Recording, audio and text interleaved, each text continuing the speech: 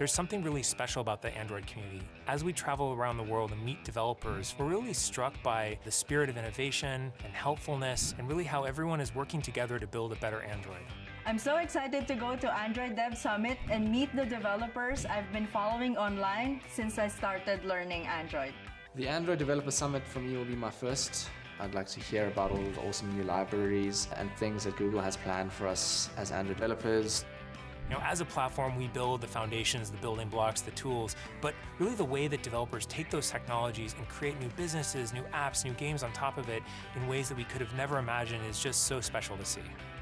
I didn't have a degree to back me up, but I started participating in Android meetups. With this little community of people online, I felt more and more confident on my skills. I wouldn't have thought that in 7 years you would be running your own Android meetup. I would have said, you're crazy.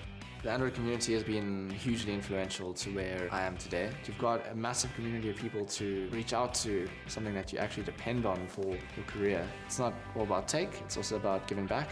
It's so inspiring to hear stories about developers like Zara and Nick who have had a chance to join the community, grow through it, and are now giving back and helping others grow. Giving back to the community and being involved in it as you can is vitally important to this whole ecosystem of Android. This is a really good feeling to be with people who speak the same language as you, even though we're all from different countries, but we all speak Android.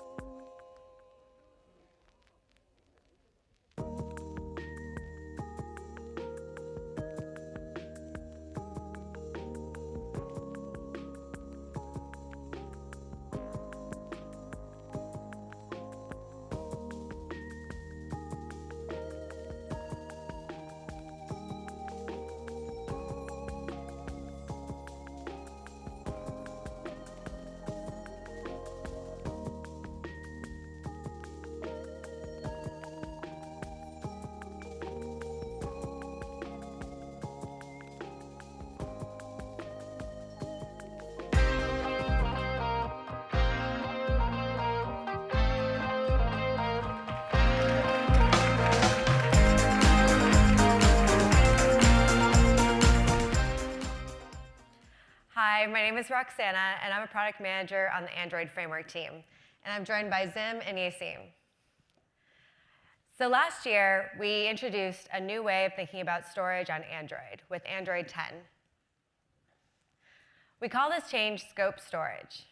And so today, we're going to talk more about those changes, and we're going to talk about some new things that we're thinking about to make these changes easier for developers to adopt. And at the end, Yassine is going to go through some practical examples and best practices. So first, I want to clarify what's meant by shared storage. Every app has their own private directory in internal storage. This is what you find at android/data/your package name. And this is not visible to any other app with the storage permission. Then everything else is considered shared storage. This includes the media collections and external app directories on the SD card. We find that about half of apps today request the storage permission. But in fact, the majority of these apps don't really need such a broad view of storage. They're trying to do simple things, like select an image file for a user to pick a profile picture for a social app, or maybe to download an image or a document from an email attachment. We also find that when apps have such broad writing power, they tend to leave files scattered on the disk. And when the app is uninstalled, those files are left behind, taking up space. And when so many users are suffering from low disk space, they can take all the space they can get. So we thought about how we can reimagine storage on Android so that apps can get the specific access they need without getting such a broad reading and writing power that they don't actually need. So scope storage, which we introduced with Android 10, the idea is to compartmentalize storage into specified collections and to limit the access to broad storage. So as we were designing it, we thought of 3 basic principles that we wanted to follow. The first is better attribution. This means that the system knows which apps created which files. This helps the user better manage their storage. It also makes sure that when an app is uninstalled, all of its content is also removed unless the user explicitly wants it kept. The next is protecting app data. So as I mentioned before, internal app directories have been private. We also want to make sure that the external app directories that are created on an SD card are also not be able to easily be read by other apps. And of course, we want to protect our users' data. Because when you download an image from a private message or a PDF of your tax return, you probably don't want every other app on the device with the storage permission to be able to read those files. So as we consider these principles, here are some of the key features that we added for scope storage in Android 10. The first is that every app has unrestricted access to their own app directories. Now, this is going to be both internal app directories and external app directories. So with Android 10, you don't need to request a storage permission to be able to write files to your own app directory on the SD card. The next is that you have unrestricted access to contribute files to media collections and to downloads. We created a new downloads collection, also with Android 10. So this way, if you want to save an image, music file, video, or any other document, you can do so without any permission as long as it's saved in the organized media collections. The next change we made is that the storage permission is redefined. So instead of giving broad access to shared storage, you actually just get access to organized media collections, the image, video, and audio collections. We also believe that media location metadata is private to the user or sensitive to the user. So we created a new permission called Access Media Location that apps will need to declare if they want to see that location metadata on the image. If they don't request this, that location metadata will be stripped when the app reads the image file. So in order to read any other type of file, like a PDF or a document, apps now need to use the system picker. So this is accessed using the storage access framework. Also, writing any files outside of the organized media collections or your app directories also requires using the system picker. This makes sure that users can choose exactly where on the disk they want the files stored. So what happened in Android 10? We introduced scope storage in one of the early beta releases of Android 10. And we imposed those changes for all apps regardless of Target SDK. However, we had significant developer feedback that these changes were very dramatic and very difficult to make in such a short period of time. So we introduced a flag that you could declare in your manifest file. It's called Request Legacy External Storage. If an app declares this flag in their manifest, then the storage permission works as it did on previous versions of Android. Despite some of the concerns that we heard, we're really happy to see that of all of the apps that are currently targeting Android 10, 98% of them don't request this flag.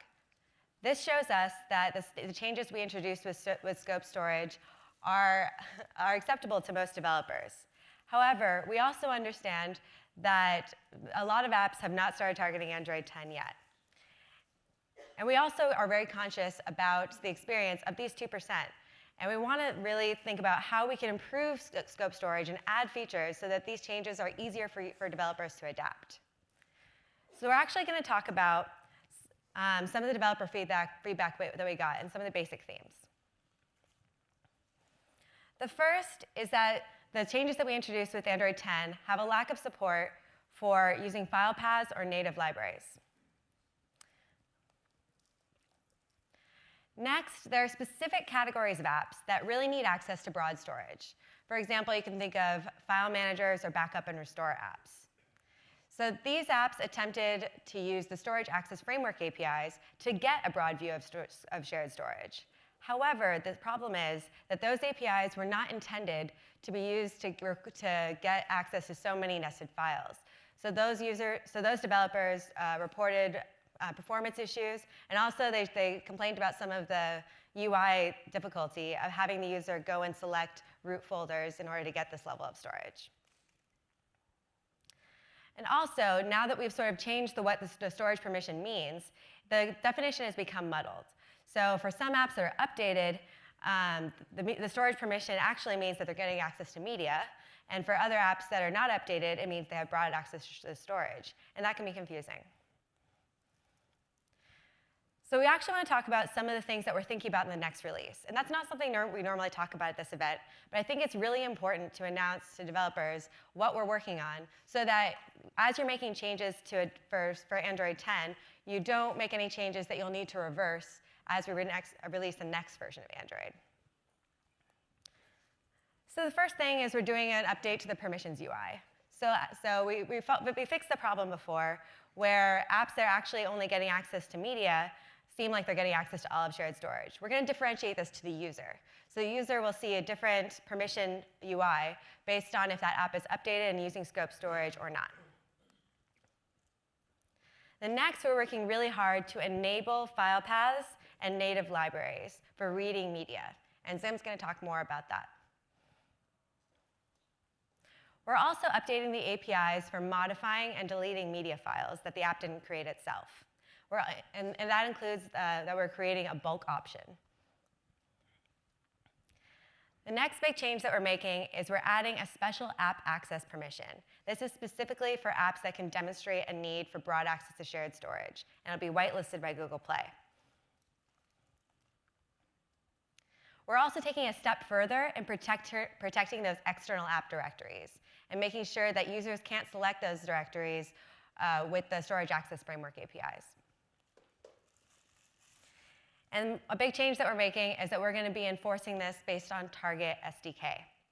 Last year, we did say that we would be enforcing this regardless of Target SDK for all apps on the next release of Android. But really, we think that the best thing for the users is to introduce these changes gradually.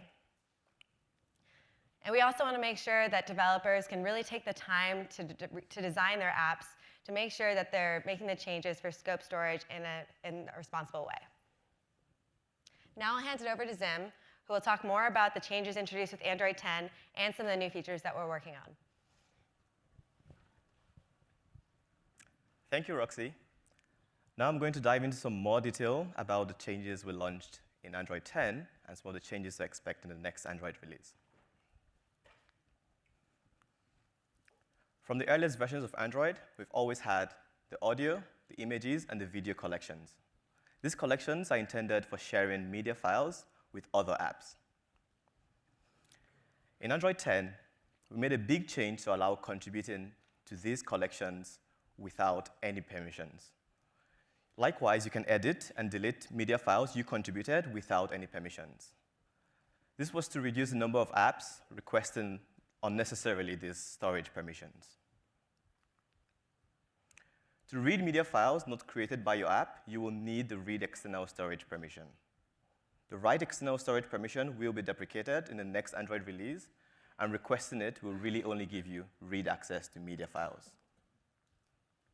Editing or deleting media files not contributed by your app is just not possible without explicit user consent. This is to give users full control over when apps want to edit or delete media files, like their important pictures. In the next Android release, when you request the storage permission at runtime, users will see two different permission strings depending on the Target SDK version of your app. If you're targeting the next Android release, users will see a new media permission string requesting just access to media files on external storage.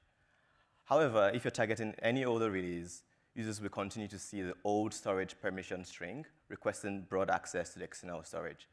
This way, our users will understand how much access your app is requesting. So in Android 10, we launched a brand new downloads collection for sharing non-media files with other apps. Like the media collection, contributing to this collection and editing or deleting non-media files you contributed doesn't require any permissions.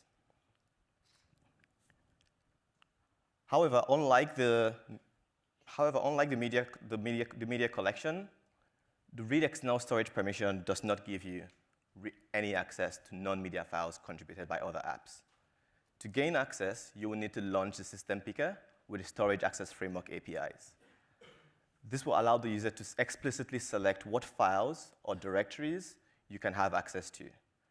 And if the user grants you access to a file, this will be a full access. So you can read, edit, or delete media files or non-media files as you please without any additional consent. This is to give our users full control over when apps want to access non-media files that are sensitive. So for instance, their bank statements. Protecting user data is our top priority on Android, which is why in Android 10, we started restricting access to sensitive metadata contained in media files, primarily location. We can transparently strip these metadata when your app is reading media files contributed by other apps. To access this sensitive metadata, you can request the Access Media Location permission. This permission is not user visible in the settings UI. However, it is a runtime permission, so you have to declare it in your manifest and request it at runtime alongside the read external storage permission. Since this is a runtime permission, there is no guarantee that you will always have access to this permission, even if you have the read external storage permission. This is especially true on enterprise devices where a device policy client can modify or change permissions requested by other apps. If it is absolutely important for your app that you always have the exact bytes of the file on disk, you can use the Media Store Set Require Original API. This will ensure that you always have the exact bytes of the file on disk, or receive an exception if redaction would have otherwise occurred. In Android 10, we locked down file path access to the common directories. This enabled us to deliver on our privacy objectives of protecting the user. However, after going through the developer feedback, we saw that this required a lot of effort from you to adopt straight away. And in the next Android release, we would like to do this work for you.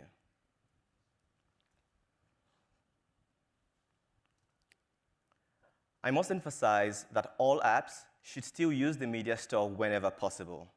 However, we understand that there are a lot of apps dependent on libraries written in C and C++ that only accept file paths. This really is the only case where we expect you to write new code that uses file paths. A useful implementation detail that may help understand the trade-offs between file paths and the media store is that under the hood, file path requests or IO requests using file paths are delegated to the media store. You can think of the file paths as a convenience API to the media store.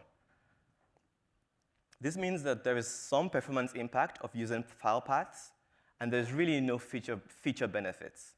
Hence our strong recommendation to use the media store directly. Additionally, all the media store enforcements also apply here. Media must be created in the appropriate media directories, so no music in the pictures directory, for instance. To access media files created by other apps, you will need to request the read external storage permission. Location redaction while reading media files contributed by other apps will still occur, so if you do not have the access media location permission granted. Also, creating non-media files must happen in the downloads directory, so you must create non-media files like PDFs in the downloads directory. And also reading non-media files created by other apps will require the Storage Access Framework APIs. Files created by your app will be attributed correctly, so this will count towards your app's disk usage on the device.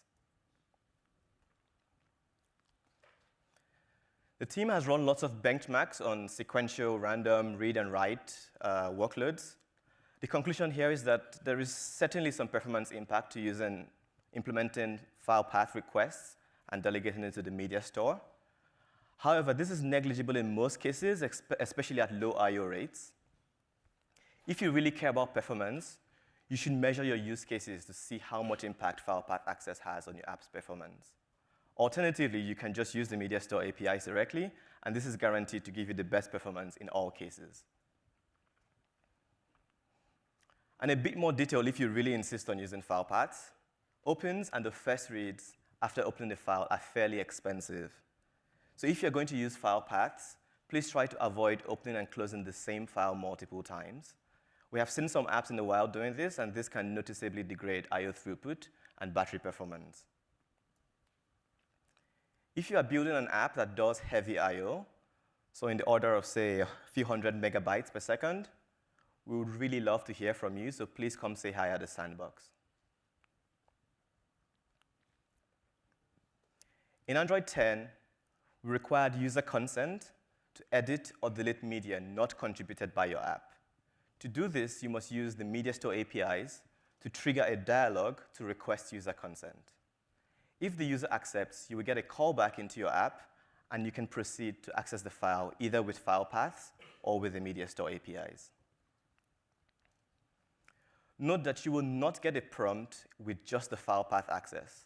So without a prior explicit user grant with the Media Store APIs, trying to edit or delete files contributed by other apps, so media files contributed by other apps, will just fail. In the next Android release, we're improving the user consent flow for editing or deleting media introduced in Android 10. So now you can batch multiple edit or delete requests in one dialog instead of popping one dialog per request as it wasn't the case in Android 10. This should significantly improve the UX in your app and was a popular request in the last release, and we are very thrilled to deliver this to you. You always have the option to copy files to your app's directory on external storage and edit the copy, but we would only recommend this for one-off edits and small-sized files, since we do not want to clutter our user's disk, and the copied file will count against the app's disk usage. Now I will hand back to Roxy to talk about more storage changes in the next Android release. Thanks, Sim. So as we mentioned, in order to read, edit, or delete files that were not created by your app that aren't media files, you're going to need to use the Storage Access Framework APIs. So Storage Access Framework APIs we saw were used by some apps that wanted to get broad access to shared storage. And as I mentioned, that's not the intent of those APIs. So in order to prevent this, we made some changes to the UX when the intent action open document tree is launched. So action open document tree is an intent specifically for an app to request an entire directory that it wants read and write access to. In the next version of Android, apps will not be able to ask the user to select the root, anything under Android/data, or the downloads directory. Apps can still select individual files from the downloads directory. It just can't select the entire directory.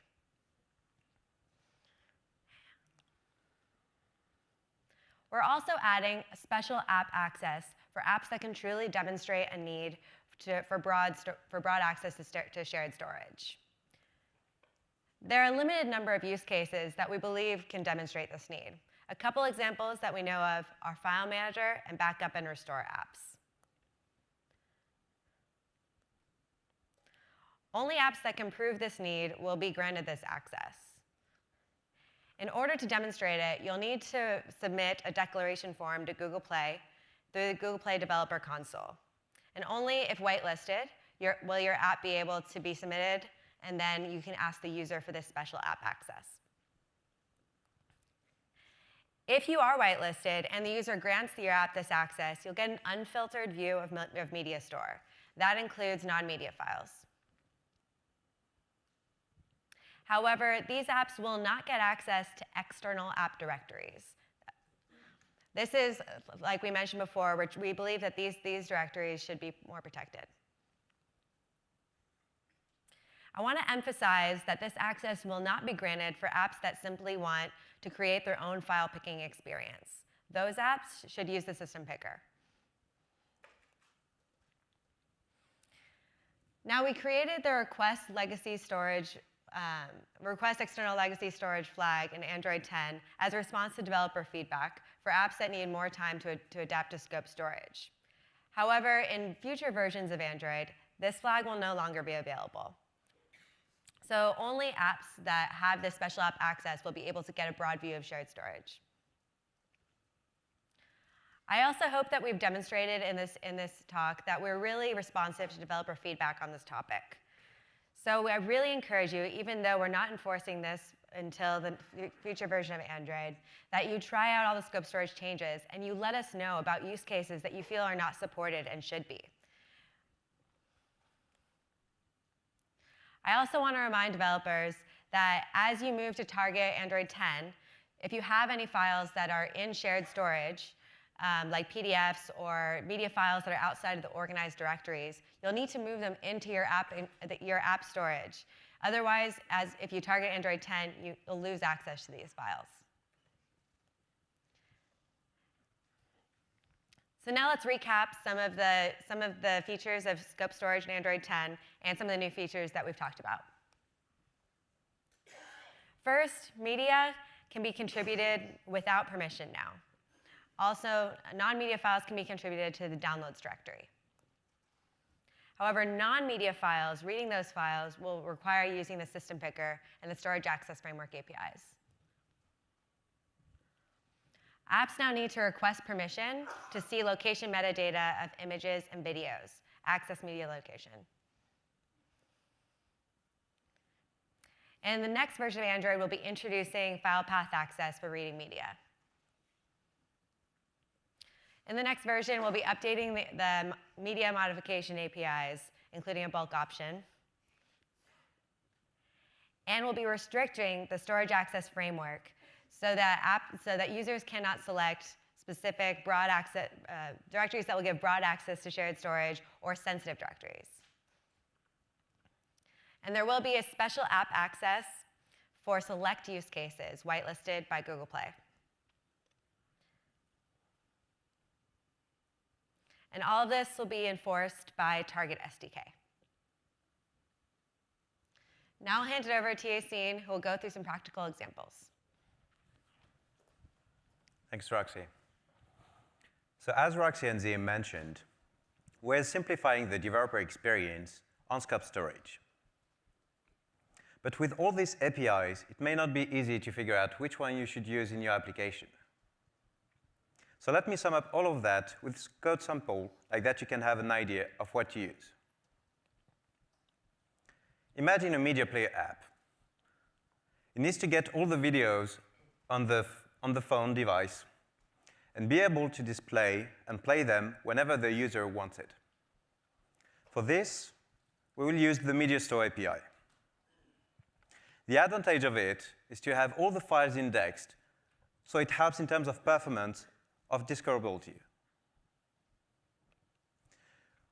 We can get the files through the Content Resolver API, and we can use advanced query parameters like size, duration, or resolution. Finally, because we're accessing files created by other applications, we need to add the read external storage permission in our manifest. So the Media Store API is a contract between the media provider and the application that uses it. We query it through the Content Resolver, which has a similar API to an SQL query. We choose the data we want with a projection, filter it with some selected arguments, and order it based on the selected columns. For our query, in this case, we want to have the ID column, the display name, duration, and size. Those columns are part of the Media Store Video Columns contract. You can have the full list on the website, on our documentation.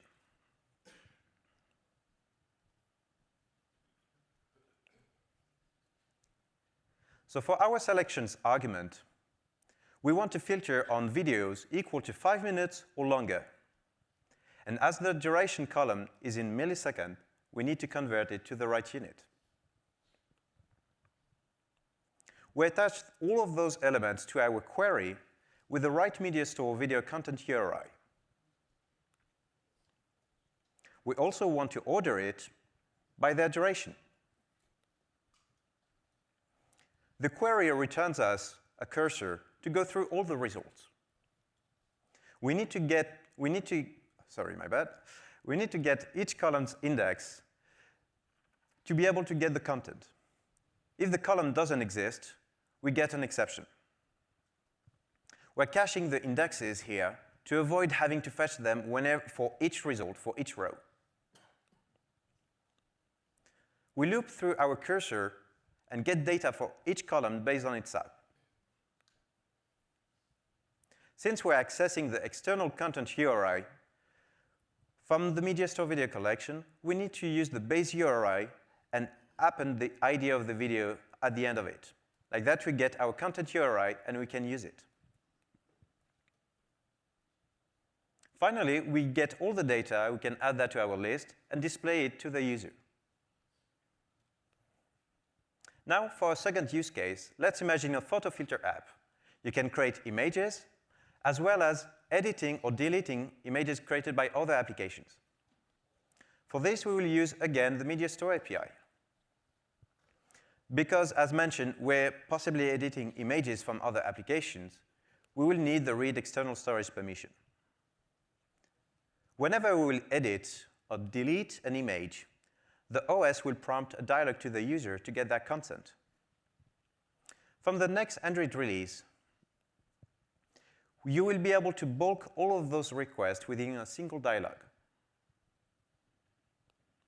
Lastly, if you want to provide an enhanced experience based on the location of where the photos was taken, you need to add the access media location to be able to get all the EXIF data of any file. Remember that you have to double-check if you still have access to this media location. You should not assume having it all the time.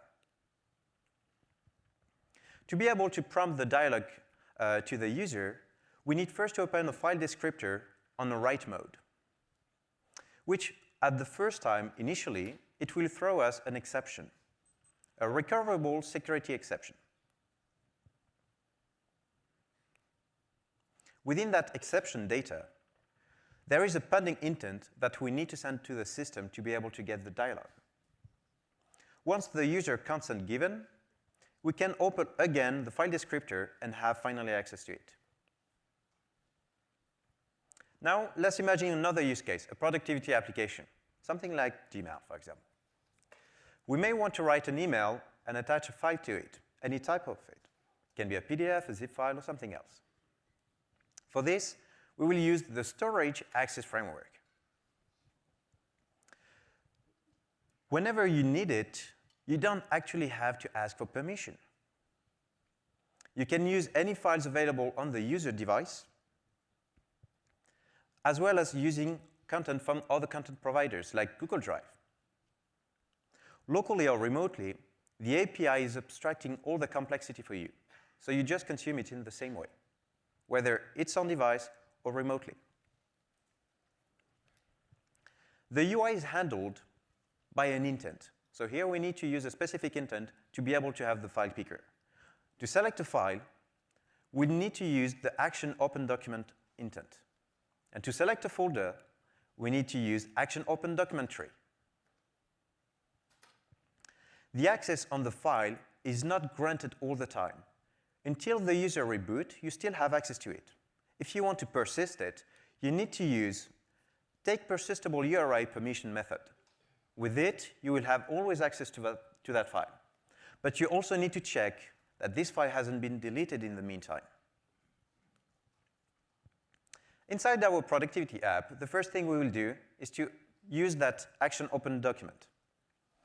In this case, we will set the category to category openable, which means we'll get the openable entities. It means the files, to avoid not having the calendar or contact entries, for example. We set the right MIME type. In this case, we just want to have the application PDF, which means the PDFs.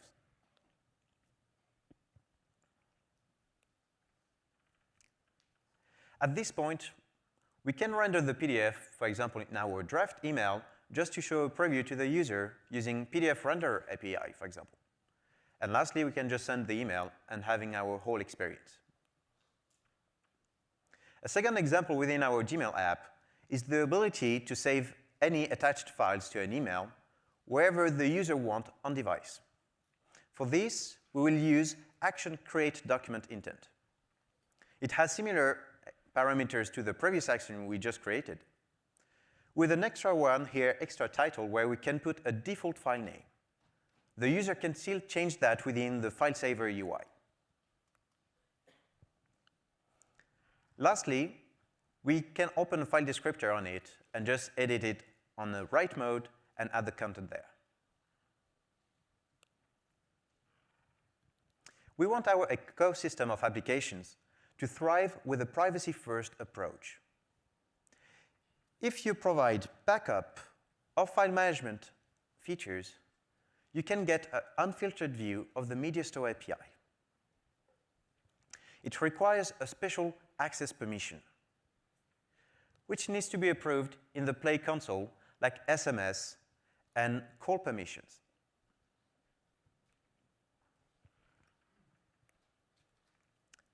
We're here to help you getting ready for Scope Storage.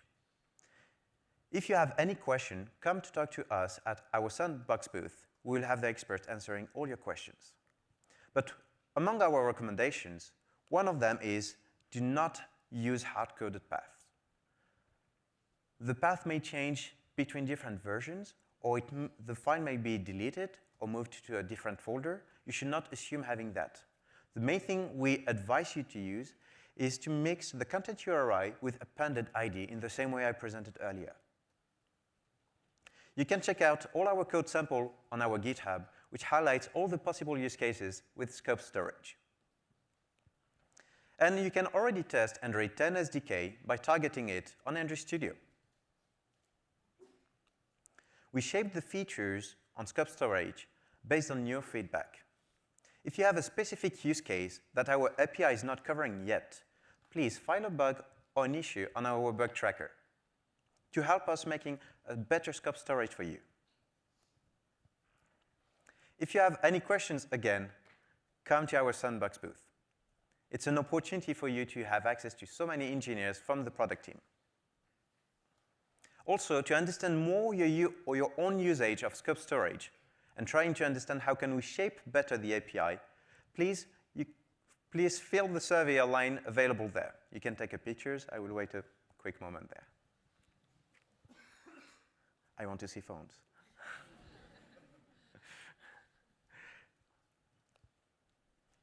Thank you, everyone.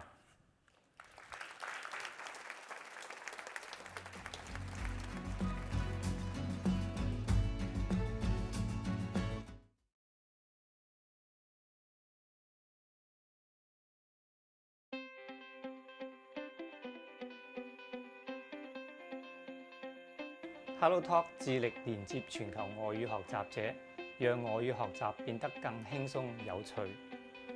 我係 HelloTalk 創始人兼 CEO Zachary， 出生喺中國海南，香港長大，留學美國，之後喺韓國工作，多元文化嘅背景帶俾我全球化嘅視覺，所以創辦咗 HelloTalk。我希望每一位語言學習者就可以接觸到外國朋友。擁有真正嘅外語環境。自13年推出以來，深受全球外語愛好者嘅歡迎，至今已經擁有超過1200萬名用戶，並喺2017年獲得咗 Google Play Best of Social 嘅獎項。開發一個全球化嘅即時通訊 App 難度非常之大。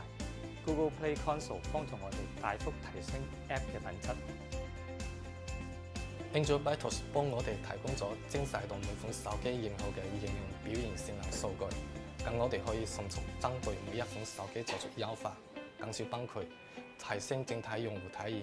通過 Android Vitals，HelloTalk 將即時應用未反應嘅機率減少咗60%，同時 App 完成率都減少咗95%。HelloTalk 借助 Subscription 建立了穩定的商業模式，在推出 Subscription 模式後，收入比過去1年增加了3.5倍。HelloTalk Subscription 的續費率接近75%。另外，我們針對用戶自動續費失敗的情況，給予了7天寬限期來解決付款問題，使得我們多恢復了約13%的 Subscription 用戶。另外，在提供了 Play Store Subscription Introductory Offer 後，短時間內我們的收入增加將近3倍。HelloTalk 從第一日開始就係全球化嘅交流平台，用戶可以同接近200個國家嘅語言夥伴學習交流100多門語言。通過 Play Console 嘅數據分析，我哋發現日韓兩個用戶嘅流傳率遠高於平均，促使我哋喺日韓兩個本地化嘅語言同埋運營做得更精細、更優秀。借助 Google Play 平台 ，HelloTalk 嘅應用商店評分從3.7提升到4.3，堅定咗我哋使用新技術提升用戶體驗嘅決心。我哋衷心希望每個人都能流利掌握至少3門外語，有嚟自多個國家嘅好朋友，通過 HelloTalk 體驗多元文化交流帶嚟嘅美好生活。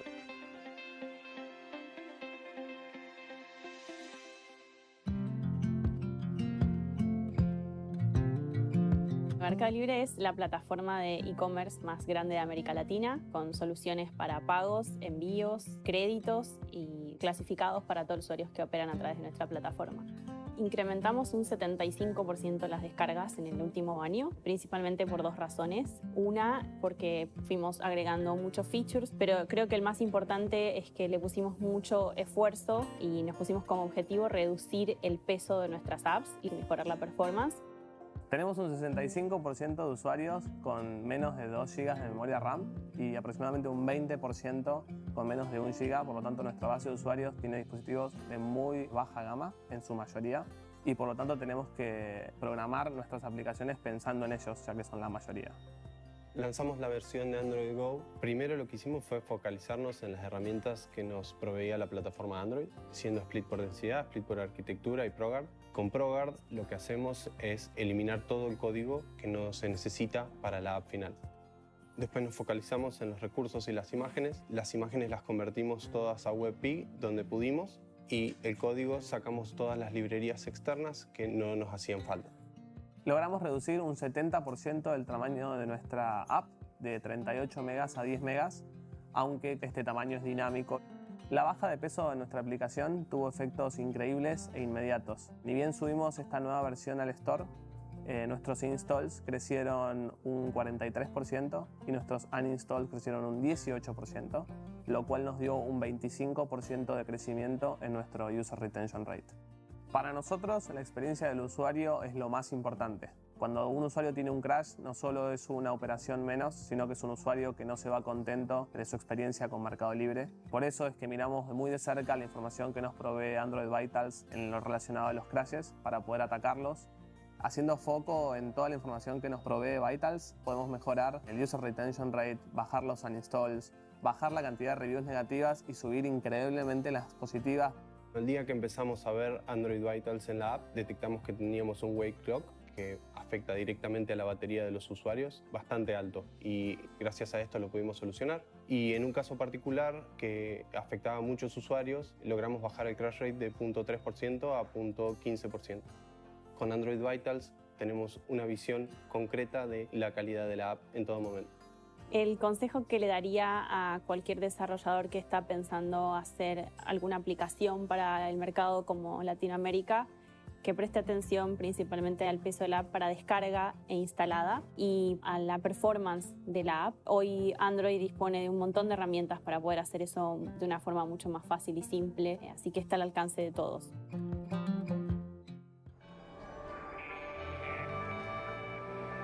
Kefir was founded in Volgograd as a traditional startup, a small apartment and several guys that had a great passion for making games. Today we have a big team, more than 150 people, and they are really enthusiastic about what they do. Last Day on Earth, it's our most famous game. It's a zombie survival game. We took the best from big survival games and added a lot of features that hadn't been in mobile games before. And thanks to the reach of the Google Play platform, we were able to achieve global success. Now the game has 80 million installs and has reached $47 million on Android. We have a lot of communities around the world. The top countries are US, Brazil, Korea, and Russia. We intentionally made the game universal for all the players. We use a universal language for telling our story.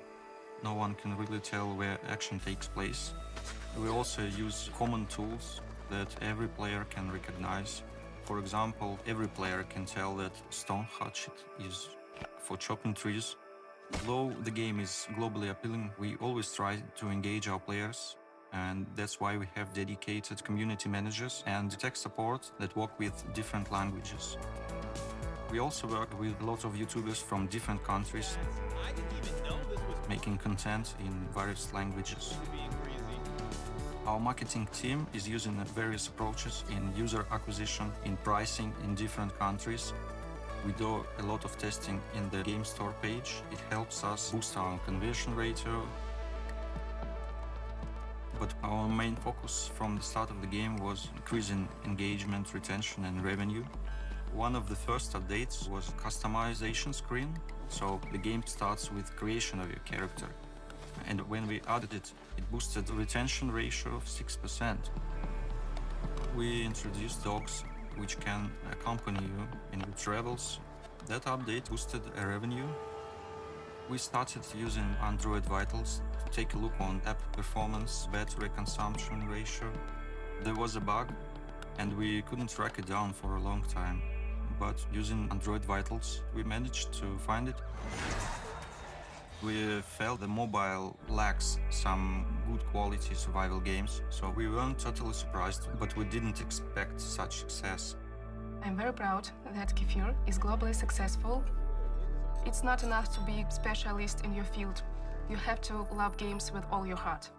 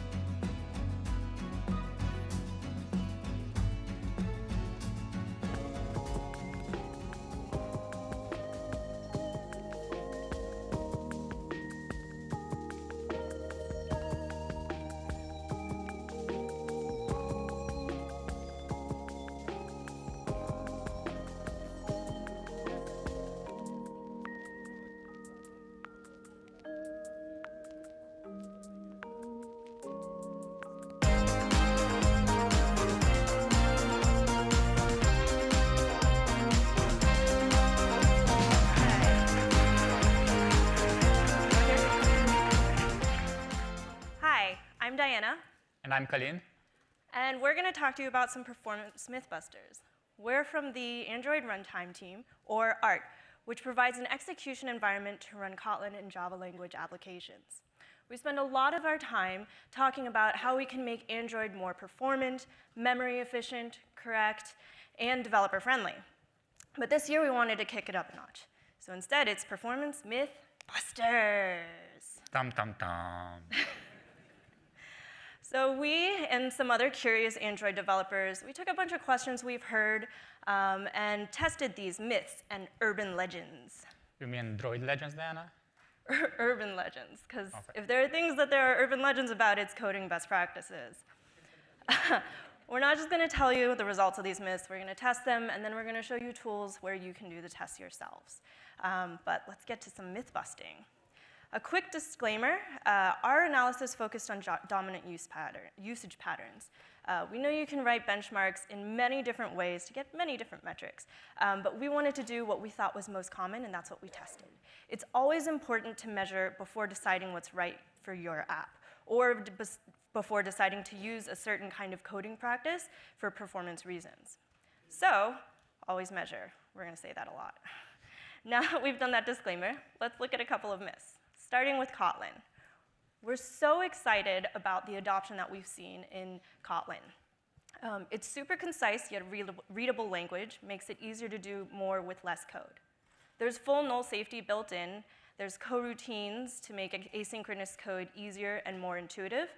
And it's fully interoperable with Java, so migration is a breeze. But during that migration process, we often get a couple questions, like, what's up with performance? So our first myth we're going to bust is that Kotlin apps might be bigger and slower. Colleen, is that true? Well, sometimes we do hear concerns during migrations, and hopefully today we can cast that out. So for today's experiment, instead of actually focusing on synthetic benchmarks or micro benchmarks, we decided to look at a broader scope, at a full-fledged app which tried to migrate a huge chunk of their code from Java language to Kotlin. I think that provides a bit more value for large-scale migration than just a simple benchmark. So we took our friends from Google Drive team, which started to convert their app from Java to Kotlin because of its incredible benefits. They converted more than 16,000 lines of code over 170 files, and they cover more than 40 build targets. So let's see how this played out for their APK size and their benchmark performance. You can see in this graph first, the first metric they look at was startup time. That's something that every developer cares about because it's the first impression the user gets from your app. And they saw no difference. So after converting 16,000 lines of code, there was no performance difference in startup times. And what's more important, across their entire benchmark suite, they observed no performance difference, so that's quite great. Now, the most important benefit they got, actually, they also achieved 25% reduction in their lines of code. And that's pretty great if you think about it. You get the same functionality and same performance, with way less code to maintain. The code is cleaner, nicer, and easier to maintain. They did report a tiny increase in the compile size and in the compile code size, in compile time and compile code size, about 2%. However, the decrease in maintainability, now you suddenly have way less code to maintain, is well worth it. So ultimately, Colleen, what are apps written in Kotlin? Are they bigger and slower? As this world-class app shows, I would say no. This myth is busted. You gotta go more. Busted. Better? So at least in this real-world case, we're really excited about these numbers and hope this helps with questions about moving to Kotlin. Write faster code, or write faster with less code, have fewer bugs, and less of a performance trade-off. But let's take that concept and see how it impacts code patterns. We'll take a look at some specific code patterns which may trigger sometimes misguided micro-optimizations at the expense of good coding practices. First one we'll start with is getters and setters. Sometimes we hear that instead of using setters and getters, developers opt for public fields for performance reasons. The usual code pattern looks like this, with getFoo as our getter. We're going to put that up against our public field, which is tc.foo here, where the object encapsulation is broken in order to access the fields directly. Colleen, how does this play out? Well, let's see some numbers. But before that, let's spend a bit of time in how we benchmark this.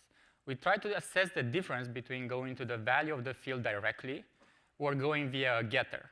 In this particular case, we use the Jetpack benchmark library on a pixel-free phone with Android 10.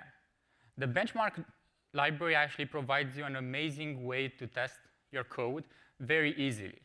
Our friends presented it yesterday in a tech talk, and they released the first release candidate on AndroidDevelopers.com.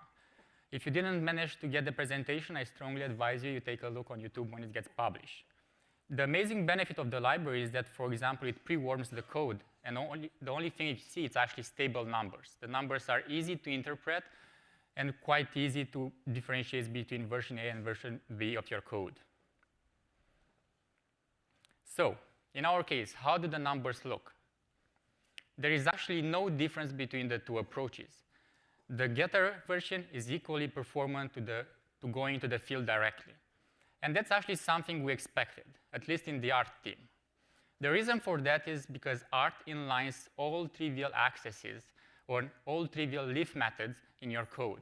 So the code that gets executed after JIT or AOT compilation is actually the same. There is no difference whatsoever. And if you think about Kotlin, this is actually great, because by definition, when you access a field in Kotlin, in this example, let's say tc.foo, under the hood, you'll be accessing that value via a getter or a setter, depending on the context.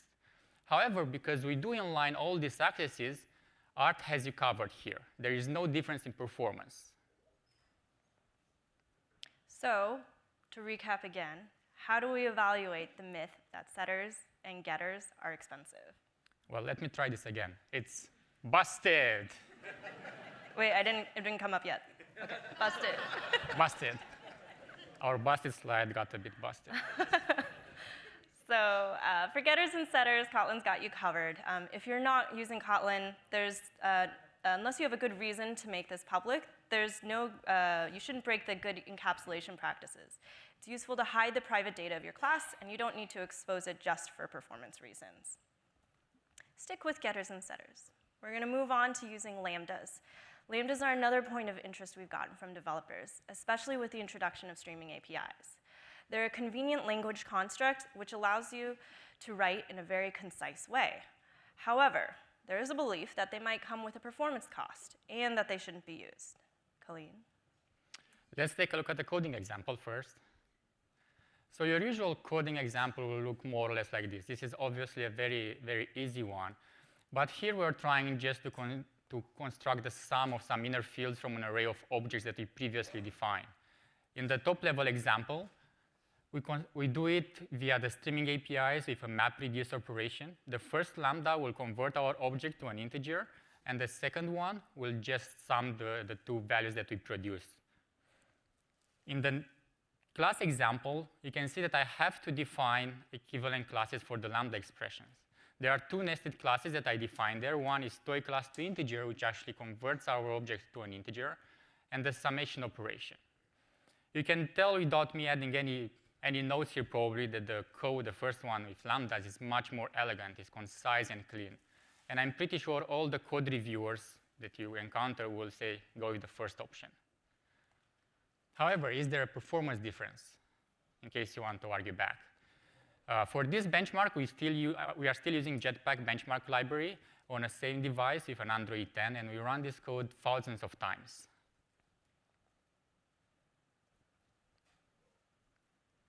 So, according to this graph and to our experiment, there is actually no difference. We have the same performance with a lambda expression or with a nested class, or if, for example, if you want to define a top-level class in case you wonder if there is any difference there. All the variants are equally performant. And the reason behind it is actually the lambda gets translated to anonymous inner classes. So you kind of expect this sort of performance. Now, instead of writing inner classes, we always say if you plan to use one, just go for Lambda. It's much more concise, it's clean, your code reviewers will love you. And in case we do implement feature optimizations in the platform for Lambda, you'll get them for free at that point. To recap one more time, do Lambdas perform slower than inner classes? Nope. This one is another one. Busted. I'm getting better at it. You are getting better. I appreciate that. So again, we recommend don't shy away from using Lambdas if you're planning to use an inner class anyway. Let's move on to some more difficult code patterns that affect memory usage. For a long time now, and I'm going to assume this, that there's an almost urban legend. A droid legend, you mean? That object allocation and garbage collection are slow in Android. So let's spend some time exploring the facts around this. Android uses state-of-the-art memory allocation and garbage collection, and we've gotten better every year. From custom allocators in Lollipop to bump pointers in Oreo, we've made huge improvements for years. Here you can see how object allocation has improved almost every release. On modern Android releases like Oreo, Pie, and Android 10, the allocation is super fast, a fraction of what it used to be in the old days. The garbage collection has improved significantly from release to release as well. For a while now, Android no longer uses a stop the world collection, and the impact on jank and app smoothness is minimal. Here you can see the improvement we did in Android 10 for the collection of short-lived objects with generational concurrent collection. You can see that the throughput has increased substantially in GC benchmarks like H2 by over 170%, and with real-world apps like Google Sheets by 68%. But let's take a look at how these improvements apply to regular apps encoding patterns by examining our urban legend myth. Allocating objects is expensive, and I should use pools. Colleen? Well, when you think about that myth, is actually the reasoning comes pretty easy. You might be hearing that in the old days, well, the GC is inefficient, memory allocation is expensive, so what if you could cheat the garbage collector? The less garbage you create, after all, the less GC will have to work, and the less impact will have on the system or on your applications. What if, instead of creating new objects every time you use them, you could maintain a set of pools of frequently used types, and then you just get the objects from there? It should be all good, right? I mean, it's a bit more complex, but hopefully it pays off for performance. Well, now let's take a look about it. Does it really pay off? Your usual pool implementation might look something like this. I'm not going to detail the entire code, but you will define a pool somewhere in your code, and then in your logic, you will acquire an object from that pool, and you will eventually release it. This assumes that you might need some synchronization with the pooling object and with the pool itself, which is mostly true for all the cases. Now, we implemented the micro benchmark to measure two things with respect to this: the overhead of a standard allocation, or to retrieve an object from a pool, and the overhead of the CPU in order to figure out if the GC really impacts the performance of the app, and how much does it cost depending on each of the use cases. For this, we use a Pixel 2 XL with Android 10 running the allocation code thousands of times in a very tight loop. We also simulated different object size, because it might be different for small objects or for large objects. And in the graph I'm showing you now, the object size is simulated by adding extra fields to it, and it's on the x-axis. Now, as you can see on this graph, actually, as the object size increases, the difference between the standard allocation, or actually pooling the object, is very minimal. It almost overlaps. On the long run, there is actually no difference if you pool your objects or if you allocate them via standard allocation. So why bother adding all that complexity to your code? Maybe it pays off from respect to the GC activity.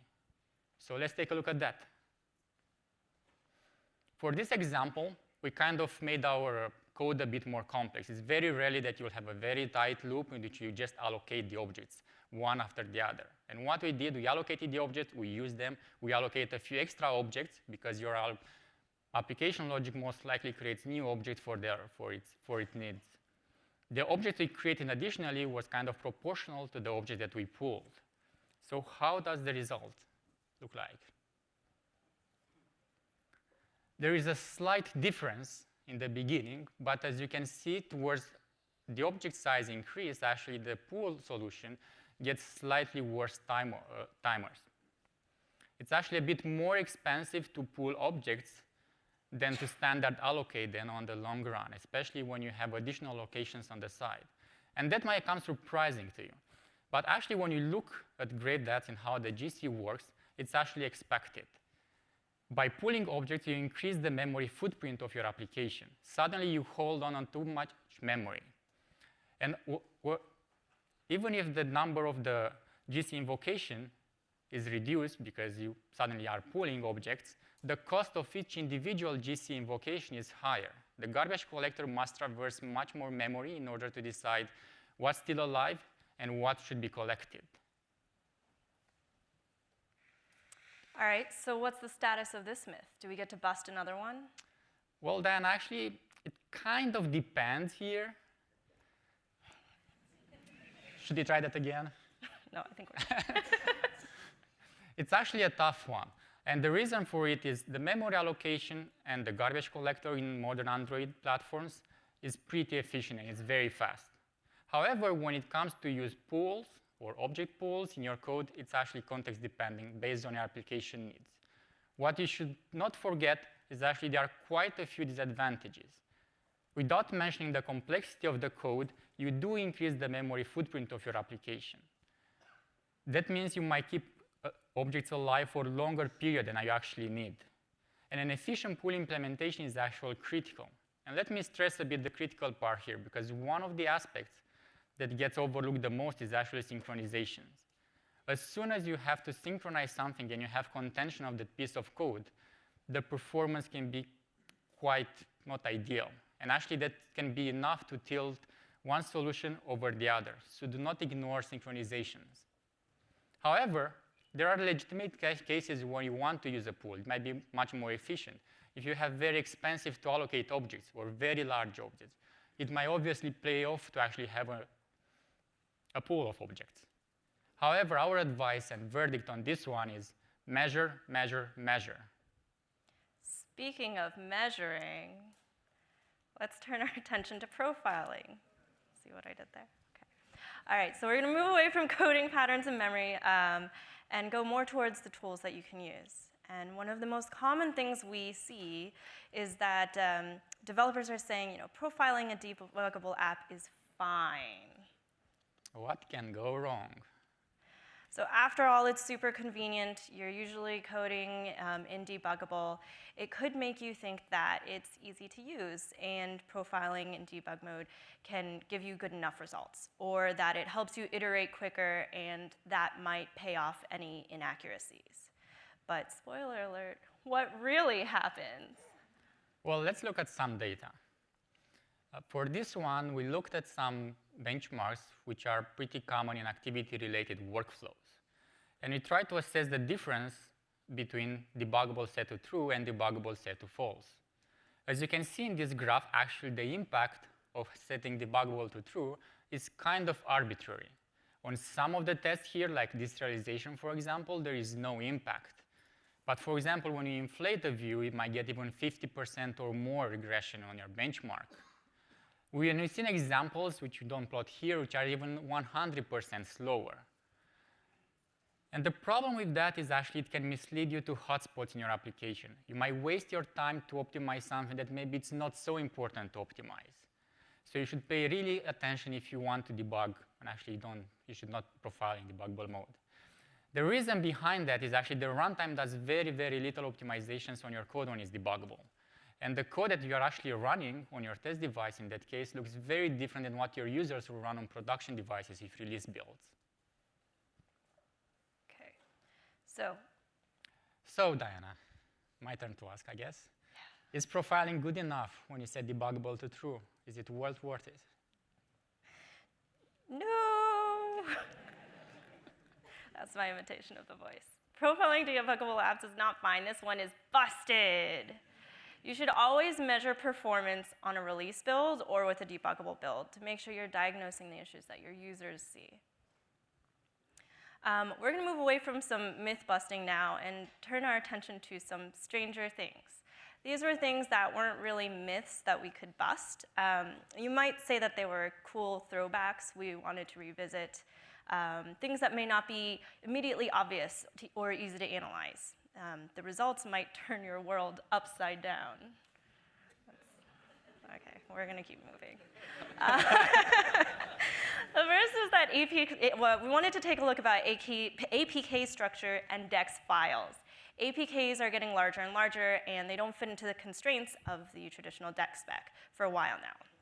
Multi-DEX has been the solution that you should be using for if your code exceeds the method count limitation. The question is, how many is too many? We've heard a lot of questions about whether it impacts application performance and if an app can have an arbitrarily large number of DEX files. Some might just be interested to split the DEX files based on features for easier development, but we really don't know what the impact is, and we've seen articles mentioning a huge impact on application startup. So let's take a look at what the results. How would we test this? For this one, we again decided to actually go to a full real app. We decided that would be a bit more valuable than looking at micro benchmarks, which will measure just a tiny % of the code. We took the calculator app, which is a single DEX file in its default form, and we split it in 5 different DEX files. We did that according to its package boundaries in order to simulate a split, for example, where developers might want to split the code according to their features. And assuming the package represents features, we kind of go with that. So how did that play in the numbers that we are exploring? The first number we looked at is the application startup times. We see no difference in our split. The solution based with a single DEX file performs the same when it comes to startup with a solution that is based on 5 DEX files. However, in general, this was in our case. There could be a slight overhead depending on a lot of factors, how big your application is, how you choose to do the split, and for example, how you do the separation of classes, if you put the startup classes in the main DEX file or if you put it in a later DEX file. This all can contribute to the startup times. However, as long as you keep your splitting the DEX file, you keep it reasonable, and you don't add hundreds of them, the impact on the startup time should be minimal. Now let's take a look at the APK size and the memory. And here in these 2 graphs, actually you can see a slight increase in both the APK size and in the memory footprint that application has at runtime. The reason for that is that when you split the application in multiple DEX files, each of the DEX files has some duplicated data. A DEX file will contain its own tables of symbols and caches. And that information is representable on disk, so it will take files, it will take space, and it will also be representable at runtime in memory. So hence the memory increase here. The good part is actually this overhead can be minimized if the dependencies between the DEX files are also minimized. In our case, we made no such effort to minimize this because we wanted to highlight the potential impact of multi-DEX in an arbitrary split. However, tools like R88, for example, can really help you here. So, what's the conclusion that you can get on this, Diana? I think the moral of this story is that regarding multi-DEX, it's always important to measure. Obviously, there's a memory overhead that's expected because your app is getting bigger, you're adding features, and it's best to do so using the automated tools to split the DEX files like R8D8. These tools will help you avoid common pitfalls and minimize dependencies. For example, not creating more DEX files than are needed or putting all the startup classes in the main file. But if you want to do more or a custom split of the DEX files, you should always measure whatever you're breaking out. Cool. So the next stranger thing that we're going to look at is maybe some more dead code than you think. Last year at I/O, we presented the concept of art profiles in play, a system which optimizes application startup using aggregated profiles where we detect the methods that are used the most. The best part is that apps benefit from these optimizations for free on all devices, Android P and up. So we took a look at the profiles that we had, looking at code based on this theory that if it's not profiled, the code most likely was not executed. And what did we find? So, we took a look actually at the Google profiles, applications, the profiles produced by Google applications. And what you observe is actually that only 14% of the application code gets profiled. Because of how Art Profile works, this is a kind of an indication that the 86% of the code was actually not really seen on devices. So that could be for actually very good reasons. All applications have a lot of error handling code, which hopefully does not get executed a lot. There is a lot of backwards compatibility code. A lot of applications target older platforms, say Android Lollipop, and that code will not get executed on all devices, and especially not on Android Pie Plus devices. There can be also features which are very little used, and they do not surface in our aggregations.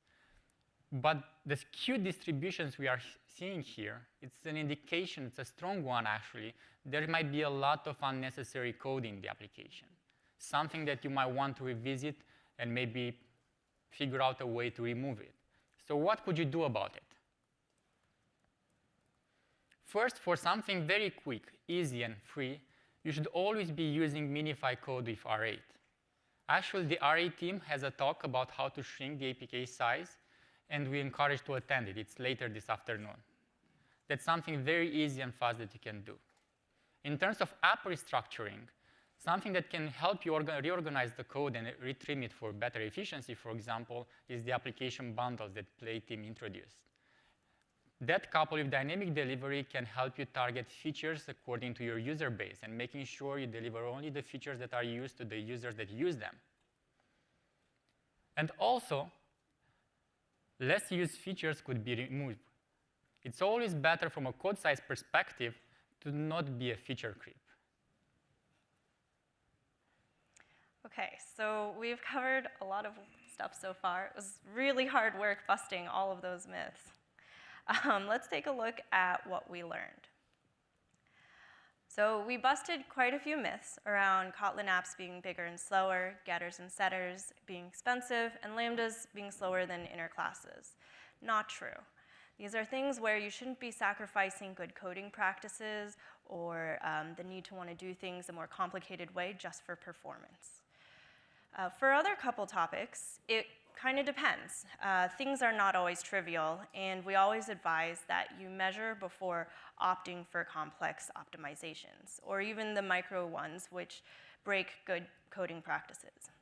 And also always profile on non-debuggable mode. We didn't really do a great job confirming any myths, though, Colleen. That's actually a very good observation, Diana. And however, we do have to leave something for the audience to confirm, and hopefully they can come back to us. Sure. Okay. That one didn't land. I get it. Nope. There are plenty of tools out there that can help you measure and actually decide on what works best for you and for your users, and in general for your applications. There are plenty of tools and profilers that can really help you dig down on performance. For example, Android Studio has profilers for native and non-native code. They have profilers even for battery usage or for network usage. And I do encourage you all to use them and to assess what's best for your application based on what you find out. There are even deeper tools like Perfetto and Systrace, and they can provide a very detailed view of what happens, for example, during application startup time or during a segment of your execution. The Android System Health team actually hosts a lightning talk on analyzing performance with Systrace, and we strongly encourage you to attend it this afternoon as well. Also, the Jetpack Benchmark library is a very convenient tool which abstracts away all the complexity around measuring and benchmarking. We strongly encourage you to use it in your continuous integration to track performance over time and to see how your apps behave while you add more features to it. And last but not least, do not profile in debug mode. It doesn't pay off. Awesome. Okay, so we hope you've learned something to help make your app better and more performant. Developer productivity, code readability, the structure of your app doesn't have to come at the cost of performance. We're always working on improvements, feature enhancements, and tools to help you make more performant, better apps. Don't get distracted by these myth boogeymen, is the word they wanted me to use. We know that there are a lot more questions, myths, and urban legends. Droid legends? Yes. That are out there that people have questions about, and we'd love to continue busting them or confirming. We'll be at the Sandbox this afternoon. Please come by, stop by with your questions, and in addition, check out those talks later today. We hope to find more questions, myths, and urban legends to be myth busted. Thank you. All right, thank you.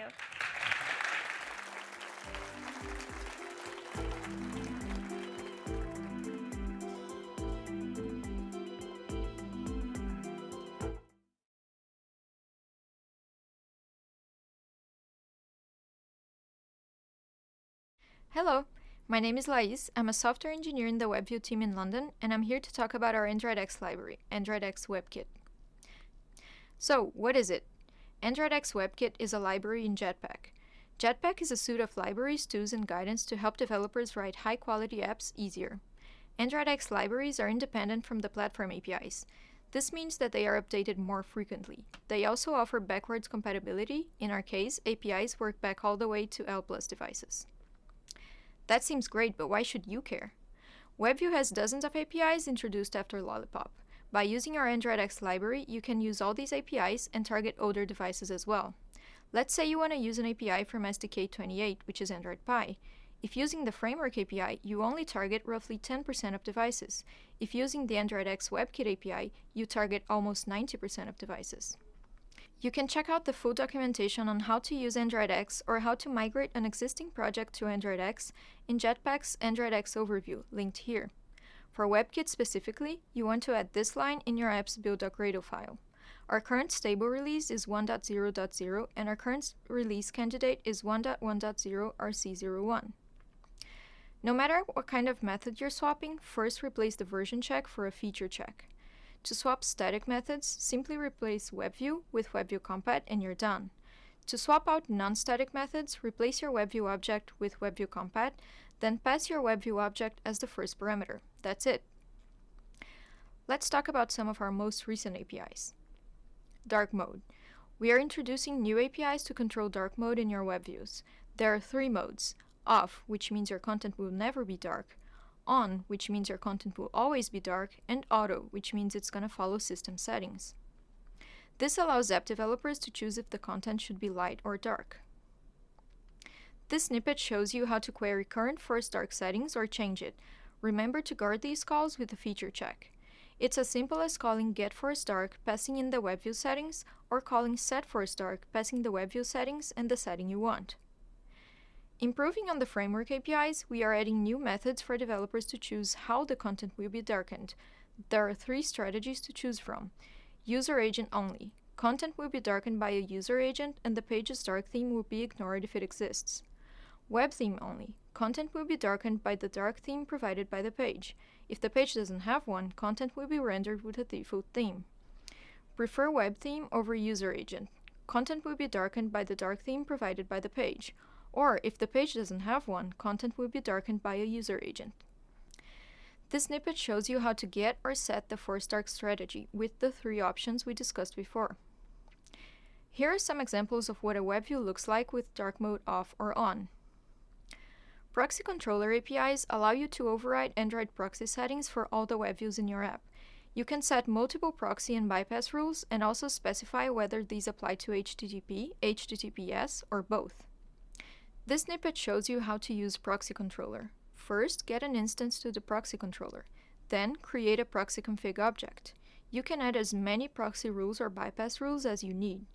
Note that the order of the rules matter. When loading an URL, the first proxy rule that matches that URL will be used. If any URLs match a bypass rule, then it will be loaded directly instead. In case you want to clear these settings, just call clear proxy override. It's important to note that both these methods are asynchronous, so you might want to pass in a listener to know exactly when the settings were applied. Asset Loader is a helper class to load local assets, resources, or files. This doesn't have any Chromium dependency, which means, unlike other APIs discussed here, you don't have to guard these calls with a feature check. Asset Loader allows you to securely integrate local content in your app with web content. Always use a domain you have full control over, or the default domain reserved for this. This snippet shows how to load an asset. First, create an asset loader. Then, override should-intercept request in your WebView client and call into asset loaders should-intercept request. Then, load an asset concatenating the domain, in this example the default one, and its path. What else is coming into 1.1.0? Tracing controller, that helps collect tracing information for debugging, and render process, that enables you to control WebView's render process starting in Android O. Thank you for listening. Stay tuned for more stuff coming into Android X WebKit. Check out our documentation on Android developers, and if you have any questions, reach out to android-webview-dev@chromium.org.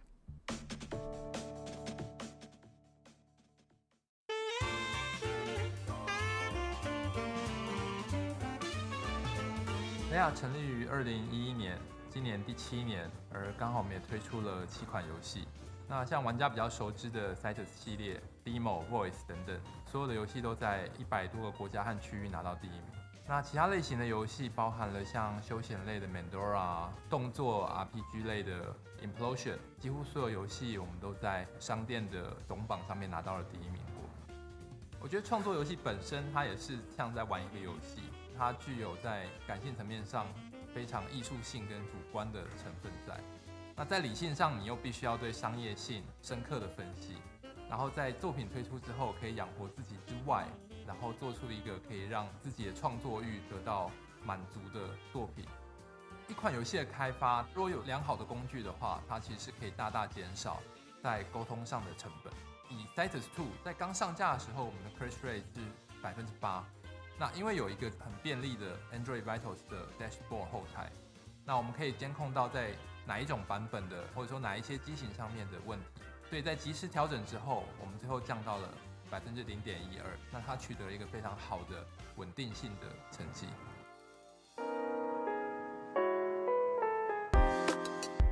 那 Google Play Console 提供了一个很棒的分阶段发布的功能，像是 Internal Test， 它可以让我们内部的 QA 人员在每天都可以玩到最新的版本。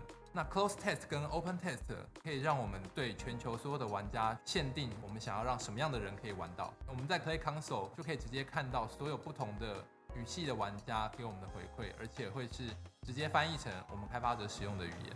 那更进一步的来说，它去归纳了不同的 feedback， 可能有针对宕机的负评，它就会集中在一起。那或者说针对说美术上的表现有问题，可以大大增进我们开发的效率。Google Play Console 提供了一个 A/B Test 的功能，透过不同的商店图素设计或是 icon 的设计，那我们就可以收集到大家对什么样子的图素会有更好的转换率。那最终的成果，我们游戏页面到下载转换率提升了10%，那也比所有的同类型游戏要高出了4.8%。那我们认为这会是一个对开发商非常好用的一个功能。其实我们不把 Leia 只单纯当成一个游戏开发商，而是把它当成是一个内容提供者。其实平台会随着时代以及科技而改变，但真正会让玩家留在内心里的，其实是在创作过程之中以及游玩过程之中所得到的感触。所以我们也会期望说，真正去创作出让玩家可以留在心底的感动以及 IP， 这才会是 Leia 持续以及未来会要做的事情。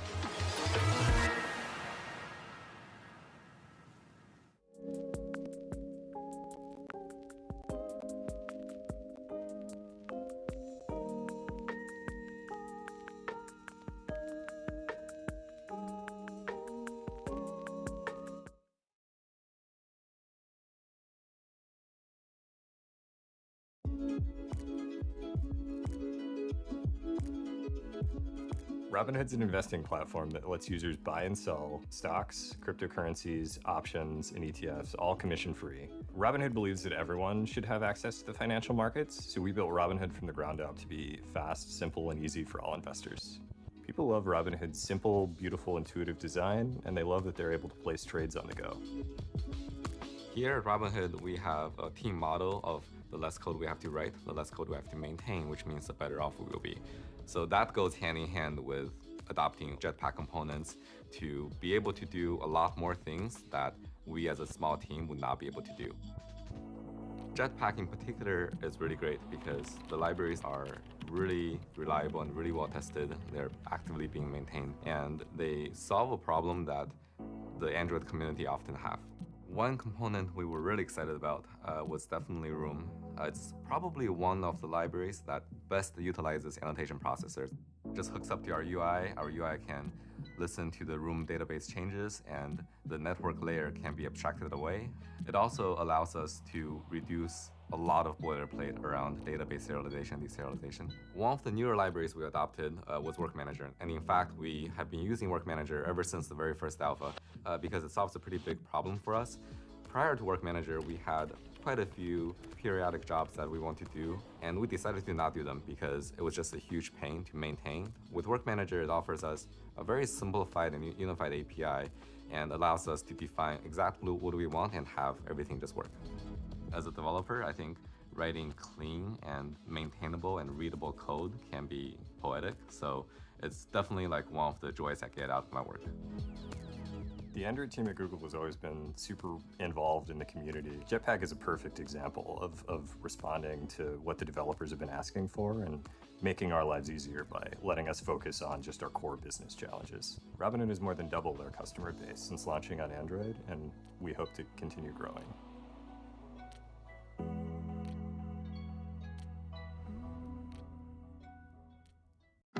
It's nice that we get the opportunity to reflect back on the last 10 years of Android and really offer some targeted answers to problems that people have been having. Yeah, so we looked at what hard problems there were and then created Jetpack as a way to help people make high-quality apps easier.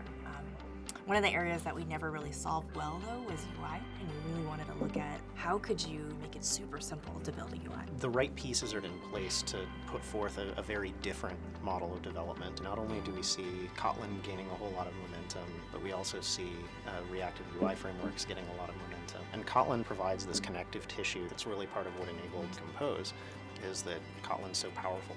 And I think once people start seeing Compose in action, it really becomes like a delightful thing to program. Even with Compose and this new way of building UI, it needs to work with all of your existing apps. It was so important to make sure that when people adopt Compose, you can adopt just a part and it's compatible with your existing views.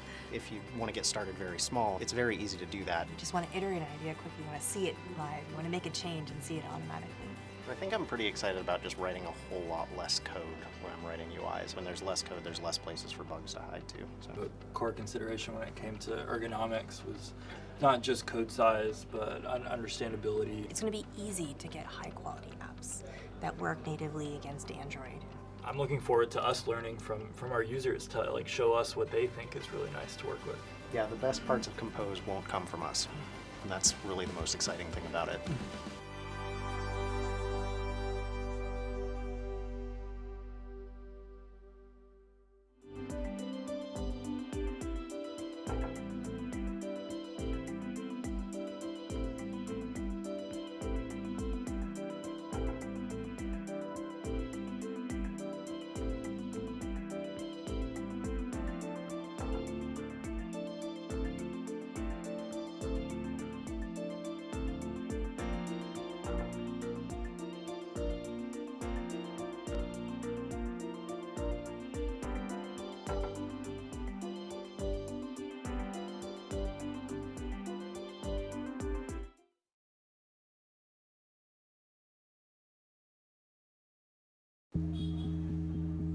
Zomato was started as an app which lets you browse digital menus. Now we are this big food tech company that is operational in 24 countries. More than 150 million users visit the platform every month. We are available in 10 languages. And on the delivery side, we have a fleet of around 60,000 delivery riders. If you want to discover great places to go out, if you want to order in, if you want to reserve tables, and if you just want to browse food, you can use Zomato. Zomato serves a lot of use cases, and that makes it challenging for the development team to fit in a coherent way inside the app. After all the buzz in the developer community about Kotlin, I was intrigued by how Kotlin was able to uphold the object-oriented paradigm and solve many of the architectural flaws in the compile time itself. I almost instantly recognized that Kotlin will enable me to develop more architecturally sound applications. Kotlin provides us with null safety at compile time itself, and this is one of the most used features by our team. If you convert a Java class to Kotlin, there will be about 15 to 20% decrease in the line of code. But if you take data classes, there is a drastic improvement of about 55% decrease in the lines of code. Switching to Kotlin is efficient and really exciting. At Zomato, now almost every new feature is being developed in Kotlin. We as Android developers have not experienced the functional paradigm like the developers of JavaScript. So Kotlin providing a function-oriented style of coding was a very good feature. Often a use case comes when we are using code of third-party libraries, where we want the class to have another function. Kotlin makes this hassle-free by the support of extension functions. Almost all the new SDKs and APIs that Google is releasing right now has Kotlin support. On top of that, the third-party library developers are also adding support of Kotlin, which is increasing our Kotlin experience. Zomato is rated 4.3 on the Google Play Store, and we've been lucky with the support of the ecosystem that Android provides. I would recommend switching to Kotlin because of its interoperability with Java. With recent updates, Android Studio has drastically improved Kotlin support. It is almost frictionless.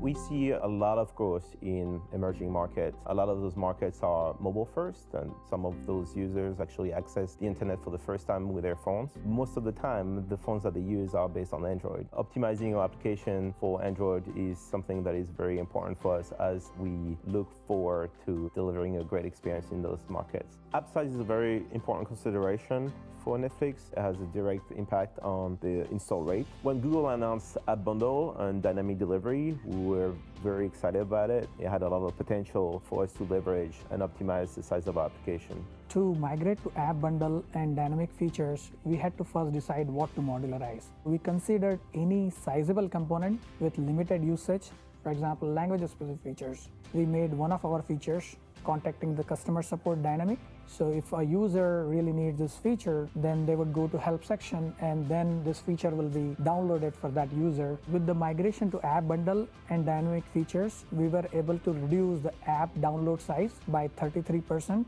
size reduction from 23 megabyte to 15 megabyte. We have few more features to make them dynamic, and we're expecting further savings in the coming months.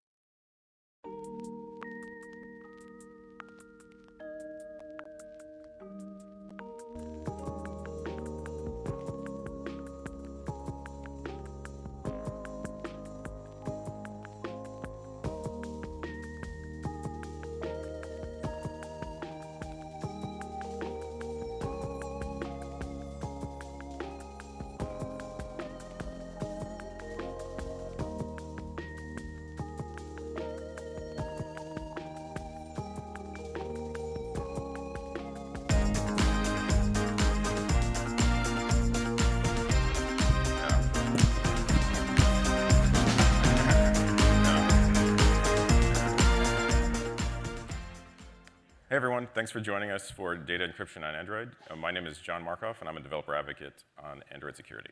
Hi, and I'm Nicole Perley, and I'm a developer programs engineer. So today we're going to talk about three topics. So we're going to talk about key management and authorizing keys, encrypted operations, so that's encrypting, locking, and unlocking your data, and finally some more advanced topics for things that are a little bit outside of what Jetpack Security does.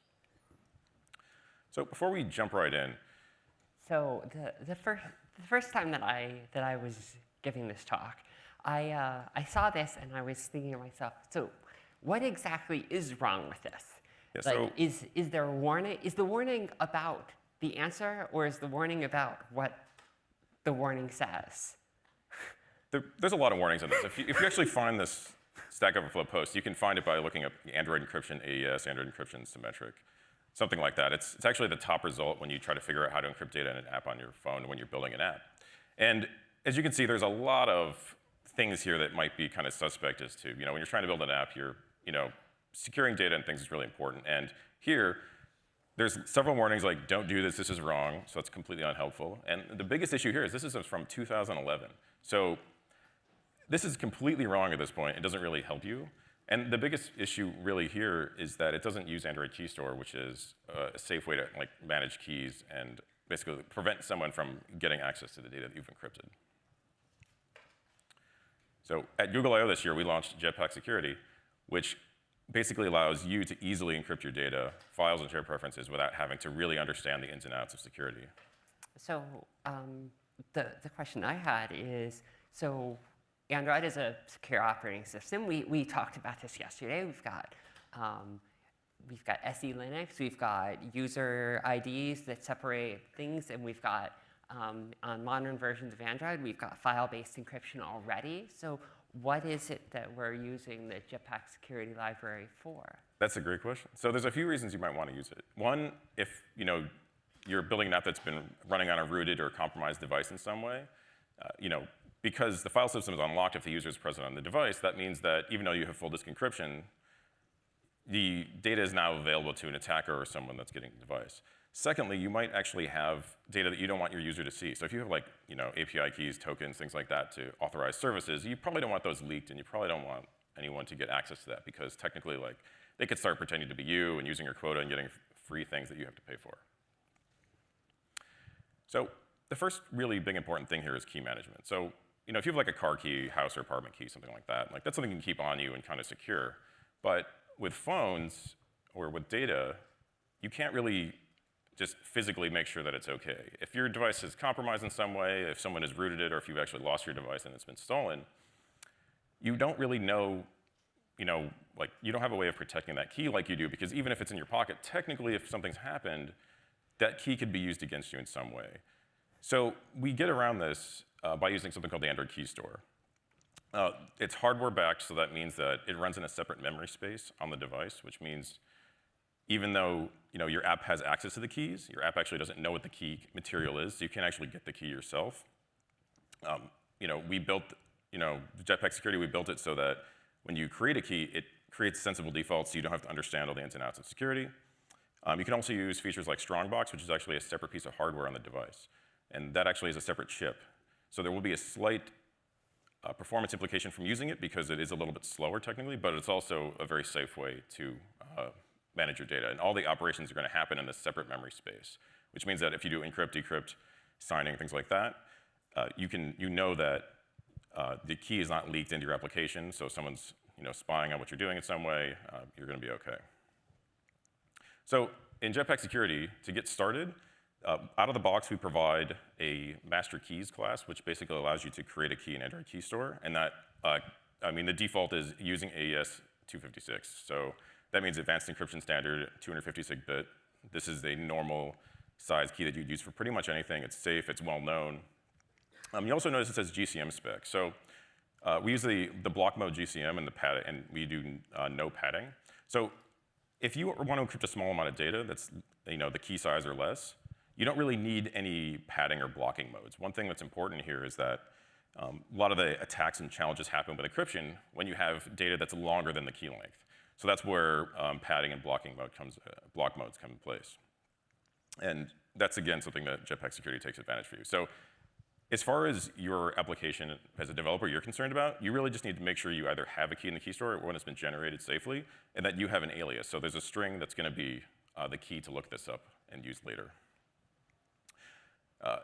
If you do want to set more advanced settings so that you want to use some sort of key authorization, which Nicole will talk about in a second, to actually make sure that there's user present, there's other options here. Currently, we enforce that the key must be 256-bit. We use GCM and no padding. The other options you see below, like set user authentication, set strongbox backed, and user required, are features that are totally optional. And some of them, as you can see, are only from Android Pie and up. And the same thing in this case, you pass in a keygen parameter spec object that can be created, and you can use the basic, you can build on top of what we provide in Jetpack Security for this. Thanks. So yes, so on the previous slide, we looked at that we can have a key that is where the user has to unlock the device using the timed off. And so the best way to implement this is by using biometric prompt. And essentially we can, so this is, the best way to do it is with the Android X library. And we can, it's pretty simple to set up. We set up a builder, set what we want our title to be, a message, and then we say whether we want to allow using credentials, that sort of thing. And then we can authenticate. You'll notice that we're doing time-based, so we're not going to pass a crypto or a signature there. I'm just going to do this, and we have this authentication callback, which you can see up here. If the authentication is successful, of course, then you can use your key. If it's not, then you can prompt the user with the error. Some of the errors here should be recoverable errors. There's non-recoverable errors that can also pop up, so you just want to check for those to make sure that, like if the device doesn't have any sort of biometric prompt, it'll call back here.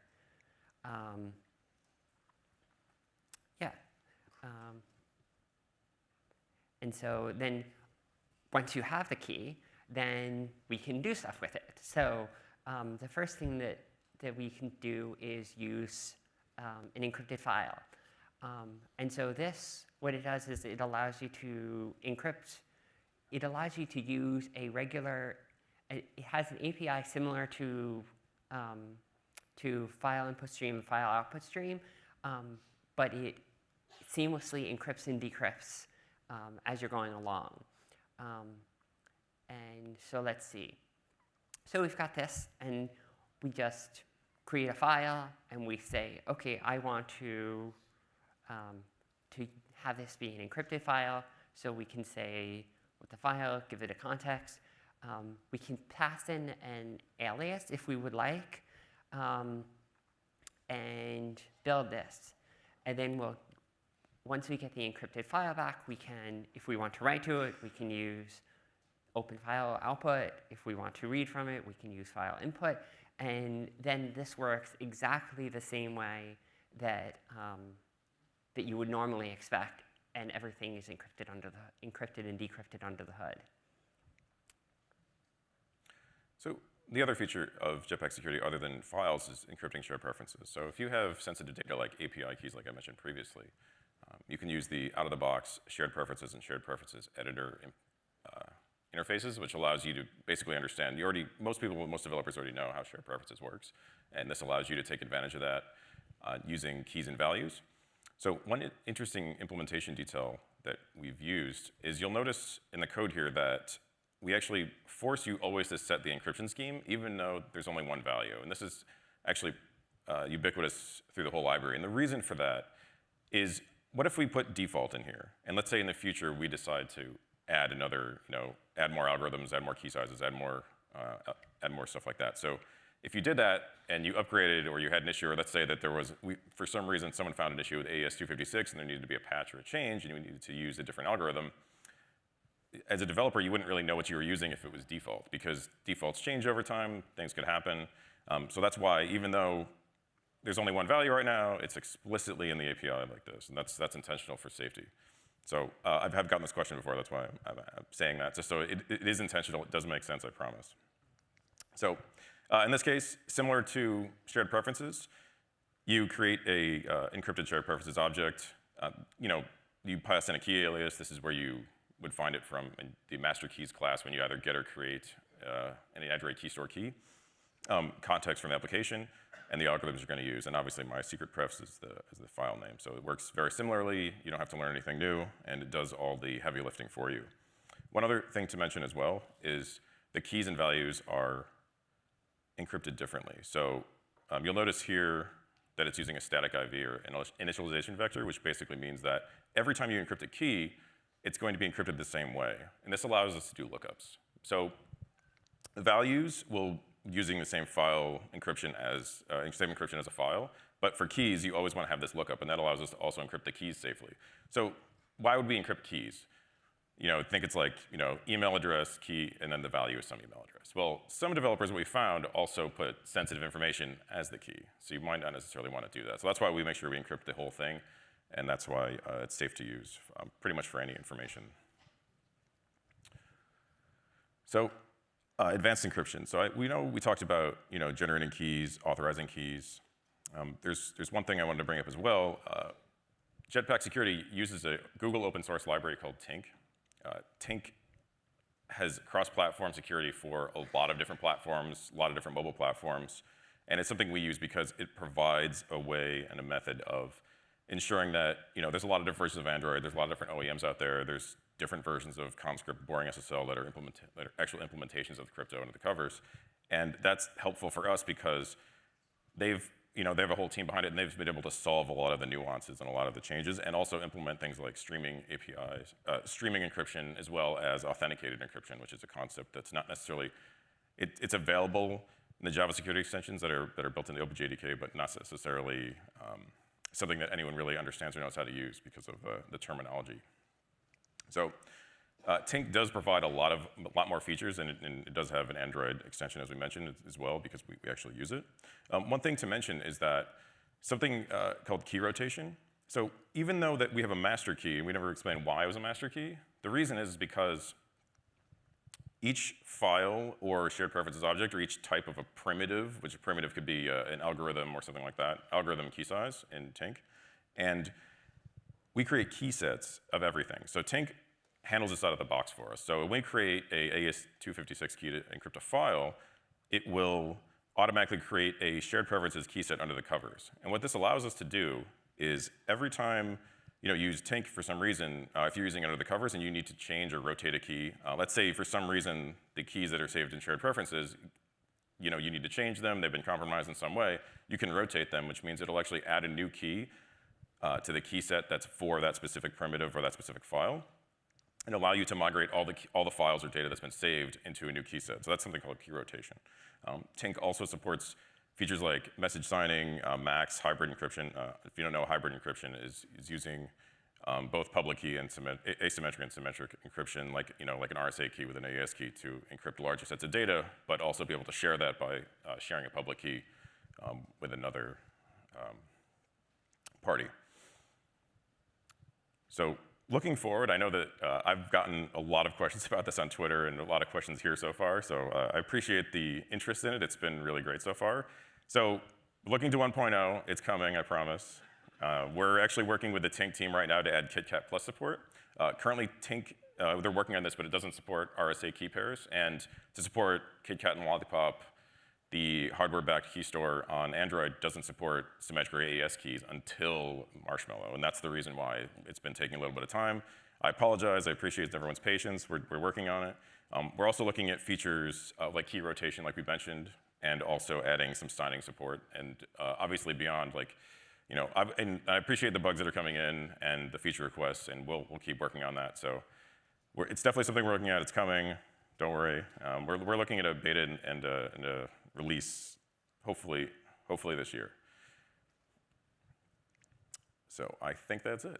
So thank you for your time, everyone. My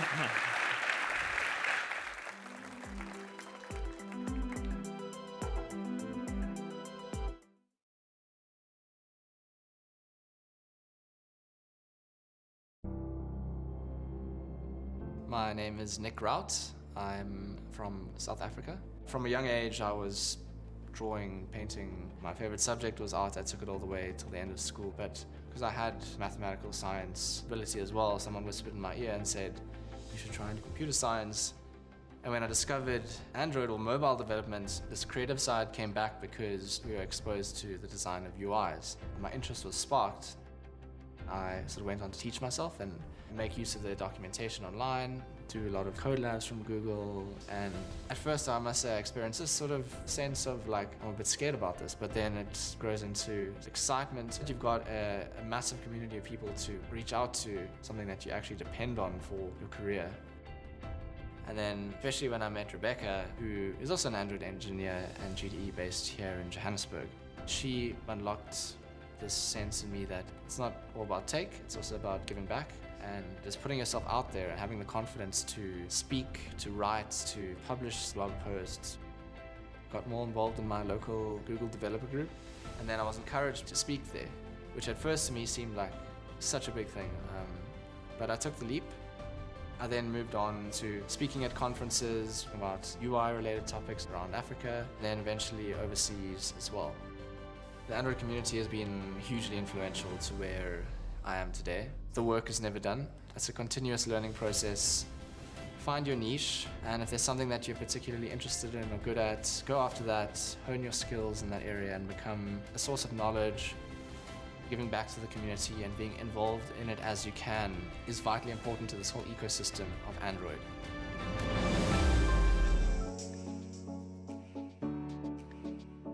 Mobile games landscape has been changing faster than ever. With millions of new Android users coming online, especially in the emerging markets such as Southeast Asia, Latin America, it's become essential to understand the market and ride the next growth wave.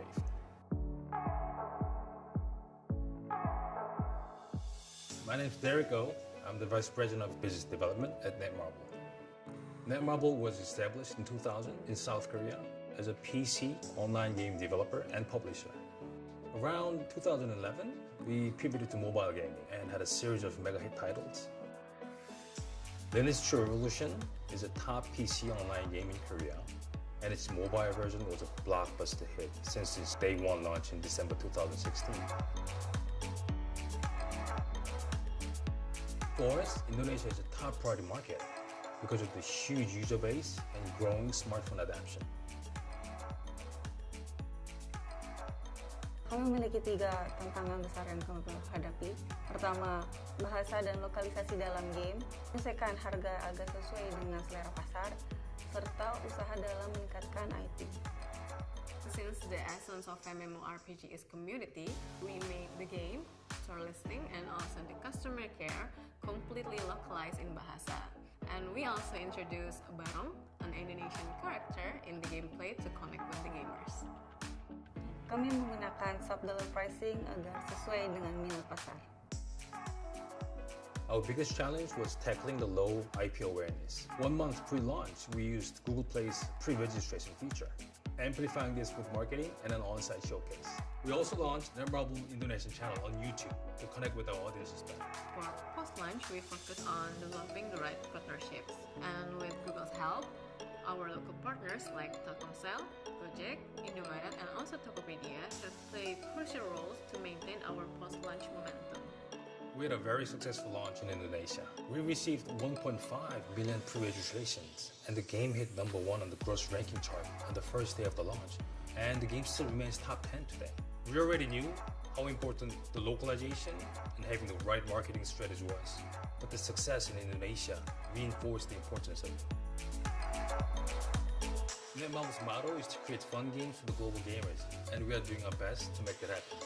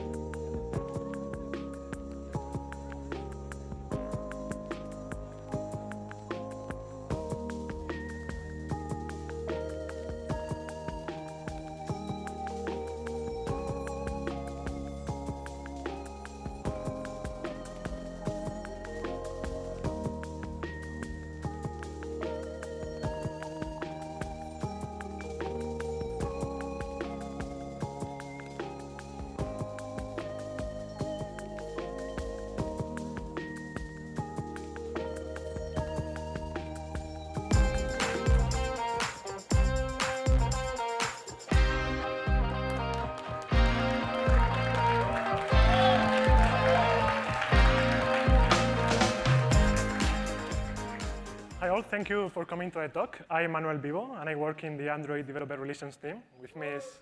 I'm Daniel Santiago. I work on the Android Toolkit team. I'm so excited to talk about dependency injection today. We know it's an important topic for the community by the way it affects your application.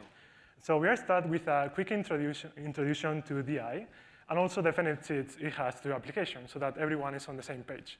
Then obviously we will talk about Dagger and other stuff that I don't want to spoil yet. So dependencies, clicker working. Okay, there we go. Classes often require references to other classes to complete some work. And those references are called dependencies. And every single application has to deal with dependencies one way or another. So as we can see in the diagram, a car cannot work without an engine. So we can say that engine is a dependency of car, or that car depends on engine. And with dependency injection, those dependencies are provided to a class instead of the class creating them itself. So instead of car building its own instance of engine, engine will be provided to car, for example, at creation time. If we see this with some code, you will see that car here has the responsibility to build its own instance of engine. But not only that, apart from that responsibility, it has to know how to configure it. And that might be too much for a class to do. So with dependency injection, that responsibility is taken away from the class. And now that parameter is passed as a dependency. And so car can keep small and focused, and for example, managing its state and not having to worry about all of that. And we believe that you should always apply dependency injection principles to your application. It doesn't matter how you do it, but doing it sets the fundamentals for a testable and scalable application. Why is dependency injection that important? First, it helps you reusing code and decoupling dependencies. Classes no longer control how the dependencies are created, and therefore they can work with any configuration. And so here we can see that by passing in different implementations of engine, we can reuse car. That's it. We don't have to do anything else. We don't have to change the source code. It also provides a good balance of loosely coupled dependencies, a better balance than other alternatives can provide. For example, with a service locator, those dependencies are a bit more loose than with DI. And it also helps you refactoring your code. Those dependencies now become the API surface of a class at either creation time or compile time, instead of being hidden as an implementation detail. Therefore, it keeps you with smaller and more focused classes. So if we see an example here, we have car with a very, very long source code. And when you see that your class is doing more than it should, probably you can extract that logic out of the class, put it in a different class, and pass it that as a dependency. For example, with engine-related work, we can create class, the class engine, and then pass that in as a dependency. Now, car reduces its scope, and now it's simpler, and the cognitive load to work with class is a bit lower. This is what is called single responsibility principle. But if we keep iterating on this, when it makes sense, of course, you will see that now car becomes simpler to manage, and now we have a small source code, and we're just focusing on what car should do. For example, assembling few parts, making it simple. So if we want to visualize this, we'll have, instead of having this massive class, you can split it out in different parts, and so it is simpler to manage, and then also multiple people can work at the same time on the app without conflicts. DI also helps you with testing. Now, you can swap in different implementations of a dependency to test all the different scenarios that you want. So for example, here we have a happy path, and we just want to pass in a fake engine just to check that car works OK. Now, if you want to check how car works with a failing engine, you just have to pass a different instance, different implementation of engine. For example, this fake failing engine. And that's it. You don't have to do anything else. And as I said before, it doesn't matter how you do dependency injection. However, we have some recommendations to give you. Before showing anything, I would say that these recommendations are relative, and you have to use your own judgment because every application is different. But we think that for medium and large projects, you should use Dagger, which is a dependency injection library. And this is because Dagger is built to scale, and it scales better than any other alternatives. For small applications, it doesn't really matter what you do. So you can use a manual BI implementation, you can use a service locator pattern, or you can even use Dagger. The truth is that the sooner you add Dagger to your application, the better it will be, and the less you will have to refactor it in the future. If we see a representation of this with a graph, and we compare the cost of managing your dependencies with your application size, you will see that manual dependency injection starts at 0 cost, but it grows exponentially when the app gets bigger. Manual dependency injection is very important because if you try it yourself, you will see all the benefits that DI can provide you. But then when you start adding that to a bigger application, you will see a lot of boilerplate code and a lot of stuff you have to manage yourself. A service locator instead starts with a small cost, but then there is a steep linear slope when the app gets bigger. And by the end of that, you will have kind of the same problems with manual DI. So you will have boilerplate code, not that good.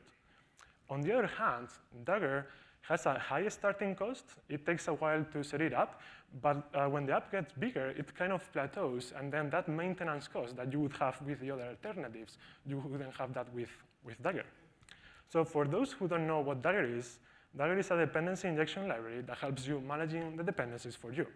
So it is going to generate the code that you would have written by hand otherwise. And that generation of code happens at build time. So it is performant and safe to use in production. So you are going to avoid those runtime surprises, and it's going to provide you correctness at build time. So in case it wasn't clear, we want you to use Dagger. And another benefit I can say is that Dagger doesn't use reflection. Even though reflection got faster in Android over the years, not using reflection is even better.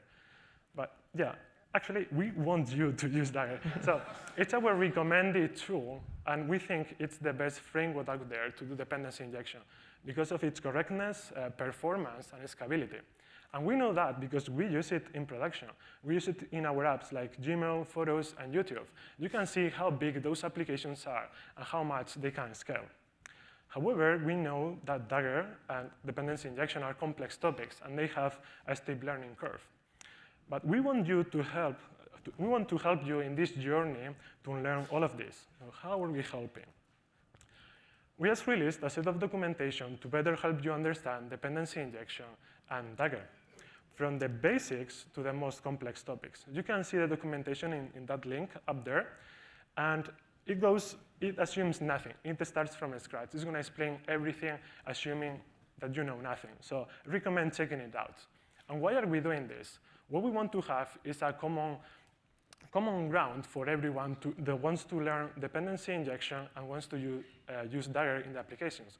Nowadays, if you want to do that, you might have to go to different sources, different samples, different blog posts. All of them use a different setup, and all of them use Dagger in a different way. So it is very difficult to understand all the topics and relate them together.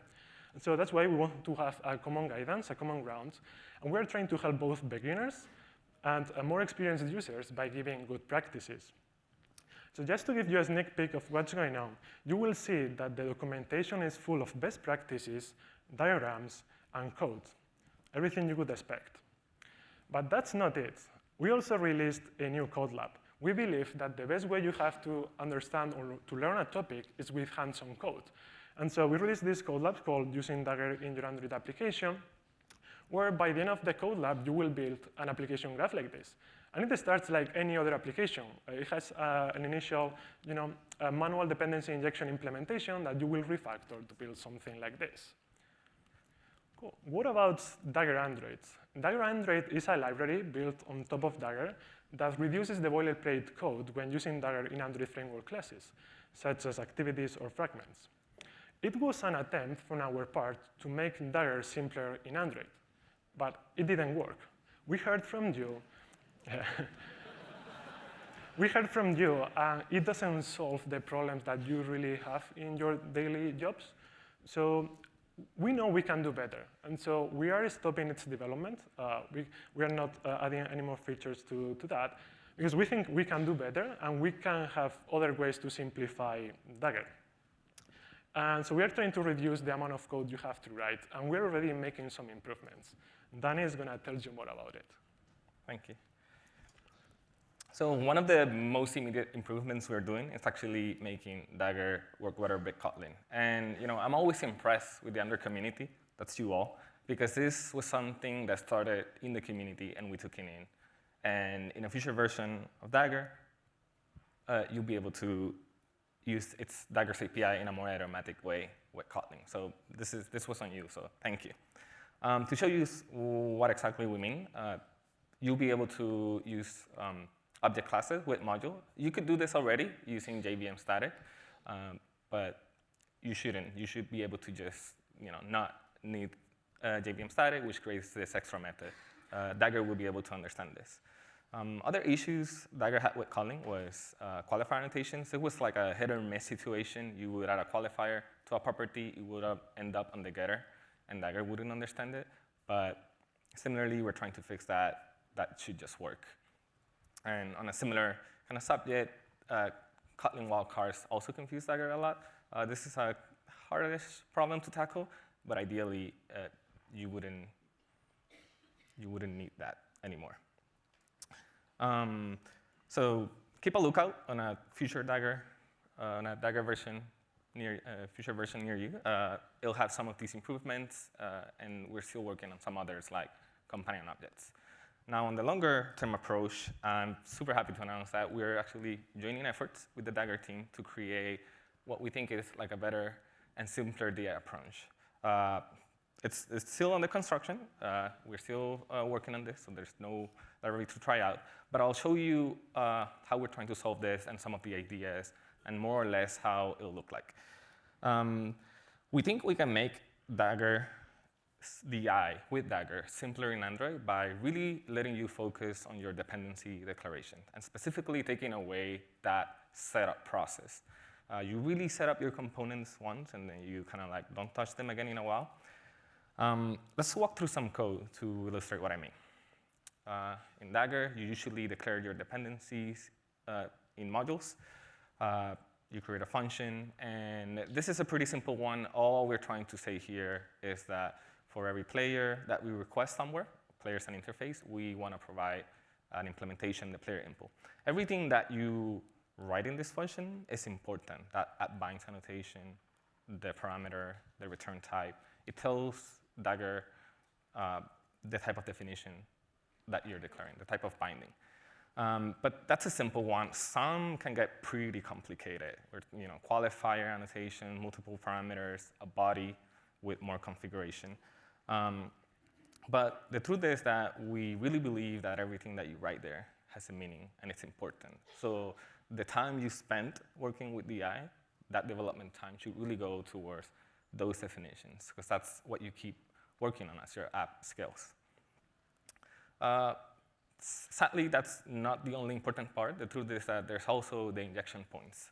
These is usually your activities, services, fragments. And usually with Dagger, you use the JSR annotation to signify that you want a property to be injected. But you also have to do some extra work. You got to create this component, probably grab it from your application context, do member injection. The reason this has to be done like this is because there's no construction injection in your activities or services, at least not on API 29 and below. Yeah, so that's not, yeah. But if it's API 29, that's not a viable solution if you want to support older devices. But we want to burn that away. We really want you to not have to deal with this setup. It should be enough for you to tell us that you want this Android component to be an entry point into your graph, for its dependency to be what starts getting everything from the graph. Not only we want to support those dependencies that you will define, but we also want to provide easy hookups to other more lifecycle related things, so like view model. So this should be pretty seamless to do too. So kind of to summarize, those entry points are definitely important, but we feel like you shouldn't have to work too much towards them. It would be enough for you to tell us, hey, I want these Android components to be injectable. Please do whatever you need to do to make that happen. So if we go back to how you currently do things, you have to define components with Dagger. You define your modules and the component annotation. And then the entry point, we saw that we can represent that differently, but what happened with those modules? How do we link those together? Well, if we go back to a module, we feel it might be just enough for you to tell us, hey, I have this module that's provide bindings, and they can go into a component. The thing here is that these components will be predefined. Everybody needs a singleton component, and everybody defines it in a different way. So why isn't there one out of the box? Well, we feel we can do that for you. And not just for singleton component, but for other type of lifecycle related components, like activity or service. So in a way, we can, again, take away that setup from you, and you can just focus on your bindings. Now, most of what I mentioned is on the production side, but one of the benefits of DI and Dagger is testing. If you are doing unit tests, that's pretty simple. Construction injection can get you pretty far. But when you're trying to do something more complicated, like integration tests, you need a lot of work to just have production versus testing dependencies. If we look at a small example here, we're trying to test, again, that player that we had and with an activity, and we want to see, this is like a white box test, so we want to see what happens when you interact with your player, how your activity react. The thing here is that player can be pretty complicated to build, and there's no reason why your production bindings definition cannot also work for your testing. But this is sometimes hard to do. We feel we can solve this if we provide you with some test utilities that will create a component for each test so that you can get those bindings available. But not only that, the true thing about the AI is that you can change part of your state, so you can further configure your test and test new cases. But to do that with the AI, usually replace your dependency with fake. But this is way harder to do in integration tests. But we also think there should be a way where you can define test modules that will simply swap parts of your graph only for test. So, kind of to summarize, we feel we can provide you a simpler DI approach by, again, letting you focus on those bindings definition. We could have module discovery, which could be great for libraries too. Predefined components, so you don't have to worry about setting those up, where to do member injection, and the lifecycle of them. We can improve the testing story with some test utilities and simply a better way to do test configurations. This wouldn't be a closed thing. We would actually provide APIs. So if you really need to do some custom component, we will have APIs for that. So if you want to fall back to your hardcore Dagger, you can do that.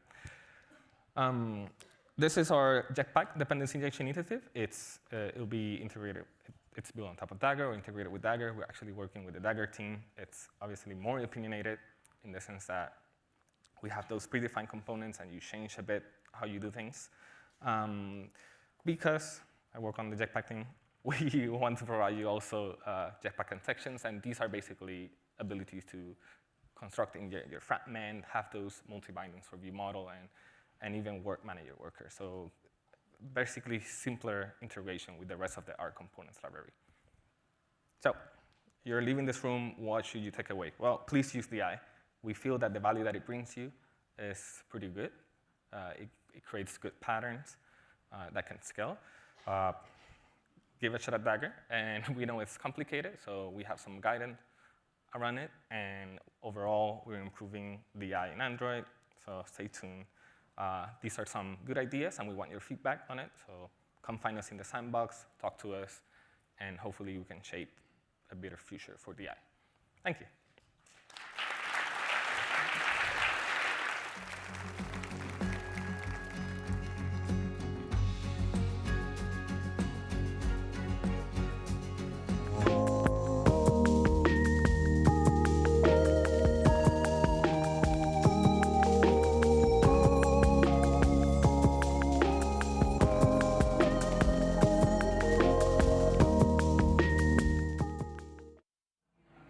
Okay, I think we're live. So hello and welcome to the Android Dev Summit 2019 and the second day of the Ask Android live stream. We are here in the ADS Sandbox. My name is Lila Fujiwara and I'm a developer advocate for Android.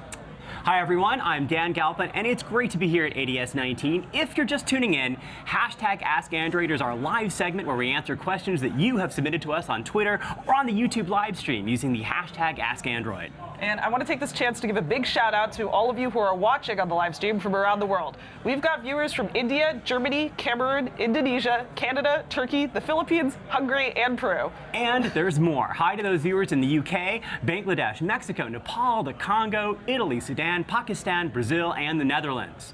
Wow.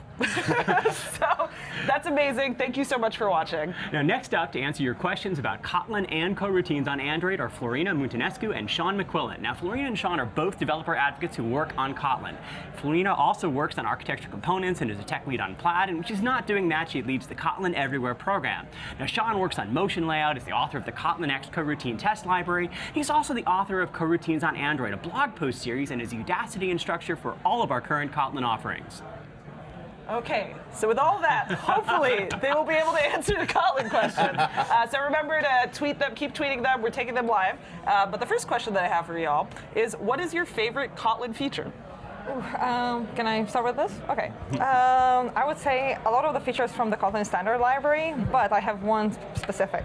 So I love extension functions, but all the extension functions on collections, I just love those. So I was doing so many things by hand, all of those like math and group by and so on. But now with Kotlin just being able to call something that's implemented for me, it's perfect. I have to go with interface delegation. It's like this weird esoteric feature that you don't use that often, but when you do, it saves you like 50 lines of code. And it's probably my favorite, like, wow, I can't believe this worked feature in Kotlin. That's awesome. Yeah, I was going to say I really love the collection class. It's one of those things you don't immediately notice. You're like, wait, I don't have to do all that work myself. And you're just like, that's amazing. So yeah, I totally concur there. All right, so a question I think we just want to make sure our viewers know. What are coroutines? Can I let you answer this, Sean? Go for it. Yeah.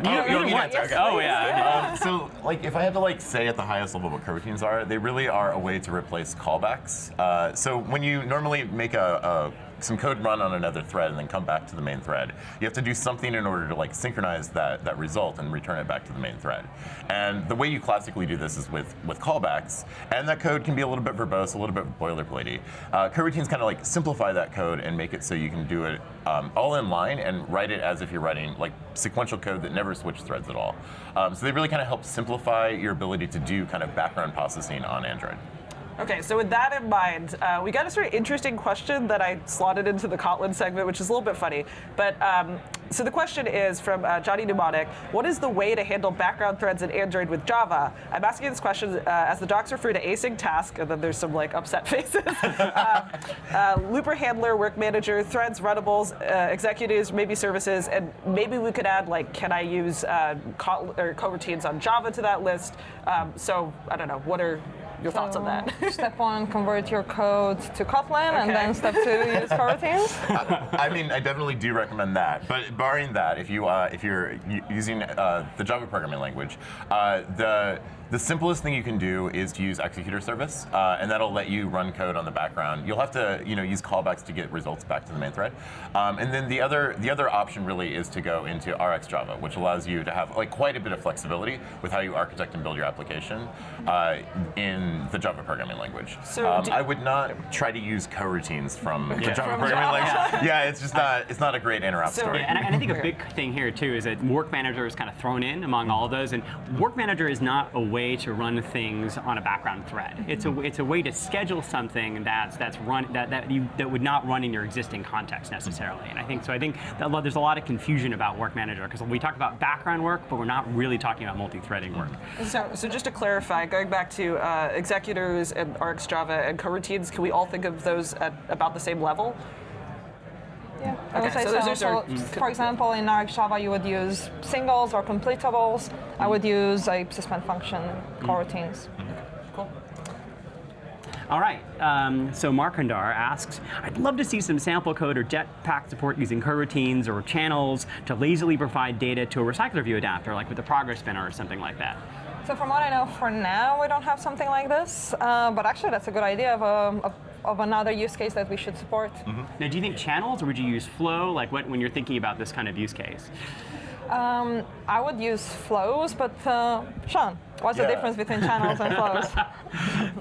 Yeah, so particularly for this use case, yeah, I agree. Like, I would also use flows. And the real difference between them is, like, the way to kind of think about it is you should use channels when you're expecting to transfer a value between two threads, and you would like maybe reach for like a blocking queue if you were doing like basic thread programming. So that's like really where channels really shine, and they do suspend both sides if the queue's full. Whereas a flow is really better served, I think, for this use case of I have some data, it's updating over time, and I'd like to pass that up to the screen. All right, so Arif from the live stream asks, what are the differences between Java threads and Kotlin coroutines? What are the differences between Java threads and Kotlin coroutines? So it's one of those like kind of complicated questions because it goes really deep. Yeah. But it's really, when it comes down to it, the threading model basically does not allow, in the threading model, to pass values at the end of a thread. Like, you don't like launch a thread, do some computations, and then get a result out of it. You always have to add this callback interface every time you want to pass values between threads. Whereas coroutines, they do allow you to use the threading model in Android, but you're allowed to pass values more simply by using the coroutines implementation in the programming language. So basically, coroutines cover more, like. Yeah, they simplify things. They're more lightweight than threads. And they're not even necessarily bound to threads. It's really a mechanism for calling this kind of thing. It just we just happen to use a thread-bound implementation. So another one from the live stream, Nikki Thompson 27 asks, is there a difference between the use cases that live data and coroutine flow support? Yeah, so what I like about live data is that it's really connected to the UI, right? So you have to pass, when you're observing it, you have to pass a life cycle. Whereas, let's say by default, when you're thinking about coroutines, you don't really have that. But what coroutines brings is scopes. So you would run a coroutine in a scope. So this, you could say this is a similarity between live data and coroutines.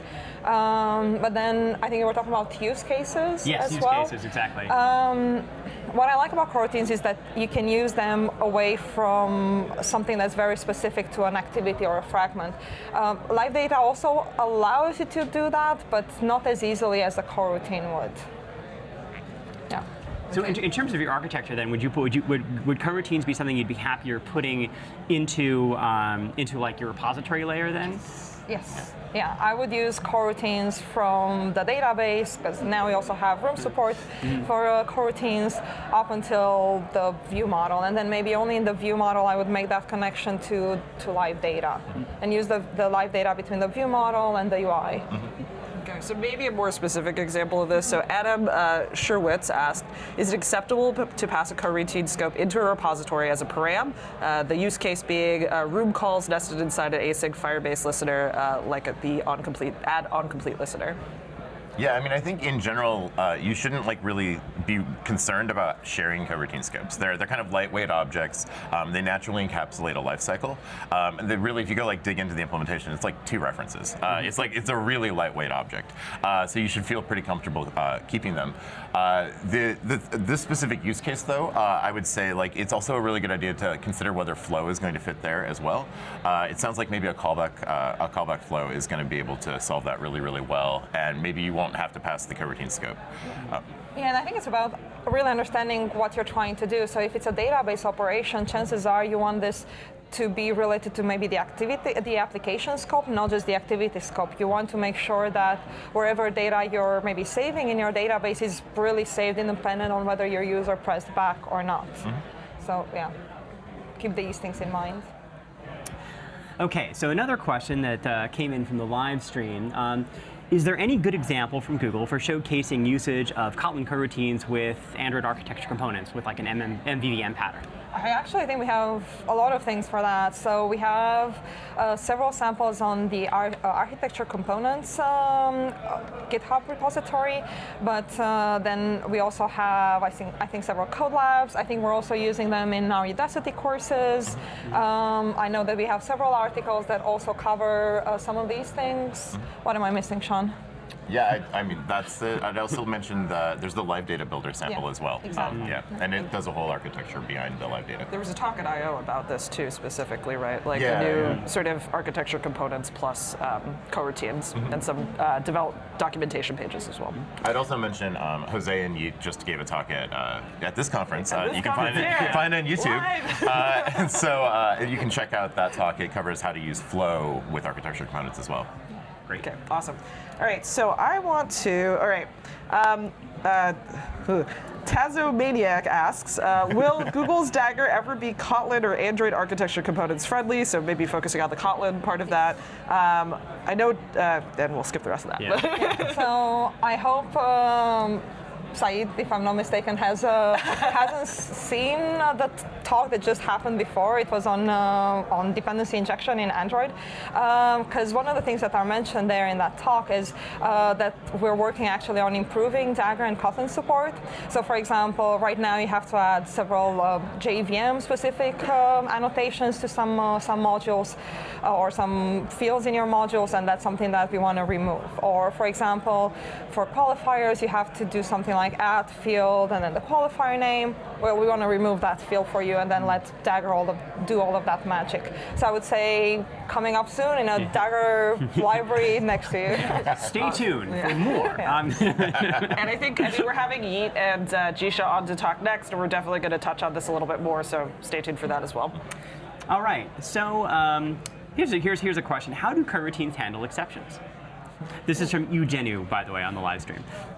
So at the highest level, the way to think about this, it's kind of like it's a thing to think. They just throw exceptions the way that exceptions normally work. So like when an exception gets thrown, it kind of unrolls the stack, and then there's an exception handler, and you catch it in that exception handler. So that's when you're coding with coroutines, you just code that way, and it works. The way that actually works, if you dive a little bit deeper, is what the coroutine does is when the exception gets thrown, if it was suspended at some point previously, it resumes that coroutine with an exception. And when it resumes, it immediately throws the exception, kind of keeping as much of the stack trace as it can piece together on the way there. Yeah, it's great because it means that you can actually just treat it like ordinary code, which is really important. Yeah. Exactly. Okay, so Alfred EI Tiers, or A Tiers, asks, me and my team are quite used to using Arcs, Java, and Kotlin for managing asynchronous work in I/O. I'm always striving to test new technologies, so coroutines and Flow has surely caught my attention. What would be your top reasons to move away from RX and into coroutines? Ooh. I actually have no top reasons to move away from RX and into coroutines. I think if you have a large existing code base using RX Java, that's awesome. And that's a really great solution that works for lots and lots of people. So I don't think there's any reason to like prioritize rewriting your code base if you're happy with RX Java. But if you're starting a new app, I would say go with coroutines. I think a lot of the things that RX Java does, like completable and single, these are very, as I was saying, similar to the suspend functions, and they're more lightweight. I know that a lot of times people end up misusing RX Java, so starting a new observable or single just to do an operation on the background thread. So I would say maybe also make sure that you're using RX Java for the right reasons, and then if you're not doing that, consider going more towards coroutines. Do you think there's any value in having like a pure Kotlin code base? And I know there's like build times. There's maybe a little bit of value, but I think it's build times. I know it's one, and plus you don't have to do that switch between Java and Kotlin. I realize now when I try to write a Java code that I'm like, what am I missing? Oh, I'm missing the new keyword. Okay. So there's this as well. So I think there's that extra mind switch, context switch. Yeah. And yeah, what do you think, Sean? Semicolons. I was going to say semicolons. I was going to say exactly the same thing. So I guess sort of again with like RX Java and coroutines, you could say that this isn't a fair comparison. But do you think one is easier to pick up than another if you're just kind of starting off with this? So one of the reasons we really like coroutines is because it scales really both ways. So it's very easy to use coroutines to do very simple things, to make like a one-shot network request and like display that result in the UI. When you're first starting out with asynchronous programming, which everyone has to do because everyone has to do network programming, and then it also scales to the other side when you're building like large, complex applications. Some of the top apps in the Android App Store can easily use coroutines to build large architectures that work for them.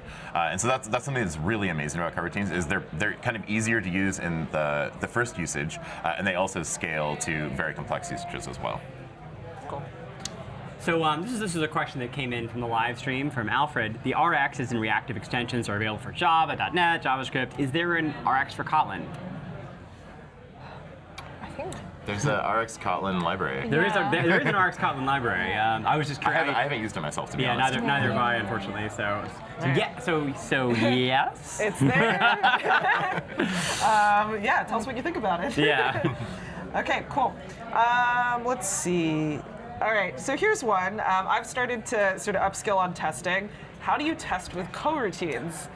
Why, you're asking the right person. Do you know anything about that? So there's basically testing with coroutines. There's basically like two different ways you might go around testing with coroutines. You can kind of treat coroutines as a thing that just executes like kind of in a background thread, and then you just spin and you wait for the result to come in. And this is kind of like behavioral testing, which is like a really good way to test kind of the correctness of a large coroutine unit. And then when you want to get more fine detail, you want to test like specific concurrency in coroutines, which is going to come up as you build larger coroutine code bases. There is a library, Kotlin-X coroutine test. We're going to have a talk about it later today. It'll be on YouTube tomorrow, probably. Where you can use that to basically control the specific execution of a coroutine, which is really helpful to make sure that your tests, doesn't randomly do a different execution order and flake out and stuff like that. And also for getting really down in the details. I mean, I need this to happen, and then that to happen, and then that to happen, and make sure that you're testing exactly the weird specific concurrency bug that you want to check. Yeah. Oh, I can't wait to see your talk. Yeah, I know. Yeah, I mean, the reason I was being so snarky about that is because Sean wrote large portions of that library, which is also another reason. If you have more testing questions, you should definitely, with coroutines, please let us know. We'll try to answer them for you. So another question for the live stream from Arif, thank you, is there any performance overhead with Kotlin coroutines? And I guess really that's probably comparison to other methods, I think, is doing similar things. There's obviously some performance overhead.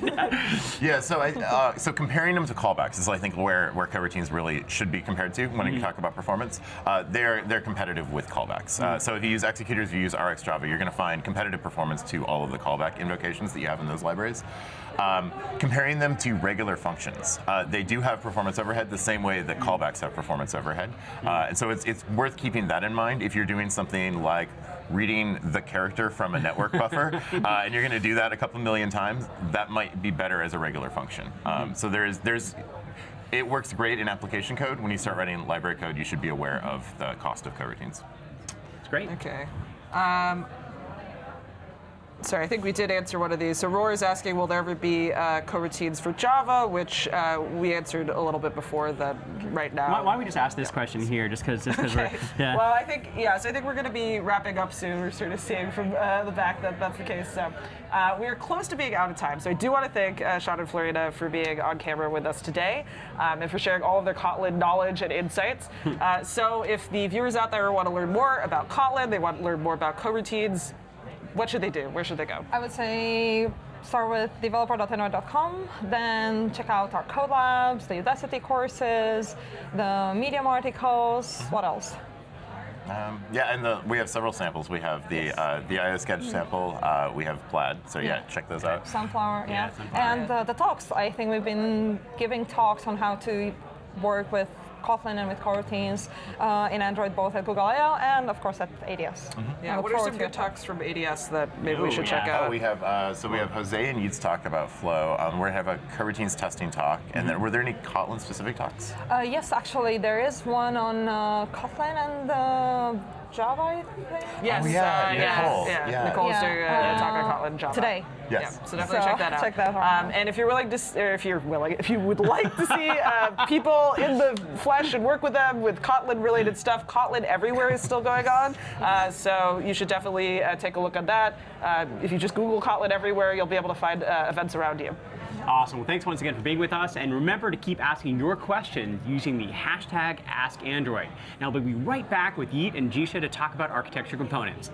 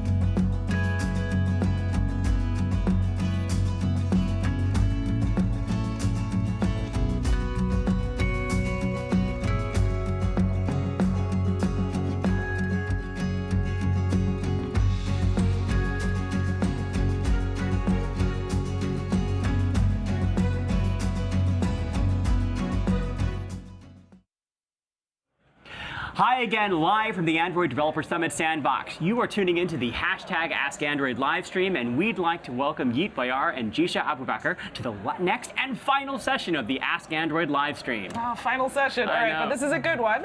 So Yeet is the lead on architecture components. He would also like you to know that he has a very cute dog named Frida.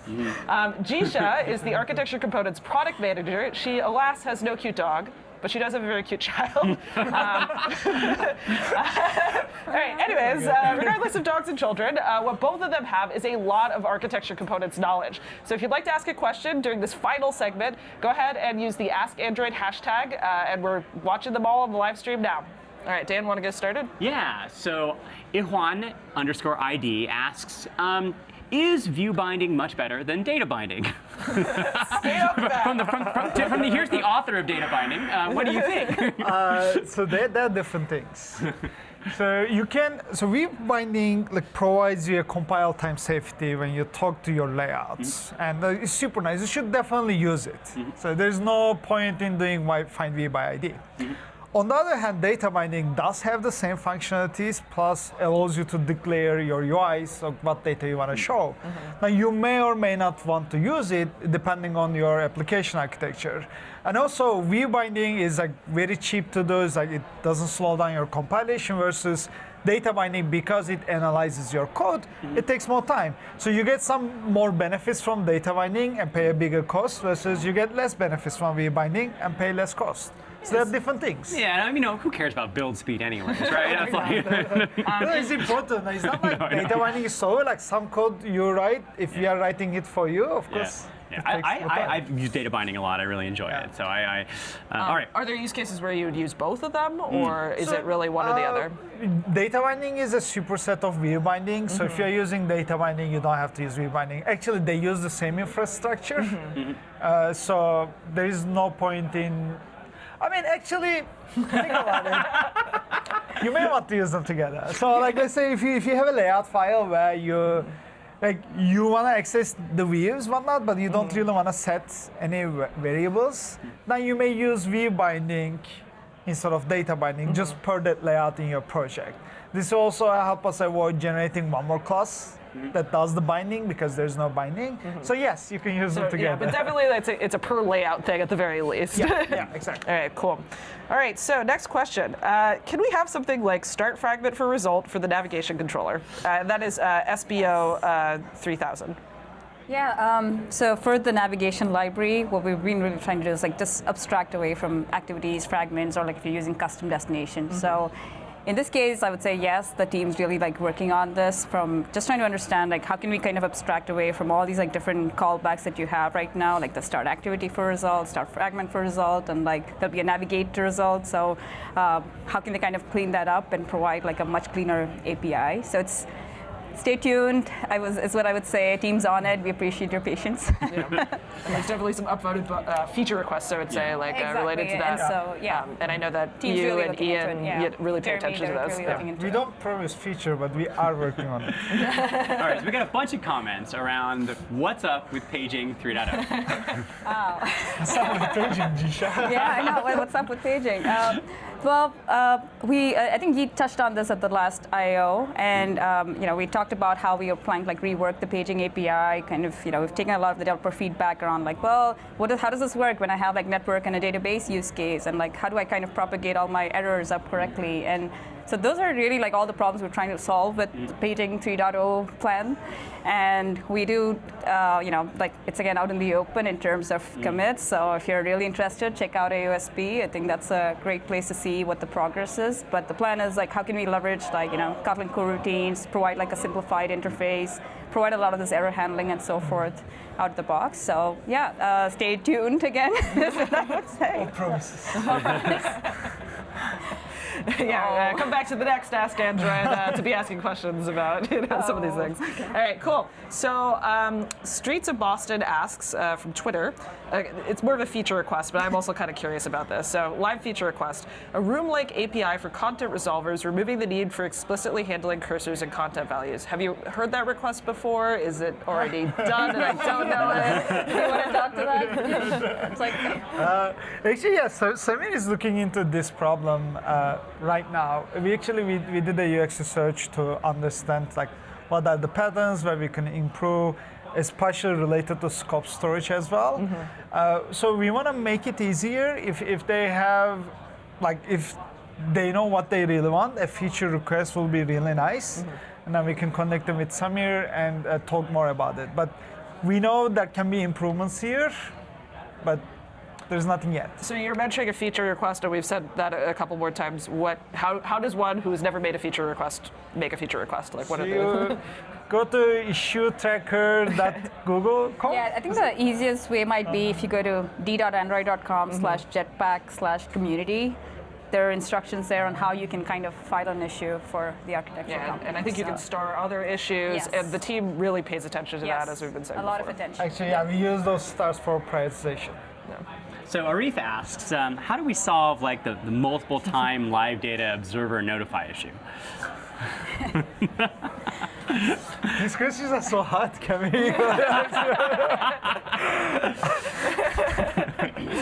If you keep asking hard questions, maybe you'll cry again. So there is, what I see most of, like, there's a problem. We understand that it's not very easy, but the mistake people usually make is you think something is an event, but most of the time, if you can structure it as a state, then things get easier. So all this like data-driven architecture, you want to have your UI represent what the state is. So this usually happens where vModel wants to do something. How do I do it? So I dispatch a single live event. Just like, don't use it. The problem there is your vModel doesn't have a view. You don't even know if the view is there. Like you're not able to do those. All you can do is you can change your state. Like, maybe your state is my sign up is complete. And then your UI can take care of moving you to the other screen when they respond and when it comes back. There's also like something, so with actually introduction of Kotlin channels and their fan out behavior, there's a way to implement this much nicer using the common pattern where you can like enqueue these requests and you can have your UI consume these. So this what I recommend people to look at. If they're finding in themselves in a situation where like something needs to be handled and that needs to happen by the UI, they can try to use this common pattern to handle this communication in a well-described way. Now, do you see something in navigation that would actually help? That would help users have to eliminate the need for kind of a live event? Is that something we're thinking about, or? There's some explorations in that area because navigation kind of has a state where we could expose a part of this, but nothing concrete yet. It's not very trivial because I mean navigation works in the historical world of Android. So it's not always very trivial to abstract these things. Great. All right, so Jan asks for the YouTube live stream, how do you ensure proper use of live data from view models? Are you supposed to have a private mutable live data and expose a different field as a live data map and live data, and how does this apply to map and switch map?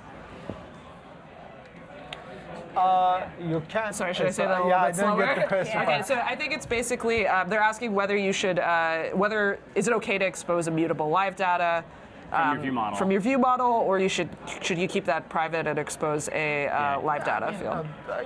It's better not to expose a mutable live data. You basically, in that case, like, if you are exposing a mutable live data, that means you expect them to edit it. But it's your data, like you don't have public variables everywhere, right? You usually have private variables. It's the same mentality. So if you don't want them to edit it, don't expose it as mutable. Yeah, we in a lot of the samples, I think we show that in our view models, properly encapsulating it. So you can take a look at those. They were asking for the map and switch map cases. In both of those cases, I believe just a live data is exposed anyways. There's not a mutable live data exposed. So that hopefully solves the situation for you. All right, from Twitter also, Chow asks, should I use Flow instead of live data on Room when I want to reflect up-to-date data to other layers that can change anytime? Do you want to make a call on that, Yute? Hi, live data author. We love Flow. No, I think so in this context, I think with like Room and the Flow use case, I think like Danny had a talk on this yesterday, which I definitely do think like, yes, there is a path to like leverage a lot of what you're trying to do there with flows, but to like, is there a live data and is there a world where you're kind of using the live data with the flows combined? What's your take on that? I mean, from the perspective of Room, if you already made the transition to coroutines and Flow, I think it just all makes sense to use Flow. The biggest difference here is with the structured concurrency and all the lifecycle scope things we have added in 2.2 of lifecycles.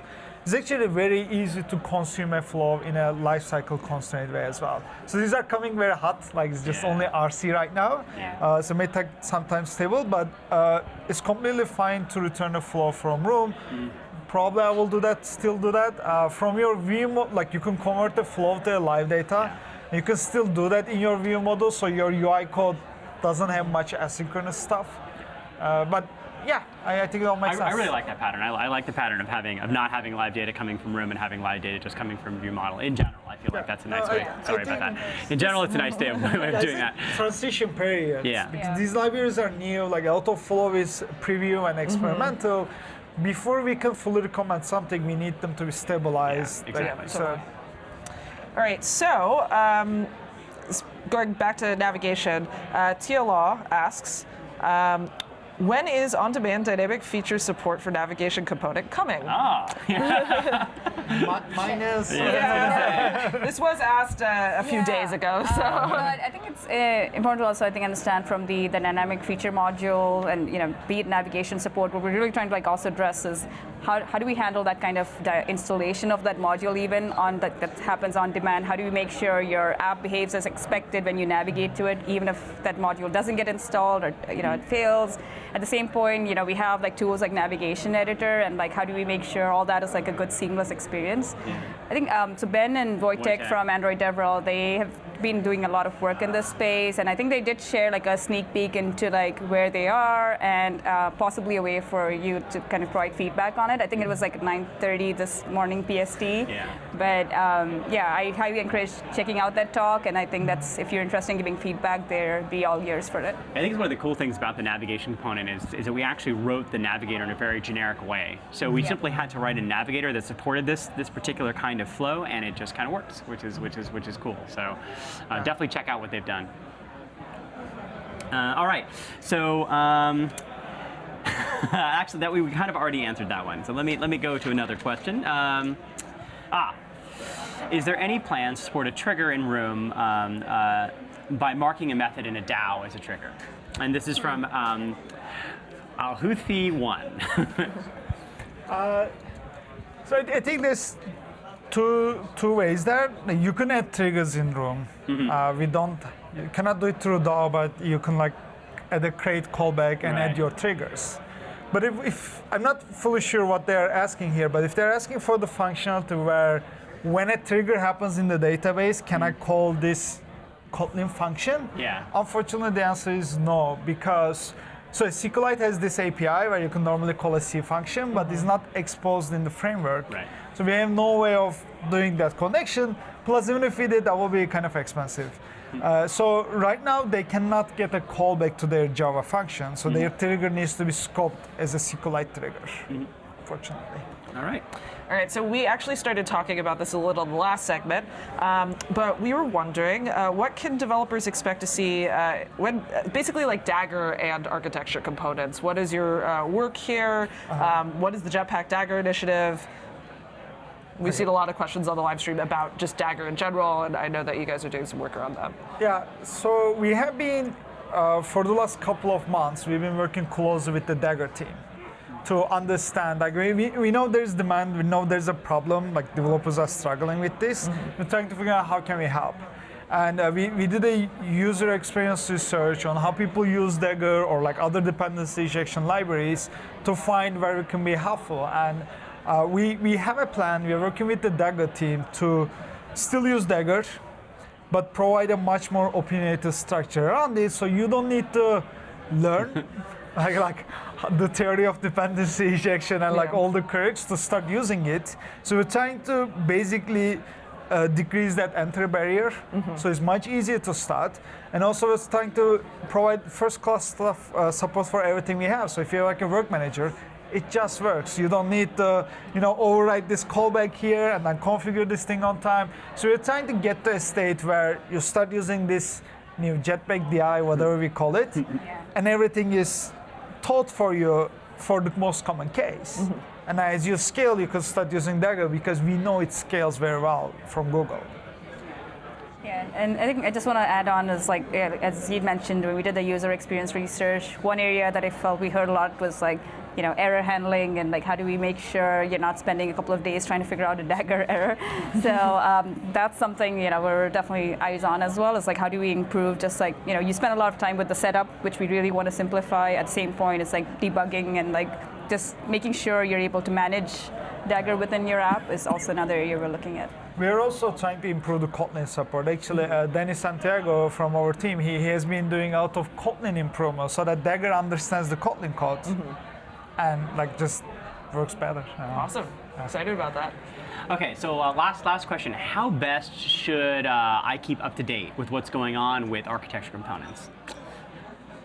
I asked my PM. Actually, I need to know this question too. I say we have a great Android DevRel team. I would highly recommend. I think what we've done lately with like the Udacity courses with like the building your apps with Kotlin. Like we've been really focused on making sure you have like great code labs, which are like hands-on tutorial experiences. And at the same point, I mean, stay tuned to like Android developers is what I would say, and definitely watch Android Dev at Medium. I would say we put out a lot of posts there early, and so that's helpful. Any comments to you on this one, or watch Reed's talks? So I have one actually. So on DAC, actually, there is a page that gets into the nitty-gritty. Whenever there's a release, it gives the release notes for all of the different architecture component libraries. So depending on how deep of a dive that you want to get in, you can see when libraries get updated, when they move between alpha, stable, beta phases. Also, so I'd say, yeah. Sorry, don't forget, like we're developing all of this in the open. Everything is on Android X. Like you can see every single CL or all the conversations we have there. So if you're interested in like join us, some people send pull requests. We become very happy when we see them.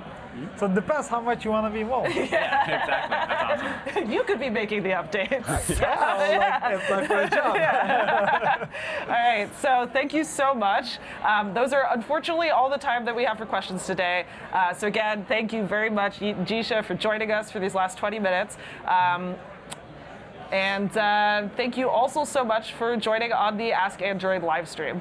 Yeah, well, again, this concludes our last #AskAndroid segment during this Android Dev Summit live stream. So thank you everyone who's been watching in the live stream and asking us questions on Twitter and on the YouTube chat. Please leave us a comment and let us know which segment you like best, and we're hoping we can do this again. Yeah, as you can see, we love your feedback, whether it's on architecture components or even the type of material that we're producing. So we hope that you enjoy the rest of Android Dev Summit 2019.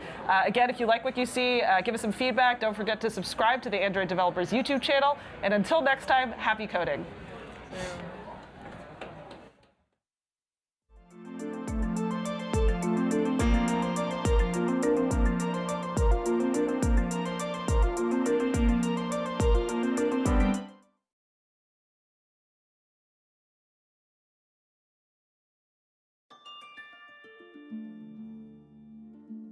RuneScape is a huge online fantasy adventure game with millions of people playing from around the world. Players get to live in this amazing alternative world where they fight dragons, they go on huge sprawling adventures where they can kind of do what they want. I think we've always known mobile was a place we needed to go to. There was a huge appetite from the community. It was exactly what they wanted. They wanted their favorite game available wherever they are on the go, and for us to just make it fit well. Our audience is growing up. They've got jobs, they've got children, they've got much more extensive lives than their online gaming persona will allow them these days. And to being able to take old school RuneScape with them on the go in their pocket, it was a no-brainer for us. One of the key challenges in bringing our PC game to mobile was ensuring we were delivering an authentic user experience. Starting with our closed beta in January 2018, we wanted to validate our user interface. We did this by using Google Play Console's closed beta functionality, which allowed us to cap the number of installs at a couple of thousand, minimizing risk of something that wasn't suitable being used by too many players. By testing these offers in soft launch, we were able to improve our conversion by 2%. The Android Vitals dashboard on the Google Play console was vital to our development. Being able to see your crash rates, your ANRs really helped us. The engineers could see the stack traces that led to the problems, and were able to develop fixes and get them out very quickly. We found when we launched on Google Play that there was a huge amount of pre-orders. There was a built-up demand for it. That huge influx of installs helps drive us to the #1 top free app within 72 hours of launching the game. We used that system to great effect. Within sort of 3-4 months out, we've got over 3 million installs. A mobile user really needs to see much quicker the value that's on offer. But largely, as long as we've tuned it for mobile platforms, the subscription model has worked really well. If they're a new player, we offer them a 7-day free trial so they can get a taste of the premium content that's available. And for a returning player, we offer them a reduced price introductory offer as they're already aware of the benefits of being a premium member. It's been great for our players, it's been great for us as developers, and we've increased our subscriptions by 30% as well. Bringing old school RuneScape to mobile didn't just open the floodgates to millions of new players for us, but it also boosted engagement of our existing players by almost 60%. Taking a PC game to mobile, especially if you make it interoperable, it can transform your game. That interoperability will be a challenge, but spend enough time on it and get it right and bring the users with you, they're going to love you for it.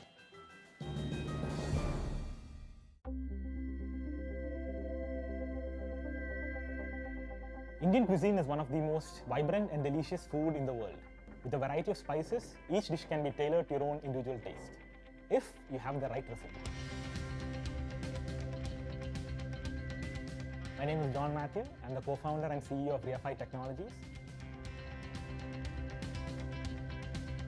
We developed the Cookbook app to help foodies from around the world discover delicious recipes in their own language.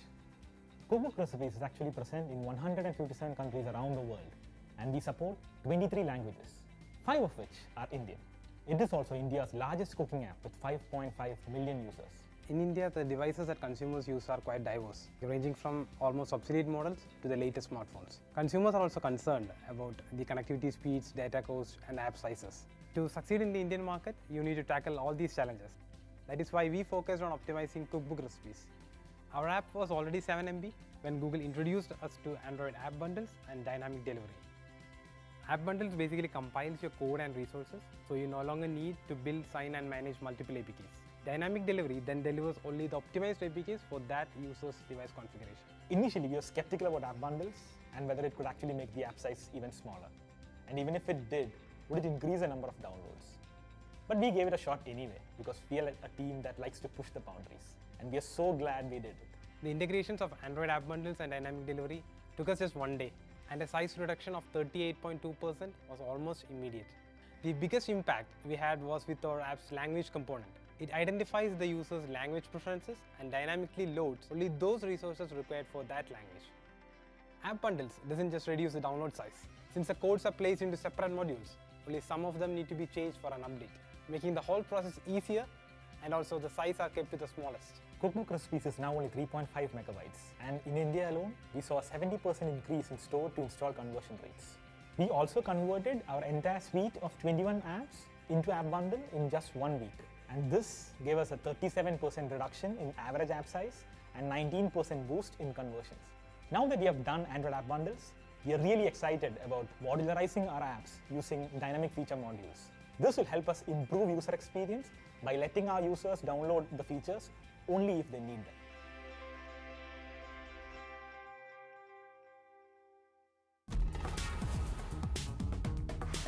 Welcome, Android developers, to Firebase. My name is Doug Stevenson, and after following this Firecast, you should be able to connect your Android app to Firebase. It takes just a few minutes, then you can start developing with Firebase components in your app. We'll do 3 things to help you get set up. First, I'll show you how to check your tools and make sure you have the correct version of everything. Then, I'll walk you through the creation of your project using the Firebase console. And finally, I'll show the changes that you need to make to your Android app to prepare it for development with Firebase. Okay, first things first.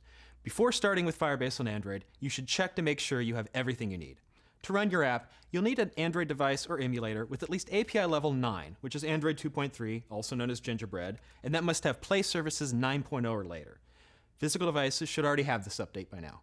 But if you're using an emulator, you should get the latest update for your emulator image and make sure you're using one marked with Google APIs. This means it has Play Services installed. To check the version of Play Services on a device, launch the Settings app and select Apps. Make sure you're looking at a list of all the installed apps and scroll down to Google Play Services. Select that and check that the version is greater than 9.0. Now that you've verified you have a device that can run Firebase, it's time to check your Android SDK tools. Launch Android Studio, run the Android SDK Manager from the toolbar, and click the SDK Tools tab. There, you should have Google Play Services revision 30 or newer, and Google Repository revision 26 or newer. If you have these installed, you can start building the Firebase client libraries, and always remember to keep them up to date. Now that you have a device and tools to start building, we can start setting up Firebase to use in your app. First, I'll navigate to firebase.google.com. This is the home of everything Firebase. To get to the console, I'll click the console link at the top right. Now I'll click the enticing blue button in the middle of the screen, which pops up a dialog to create a new project. Every project needs a name. Clicking in the project name text box suggests that I should only create a single project if my app is cross-platform, but we're only going to do Android in this video. If you later create an iOS version of your app, you should reuse the same project if you want to share data and configuration between them.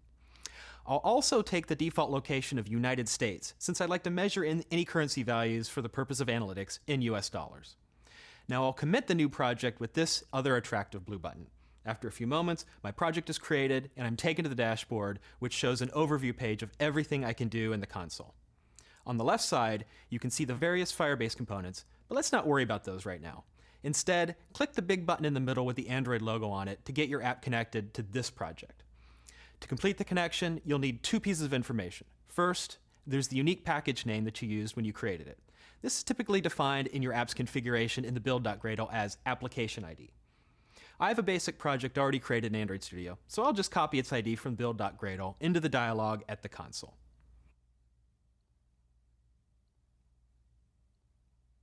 The second thing you should provide is the SHA-1 hash of your debug key. This is only required if you're going to develop with remote config, authentication, or app invites, but let's go ahead and do it now. The SHA-1 hash helps Firebase verify that your debug app has permission to use these Firebase services. So, to get your SHA-1 hash, open up a terminal window and type this command. It will prompt you for a password, so type the default password for the debug key store, which is the word Android in all lowercase. What this does is print some information about your debug key store. The specific thing you're looking for is the line that starts with SHA-1. So you'll want to copy the series of hex values after that, then paste that string into the text box in the console. Now that you've got these two values entered into the dialog, you'll want to go ahead and click the Add App button. This will start a download of a file called googleservices.json that contains your app configuration. Remember that when your Firebase configuration changes later, you may need to download an updated JSON config to add to your project. What you'll need to do with this file is move it into your Android project under the app directory. I'm going to do this on the command line. Now I can see it in the correct place in my project. Once that's done, I can update my Gradle build files to add Firebase client libraries to my app. The first thing I'm going to do is add the Google Services Gradle plugin to my build script configuration. By default, this is in the top level build.gradle file. What I need to do here is add a line to the dependencies block to let Gradle know how to find a plugin that I'm going to add later. Because I modified this file, Android Studio is asking me to sync my project, but I'm going to ignore that for now. Okay, close that file. Now I'm going to open up my app level build.gradle file and apply the Google Services plugin at the very bottom of this file. This plugin will read the Google Services.json file and inject some of its values into your build. The last change I'll make here is adding a compile dependency on Firebase Core. The plugin will actually do this for me, but I want to make sure I'm using the latest version.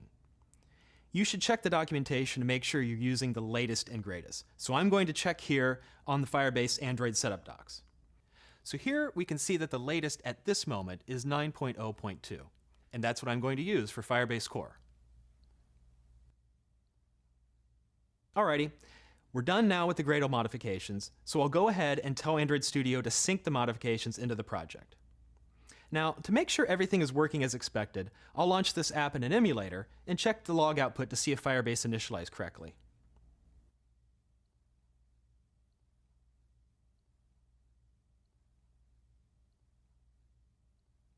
And we see here that Firebase initialized just before the log message in my application object. So that's all there is to it. Now, you're ready to move on to integrating the components of Firebase that you want to use in your Android app. Check out the Firebase documentation right here for more details on those components. And that's it for this Firecast. Please leave your questions in the comments below or message me directly at CodingDoug on Twitter. There will be more Firecasts published over time, so be sure to subscribe to the Firebase YouTube channel right here.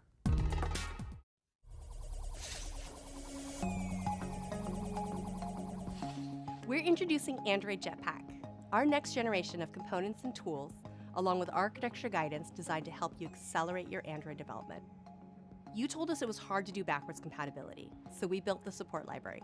You told us it was hard to manage your app as data changes, so we built the architecture components. And we heard you wanted more, so we're building more. Android Architecture Components gives us a template to write production-ready Android code, which helps us onboard new developers faster. Jetpack is made up of components in 4 categories: foundation, architecture, behavior, and UI. Each component is individually adoptable and built to maintain backwards compatibility. Android architecture components are very modular, so we're allowed to pick and choose what feature sets we want that are applicable to our app. Lifecycle-aware observers and observable components allow for a separation of concerns that create testable, robust, high-quality apps. One of the most important things that we don't have to worry about is what code goes where. So that helps us unit test the view models. It helps us build robust code. We do not have to be lifecycle aware, and just helps the new devs come in and then write a proper modularized production-ready code without having to add all of these extra defensive checks. It also takes advantage of Kotlin language features that make you more productive. Jetpack manages tedious activities like persistence, background tasks, navigation, and lifecycle management, so you can eliminate boilerplate code and focus on what makes your app great. Database persistence has been a nightmare for the Android community for years, and Room is a huge improvement. And Room was thought out with testability in mind, so we're able to add test coverage that we weren't able to before on our persistence layer without having to build any infrastructure around that. With Android Jetpack, we're eliminating whole classes of issues and making your code easier to maintain. Since Zillow has been using Android architecture components, users have been experiencing a lot less bugs in the app. We'll keep adding new functionality to Jetpack across the entire Android surface. It's easy to get started. You can update your own app at your own speed, and all these components will work on older versions of the platform. Learn more and get started at developer.android.com/jetpack.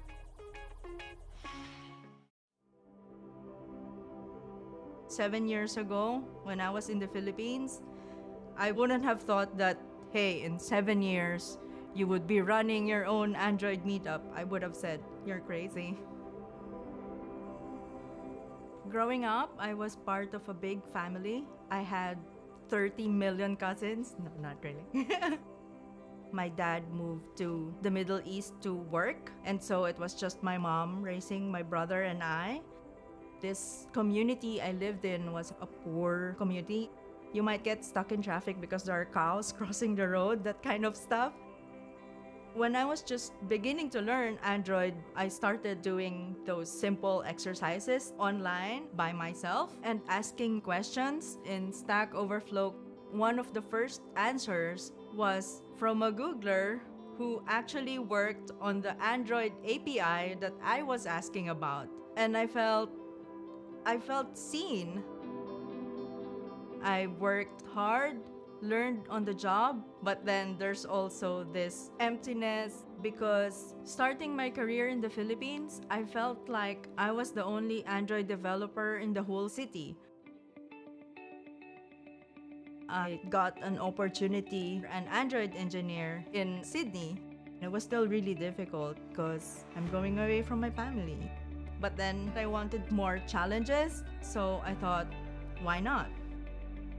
First, I felt like no one would pay attention to me, and I didn't have a degree to back me up, but maybe they see something in me that I don't. And with this community of people online, I felt more and more confident in my skills. I started participating in Android meetups, and I realized how different it is having Android developers in front of me who I can bounce ideas off of. This is a really good feeling to be with people who speak the same language as you, even though we're all from different countries, but we all speak Android. And I'm really proud that I'm able to take care of my parents after all the sacrifices that they'd made. The Android community really changed the course of my life.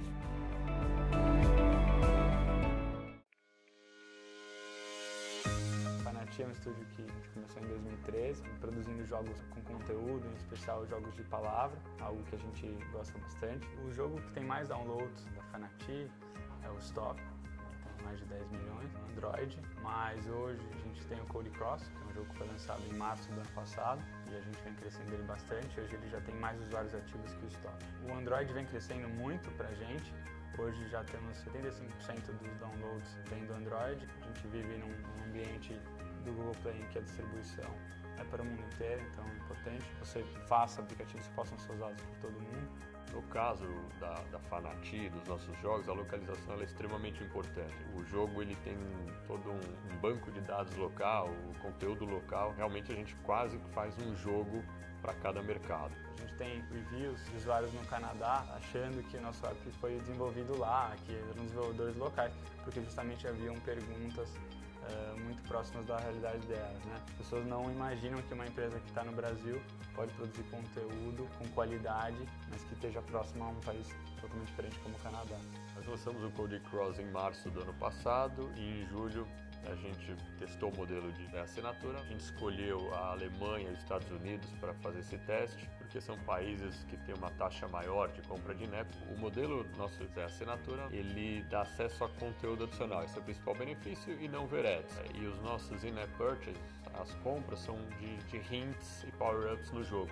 Então eles acabam não tendo uma canibalização. Atualmente no Code Cross, a nossa receita de assinaturas representa de 15% a 20% da nossa receita total nos países onde ela está sendo oferecida. A gente usa algumas ferramentas interessantes como Free Trial, que é uma ferramenta importante, então a pessoa pode por 7 dias testar o app e depois em torno de 50% das pessoas convertem em assinantes. Atualmente, dos nossos assinantes, em torno de 80% começaram com Free Trial.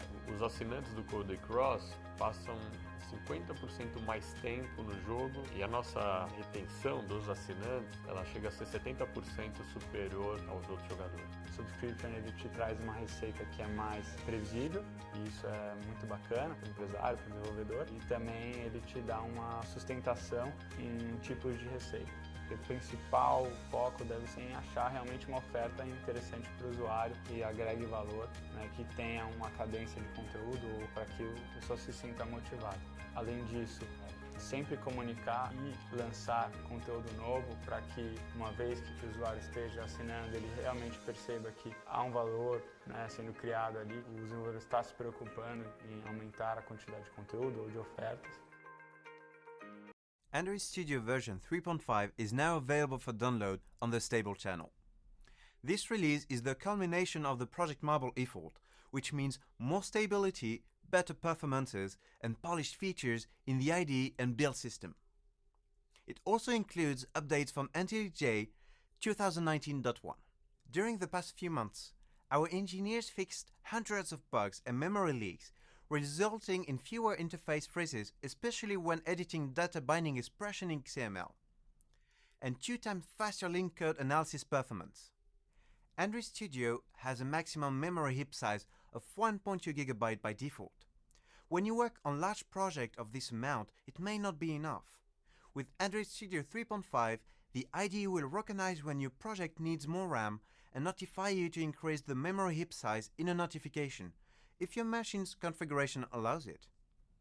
Thanks to user report, we realized that recent antivirus programs on Windows included Android Studio build and installation directories as active scan targets. Since these folders have many small files created and removed over time, the I/O and CPU were partially taxed, which in turn impact the overall build sync performance of Android Studio. With the 3.5 release, Android Studio will now check various directories that could be impacted by this slowdown and compare them against the list of excluded antivirus directories. If it finds that any of these folders are not being excluded, you will see a pop-up notification and link to help you guide through the optimal setup. On the emulator side, we found out that Google Play services were aggressively running in the background because of the default power settings. We switched the default to battery mode and background CPU usage declined by more than 3 times, which avoids having the cooling fans triggered even when the emulators idle. We polished numerous features that are critical to Android developers. Gradle sync was sometimes failing due to a cache issue, when dependencies were periodically deleted to save disk space. The layout editor experience is now smoother, especially when you work on constraint between elements with constraint layout. We also made it easier to upgrade a project imported from the previous version of Android Studio, with guided fixes to help you with the process. Finally, for projects including C++, CMake builds can now be up to 25% faster.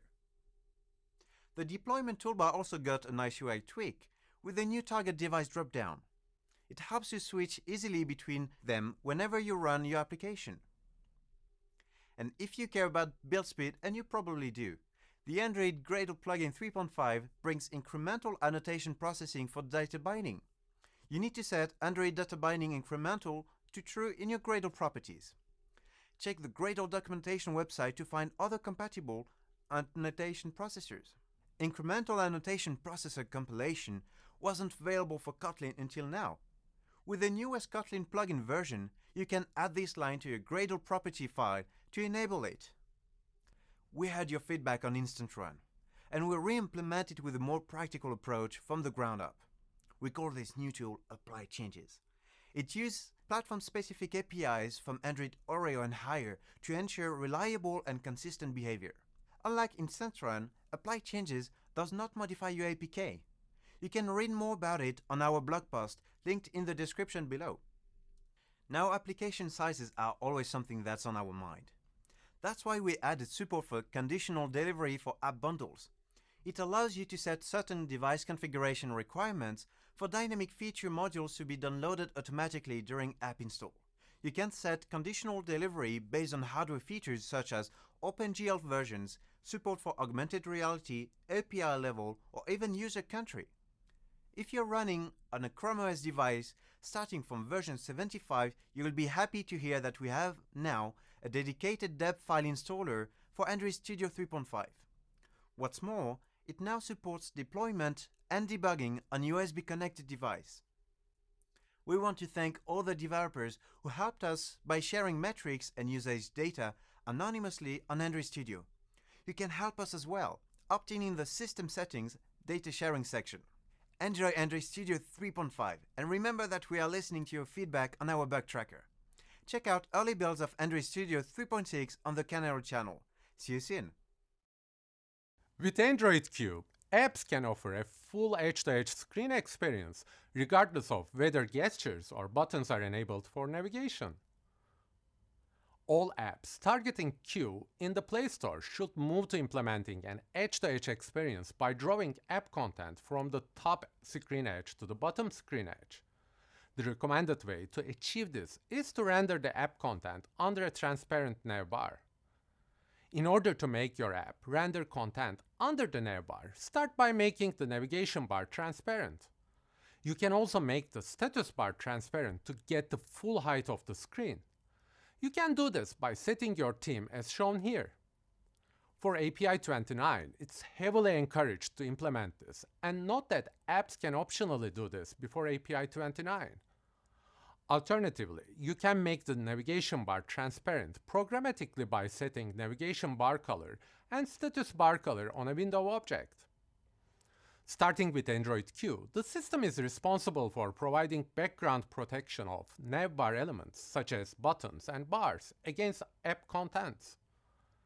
On higher-end devices, this means if an app requests a transparent navbar, the system will adjust the navbar's UI color based on the app content drawn behind it. For example, if you have a dark background, the system will provide a light UI. On devices with lower performance, the system is still responsible for drawing a translucent navbar. It draws a light or dark screen behind the system UI, depending on whether the app requested light or dark system buttons in the navbar. You also need to set the system UI visibility flags to extend underneath the system bars so your app can render content under the navbar. The System UI Visibility APIs on View Objects allows a number of flags to be set. The most common flags you will use for edge-to-edge experience are shown here. When these flags are specified together, you are telling the system that you want your app to be displayed full screen, as if the navigation and status bars are not there. Set these flags on create or at any point after that in the lifecycle. This lays out your view from edge to edge. By the way, if your app uses coordinator layout, drawer layout, or a similar layout and sets fit system windows true, then the layout underscore stable and layout underscore full screen flags are set automatically. However, those views do not set the layout underscore height underscore navigation flag. Well, Just to be safe, you can set all 3 flags all the time. Also, if you're already setting a combination of flags on your layout, make sure you don't wipe out your existing flags. For more details, watch the Becoming a Master Window Fitter talk by Chris Baines, which I linked in the notes below. And that's it! To ensure the best user experience, make sure your app offers an edge-to-edge screen experience, and watch the gestural navigation debate to learn more about gestural navigation and how to avoid conflicts with the system home and back gestures. Thank you for watching! Don't forget to subscribe to the channel for more awesome Android videos. See you next time!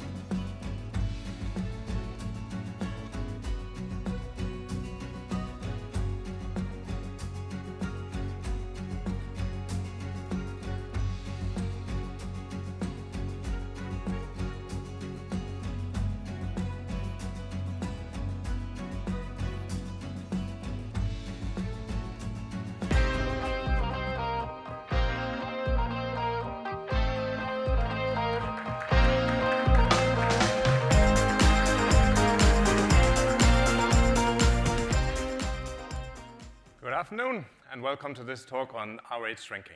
My name is Søren Gjesse. I'm a software engineer and the tech lead on the R8 project. So this is the agenda of this short talk. First, I'll touch briefly upon what shrinking means from an R8 perspective, followed by giving you an idea of what you can potentially say by using R8.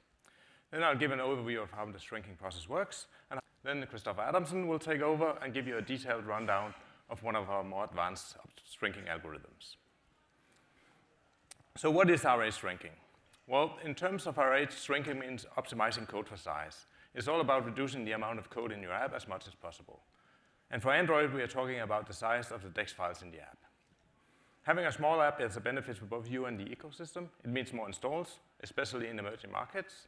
It also means that more people are more likely to keep your app on their phone. So overall, we have 3 different shrinking techniques. The first is tree shaking, which removes unused code and structure. It uses static analysis to get rid of unreachable code and remove uninstantiated objects. The second is using traditional compiler techniques for optimizing for size. The third is identifier renaming, which is also sometimes referred to as obfuscation, which can shorten names of classes, methods, and fields, and thereby reducing size. It can also squash the package namespace down to the root. In addition to these 3 code shrinking techniques, we also have ways to reduce the amount of debug information, which is also resident inside the DEX files. So, why would I gain anything from using R8? When you write an app, all the code in the app is there to serve a purpose, some feature of the app. So how much is there actually to remove? Well, the answer is quite a lot. And there are 2 main reasons for that. First of all apps use third-party libraries. So there's a lot of code in your app that you have not written. And also when you use a third-party library, typically only a very small part of a third-party library is used in a particular app. And second, even after removing the code that's not used, the remaining code can still be optimized for size using the other optimization techniques. So, as mentioned, library code counts. So, without any shrinking, all library code is retained in your app. Here's a list of some of the more popular third-party libraries, like the Jetpack libraries or Android X libraries. They're used by pretty much all applications. Oh, sorry, could I go back 1 slide, please? OKHTTP is a very popular networking app. Guava, JSON, and the Google Play services are frequently used Google-provided libraries. And note that the Kotlin standard library is also on this list, because if you're writing an app in Kotlin, the Kotlin standard library becomes part of your application. Now, before I go into more details, I'll just tell you how to enable R8 shrinking in your app. In your app's main build a Gradle file, set minify enable to true. So now it's turned on. Don't let the minified enabled name confuse you. It is actually turning on R8 shrinking. So now that R8 has been turned on, how much can you expect to reduce the size of your application? Well, just to give you an idea, I have tried to create a simple one-activity app. I built it in 2 versions, one using Kotlin and one using Java. Both versions use the Jetpack libraries, but no other libraries. Note that before shrinking, the size of the Kotlin app is considerably larger than the Java app. The main reason for this is that the Kotlin standard library is part of the Kotlin app, but not part of the Java app. However, after shrinking, you can see that the size of the 2 apps are at a comparable and much smaller size. So now I try to add the OKHTTP 4.2 library to both projects. And here you can see that the Java version of the app suddenly doubles in size, whereas more than doubles in size actually, whereas the Kotlin app only grows by 21%. And the reason for that is the OKHTTP 4.2 library is written in Kotlin, so suddenly the Java app gets the Kotlin standard library as a transitive dependency as well. Now note, after shrinking, the size is still the same because in this example, I haven't actually used OKHTTP in the code. Now you might say that it's cheating to show numbers for an empty app. So to give you an idea, I have tried to take the effect of a real app. So I took the Google I/O app from this year. And here you can see that R8 actually reduces the code to less than half. And if you look at the number of methods and DEX files, you can see that shrinking the app has a lot of other positive side effects. Now, let me just take you through the basic process of how the shrinking algorithm works. So the shrinking algorithm traces all reachable code from the well-known entry points of the program. So R8 starts with these well-known entry points into the program. It walks through all the code that is reachable. And to define these well-known entry points, we use what we call keep rules.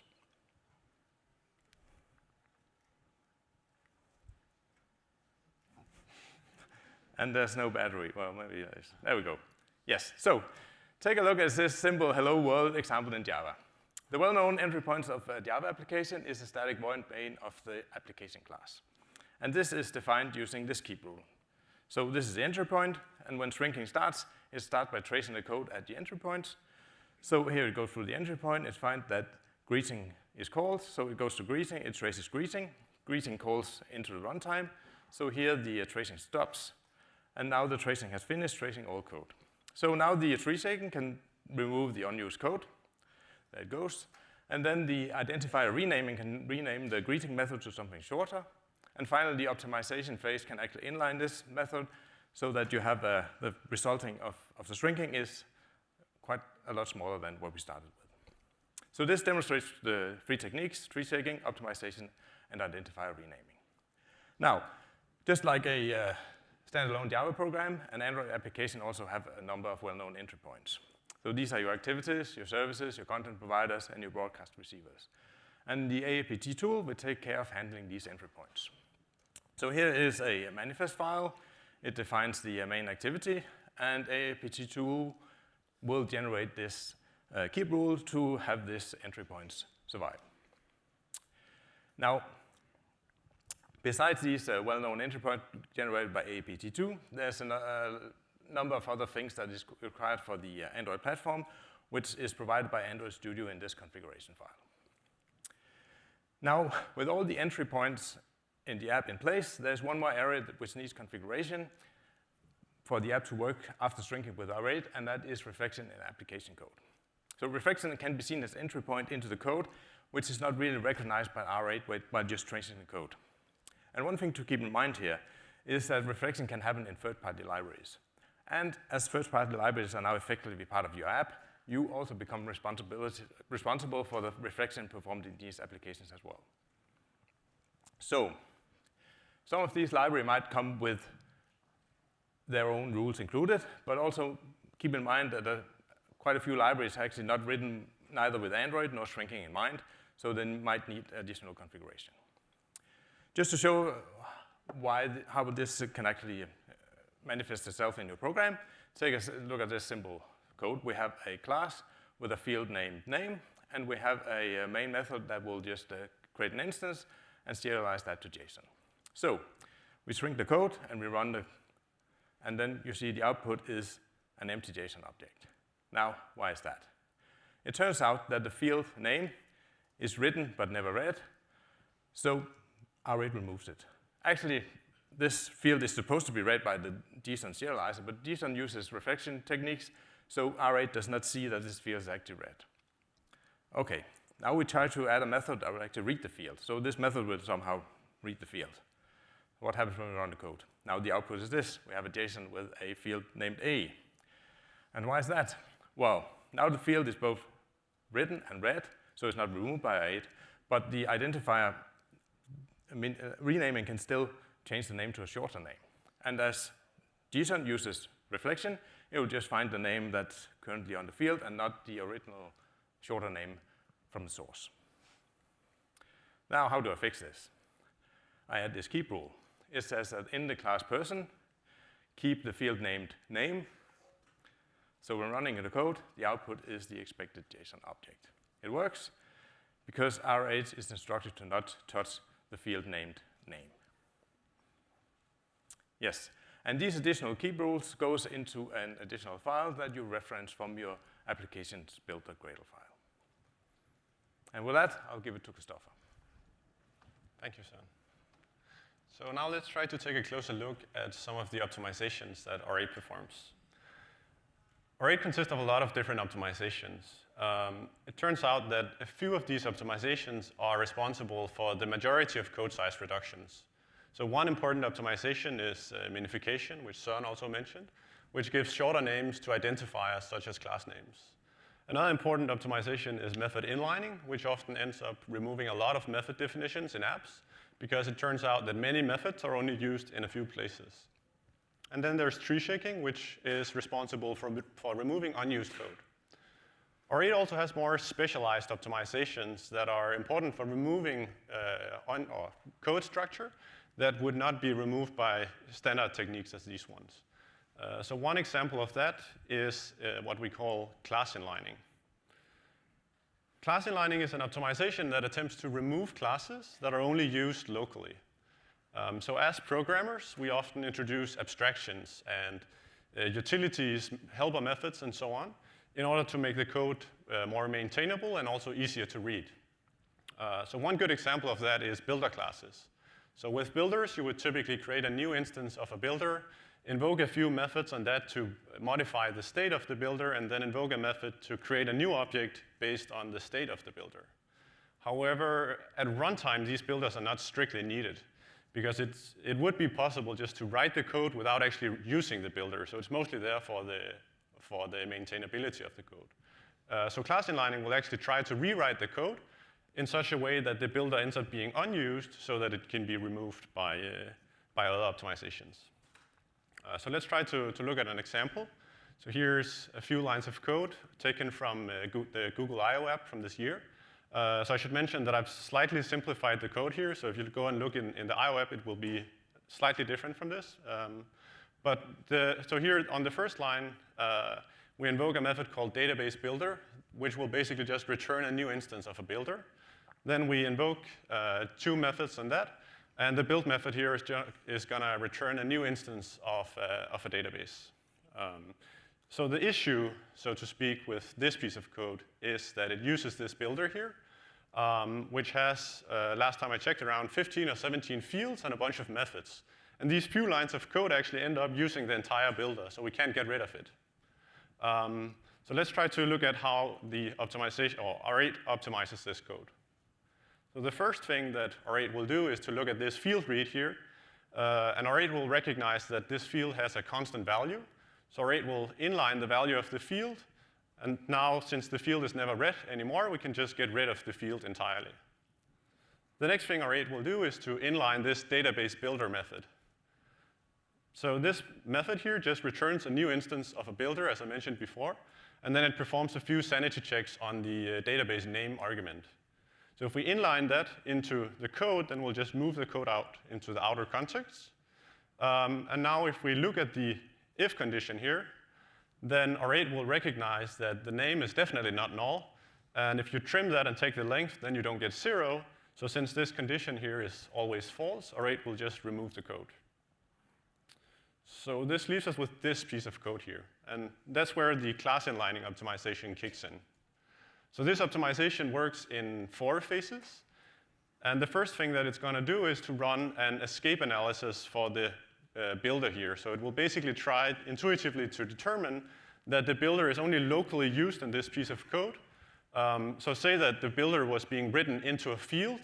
Well, then there would be no hope for us that we could get rid of the instance entirely, because we actually need to get an instance and store it into a field. So in this case, R8 will analyze the code and determine that the builder is in fact local. And then it will move on to the next phase, where it will try to inline each of the methods that are being used on the builder.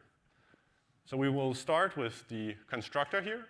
It just assigns a bunch of fields on the builder instance. So when we inline that, we'll move these field assignments into the outer context, where the assignments will now be on the builder instance.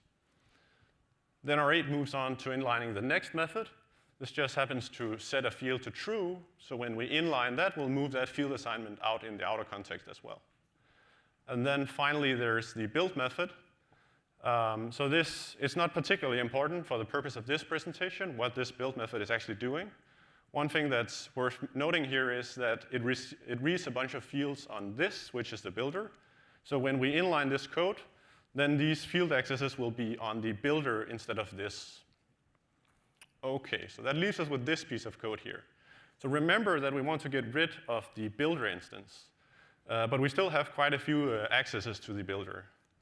If we look more closely at the code here, you'll see that we have a field read right after a field write. So we can just take the value that was stored into the field and use that instead of reading the field, like this. And if we do that for the other field reads as well, then we would also propagate these values down. Now, if we look at these field assignments here, we just removed all of the reads of these fields. So now we can get rid of all of these field assignments. And that leaves us with this piece of code. So now we pretty much achieved what we were hoping for because the builder is no longer being used in this part of the code. So now we can also remove that one. And that means that we've now basically optimized the code and gotten completely rid of the builder. So now when we run tree shaking, the builder will actually just be removed. So on the Google I/O app, so this optimization alone is responsible for removing around, or exactly 170 classes, around 350 methods, and then it reduces the deck size of the app by around 38K. So I think that's quite impressive for a very specialized optimization. And remember that this is just one specialized optimization out of many others. So with that, that concludes the example, and I'll give the word back to you, Søren. Thank you. So the takeaway from this should be, use R8 to make your app smaller, as app size does matter. It's easy to turn on. All the Android entry points are handled. You only need to worry about reflection. And some of the libraries which normally use reflection are things like serialization frameworks or maybe optional object relational mappers. Yes. And now I actually want to say something, talk about something completely different. So, are you missing the Java 8 APIs and Java util streams on Android? Are you interested in using more Java 8 API on lower SDK versions?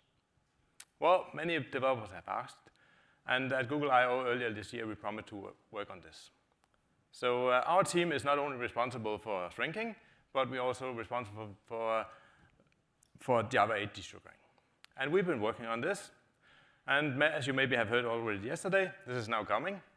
And I'm happy to announce that there's a preview of this available already in Android Studio 4 Alpha 1, which was released yesterday.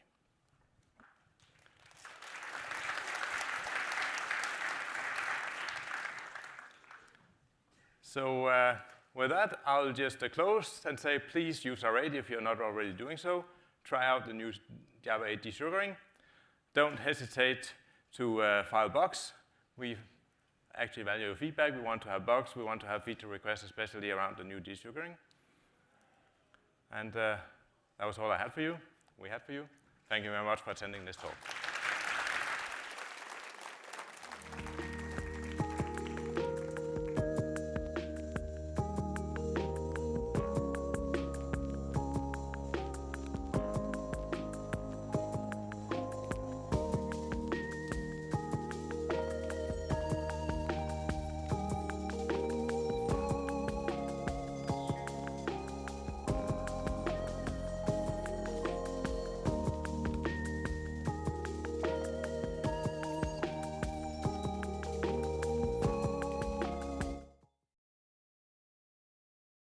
Things from the user side better. We got feedback from mentors on how to think like a user and how to observe users better. One of our games that was having trouble getting good reviews and downloads basically jumped up to a 4.7 star rating after getting some feedback of what to do with the game. And another game got featured and it was able to get a good number of downloads and reviews. I would recommend this program to other indie developers because any indie developer, no matter how good they are at their craft, can still get better. It's basically training that you never thought you needed. Nothing could be better than that for people who want to get better.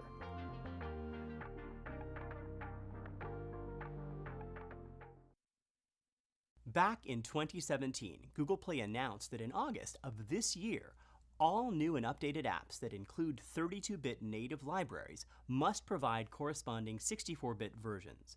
Providing 64-bit versions of native code generally improves app performance, makes way for future innovation, and sets your app up to work with devices with 64-bit only hardware. We've supported 64-bit CPUs since Android 5.0 Lollipop back in 2014, and we've been updating development tools and changing the way distribution works on Google Play to help you support 64-bit in your app. First of all, the APK Analyzer in Android Studio can help you find out if your app contains native code. Android native code is distributed in shared object dynamic library files with the .so extension. The APK format requires that these .so files sit within the lib folder in subfolders named for their target application binary interface, or ABI. If your APK has an ARMY ABI, ARMY ABI-V7A, or x86 ABI folder, it means your app has 32-bit native components. If you're building these libraries along with your app, the first step is to see if they'll build in 64-bit. In Gradle, you can build in 64-bit by adding the 64-bit variants to the ndk.abi filter setting. When using CMake, building a 64-bit artifact involves defining the appropriate Android_ABI value. If you aren't building the library yourself, there's a good chance that the library developer is already providing a 64-bit pre-built artifact. Most Android games are written using game engines that utilize native code. Many of these game engines now support 64-bit on Android. Since Unity only began supporting 64-bit on Android recently, Google Play will continue to accept 32-bit only updates to existing games that use Unity 5.6.7 or older until August 2021. That being said, upgrading to a 64-bit compliant version of Unity is highly recommended, and Unity provides guides to help you do this. If your library hasn't yet been built for a 64-bit system, you will need to update code that assumes pointers can fit in types, such as int, unsigned, or uint32_t. Use the intention revealing types uintptr_t or intptr_t instead, and the ptrdiff_t type to store the difference between two pointers. Use the following compiler flags to catch cases where your code is incorrectly converting between pointers and integers. Other areas to address include correctness of format specifiers in printf or scanf-like functions, implicit functions returning pointers, hard-coded type sizes, and inline assembly code. The simplest way to publish a 64-bit version of your app is to add the additional 64-bit library to your APK. However, this will make your APK larger, perhaps significantly larger. Anticipating this, we created the Android App Bundle, Android's new official publishing format. When published with an app bundle, Google Play will make sure that only the necessary libraries are downloaded for each specific device. App bundles can also be used for on-demand feature delivery, instant experiences, and more. The best thing is that switching to app bundles requires no changes to your app or game, and is supported in Android Studio 3.2 or later, Unity 2018.3 and 2017.4.17, and Cocos Creator 2.0.9 or later. For those of you who are already supporting 64-bit, thank you. For more information on writing your app for 64-bit, check out the links in the description.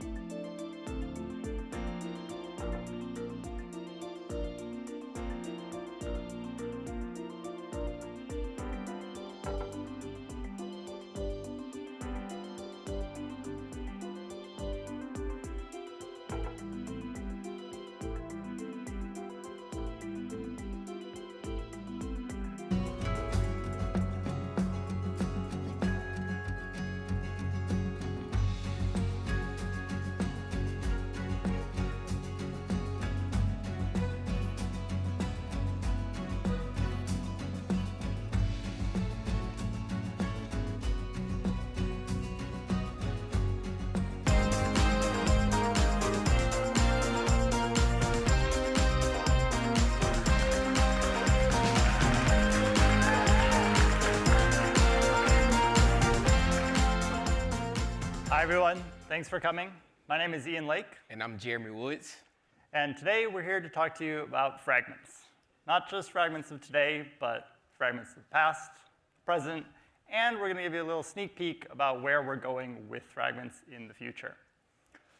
So starting with the past, fragments were introduced in Android Honeycomb, API 11, but we don't really talk about Honeycomb. So we'll move on to what they're originally supposed to do. And fragments were really designed from the beginning to kind of be micro activities. Right? Remember way back in the day when everything was in your activity? And fragments were really kind of that very first step into moving code out of your activity and into something smaller. But that also meant that we inherited a lot of the API surface that was inherent in activity. So that means that we got things like all the action bar menu stuff, because there wasn't something called toolbar yet. It also meant that we had things like context menus, which, does anyone actually use context menus anymore? They're a thing, but they don't really need to be on activities or fragments per se. They could be on views themselves. It also meant that we got a lot of custom hooks. So all the things that were normally just sent to your activity are now also sent to your fragment. For instance, things like onActivityResult. That's pretty useful. People use that, right? Things like permissions. When Android M came out and we added runtime permissions, of course fragments got it because activity got it. And also things like on multi-window mode changed, or on picture-in-picture mode changed. And these are all kind of things that we just got kind of for free, being fragments and being this idea that there are micro-activities. But when you think about it, a lot of these things aren't specific to fragments. Right? It'd be nice if anything could get these kind of callbacks. So we've kind of gone through this kind of existential crisis on kind of moving away from this idea that, oh, it's like, oh, just because an activity can do it, a fragment can do it. So that kind of leads us to today. That was 2011, and we've tried to come a long way since then. A lot of this is really trying to restructure what is our goal for fragments. And some of this is really just being a focused API service, really making sure that it's just the core piece that you need with predictable, sane behavior. That means no surprises, no things that just randomly don't work. But it also means we don't want to break existing consumers. Right? And that means binary, source, or even behavior compatibility. Now, along the way, that does mean that we do have times when we introduce a new alternative, a new API that is predictable and nice, and we deprecate the old API because we can't actually remove it until we have a good alternative that gives you something much better to work with. But the idea is that we do want to release a 2.0 at some point, where as long as you're not using the deprecated APIs, if you're all on the good new API surfaces, then it'll be an easy transition over, and we'll be able to cut out a lot of code out of fragments to support these kind of more legacy cases. So what are we doing to get there? Well, the first part of providing kind of a sane API is a testable API. If you're writing code that you can't test, that's no good. And if we're writing a library that you can't test code written with that library, that's not going to work either. So in 2019 here, we really want to make that better. So we have a fragment testing artifact now that offers fragment scenario. This is really a way of kind of testing just one fragment in isolation. And we worked really closely with the Android X test team. So this is actually built on activity scenario, which means it works for instrumentation tests and it works for roboelectric tests. Now, we wanted to make sure that this had kind of a nice, small API surface. So it really has like one main method of onFragment, which is takes a Lambda, gives you the fragment instance that's available already. And it also kind of gives you a lot of the hooks that you need that makes it really easy to test things like lifecycle and recreating your whole fragment. So what does this look like? Well, it's actually pretty easy. You create your scenario using launch fragment in container, which will do all of the creating your activity, adding the fragment, moving it to resumed. And then we can just do espresso tests, right? We just say on view, click it. And the fragments hierarchy is already there. It's already ready. And then we can use onFragment to then check our internal state, check to see, did it actually handle the click correctly? For example, if you're doing more complicated things, right? If you want to check how, when you move through life cycle states, you can just call scenario move to state and move it to started or created or resumed. Same thing with actually testing recreation, right? Do I save and restore my state properly? Just call recreate. You can check your state before recreate. You can check your state after recreate, and that's all you really need to do. So the other bit is we have this recreation thing. Well, that's really just one of many ways that you need to instantiate a fragment, right? So we also have cases where you're adding a new fragment in the first place, right? You need to instantiate a fragment to give it to Fragment Manager.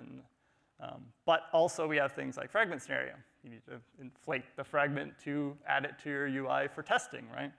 So we wanted one way of doing this. And this one way is Fragment Factory. So this gives us kind of a way to now finally be able to do constructor injection into your fragments and kind of move away from this requirement that you need a no argument constructor. Now you can actually build something that does all of this for you. So what does this look like? Well, a simple fragment factory, it's really just one method, instantiate, where you're given a class name, and it's up to you to load the class. So super.instantiate will just use reflection, call your no-arg constructor. But really, you can do anything you want with this.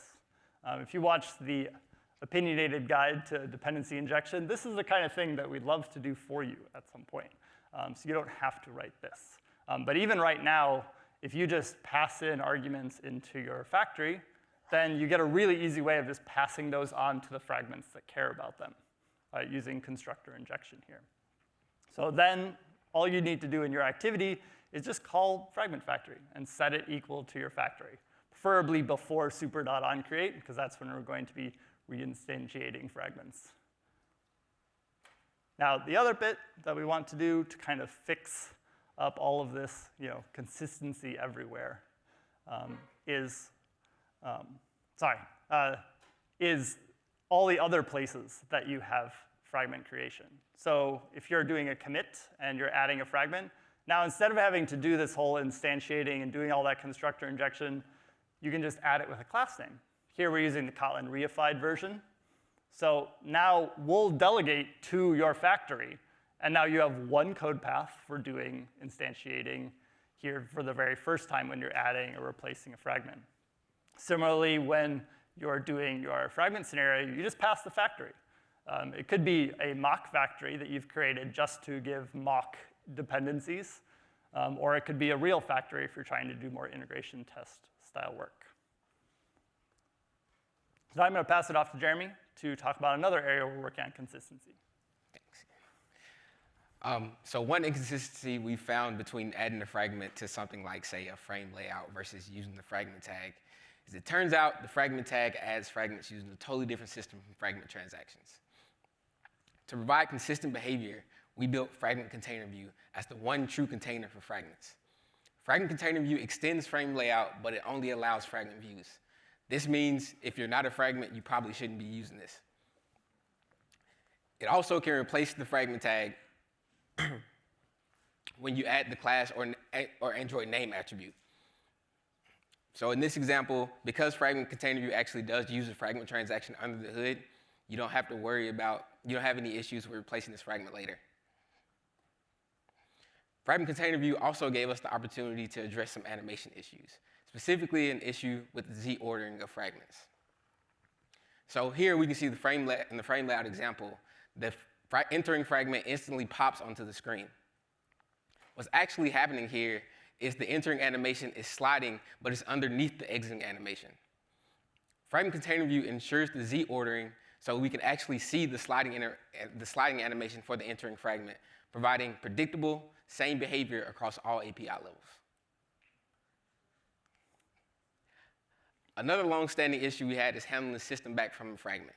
To address this, we had the onBackPress dispatcher. Instead of adding a fragment-only API, Now any component can handle a back event via a new API on the base activity class component activity. Ideally, you'd inject the onBackPress dispatcher for testing purposes, but here we're going to show you how to use it in code. So a fragment will grab a dispatcher from its calling activity or from its activity, and then we'll create a callback. Here we create that callback using the Kotlin Lambda, and we pass it this. And we can pass the fragment because the fragment is a lifecycle owner. So for example, in your code, the user presses back, and then we call show confirm dialog when the back button is pressed. And then the user will say they want to exit anyway. We'll disable the callback, and then we'll use the dispatcher to actually do the back press. So no new fragment API. Instead, we just take advantage of the existing integration between fragments and architecture components. So in architecture components are something we want to leverage even more going forward. So for example, it should be easy to get a view model from for your fragment. And here we create the Kotlin property extensions so you can get a view model at the fragment level, the nav graph level, or the activity level. So your view model is always properly scoped and you have the tools to provide that. We're also leaning to the lifecycle as well. For example, instead of using the custom lifecycle method of set user visible hint, you can now just use regular lifecycle methods when you're adding fragments to a ViewPager1 adapter. And so this is currently how ViewPager 2 works, and only your current fragment will be resumed. Back to Ian. Great, thanks, Jeremy. That was a really good rundown of kind of what's available right now. So fragment 1.1 had a lot of this. The fragment container view is in fragment 1.2, which is in RC1 as of yesterday. But the other thing is I want to talk a little bit more about where we're going, kind of longer term. There's a lot of other things that we want to do, so I'm going to share a little bit of a preview of some of the projects that we're working on. But of course, because none of this is out yet, this is all subject to change. We're pretty happy with where this is all going, but it's not something you can play with right today. So the first thing is multiple backstacks. Some of you may have heard of this. It's a thing. But really, some of this comes down to just that existing legacy on Android. So on Android, especially at like the activity level, it was always a single stack of activities, right? And fragments just ended up inheriting kind of that same structure where the only things that are saved are the things that are on the backstack.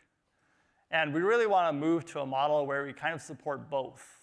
Not just the single stack approach, but also the multiple stack approach.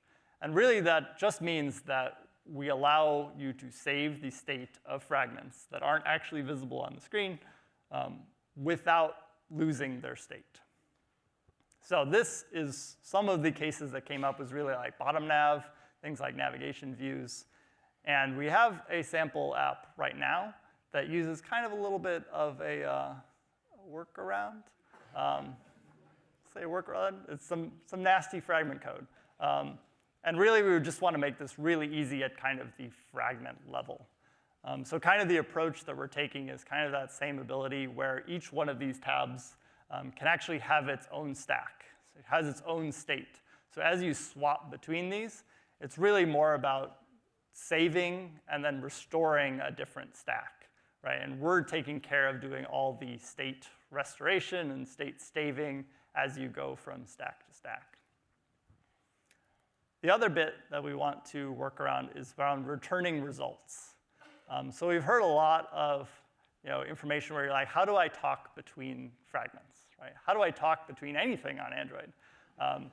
There's always kind of, there's lots of different ways of doing it, some better than others. And it turns out that the fragment APIs we have right now are not great. So we have this whole like set target fragment API that allows you to connect one fragment with another and basically just keep a hard reference to another fragment. But it basically does nothing for the life cycle of what that other fragment is. So if that other fragment's on the backstack, it's actually stopped, right? It's not started. And if you actually talk to that fragment and it's trying to do like fragment transactions and stuff, that's going to fail because you're not started. So we really don't have any kind of guarantees around like, wait, what state is that other fragment actually going to be in? Additionally, we had like this idea that like, oh, you can use onActivity result. I'm like, intense from fragment to fragment? Like, that feels kind of weird. Like, we don't really need to be reusing some of these API surfaces for callbacks. So we're really kind of looking at this more holistically, not just fragment to fragment, but also things like start activity for result. Can we do kind of the same kind of API surface for start activity for result, for fragment to fragment communication, from navigation destination to navigation destination? Can we provide kind of a common API that all these things can kind of talk at, so that when you're building callbacks, it doesn't actually matter if it's coming from a different activity or a different fragment. So that's kind of where we kind of see a lot of those APIs going. I'm really excited to share some of that in just a few months, maybe. The other thing is, and something we've constantly heard feedback on fragments, is lifecycle. Like, that's hard, right? Well, it's like doubly hard with fragments, because fragments have two life cycles. The fragment itself has a life cycle, which is when the fragment is actually attached to the fragment manager until it's removed from the fragment manager and gets destroyed. But the fragment's view has a totally separate life cycle, where when you actually put something on the backstack, its view gets destroyed, but the fragment lives on. So, crazy idea. What if they were the same? So we have this idea where what if when the fragment's view was destroyed, the fragment was destroyed at the same time, and then when we want to recreate your view, we recreate your fragment. And bringing kind of these things together saves so much complexity and means that things like Fragment Factory and all the saving state that you have to do anyways for cases like, oh, I'm on configuration change, right, the process death and coming back, now that just becomes the default option. And now you only have to test one code path of like, wait, what state am I in? Are my observers doing the wrong thing here because these switching life cycles? Now, I do realize this is a bigger change. So we are looking at making this kind of an opt-in kind of API at the fragment activity kind of level. So everything in that fragment activity would all move to this new world where we have a much more simplified life cycles case. So we're really looking forward to releasing all of these things. And we'd really appreciate it if you can talk to us in the sandbox if you've got any feedback. Also, using the issuetracker.google.com if you have any feedback or other feature requests that you'd love to see in Fragments. Thank you.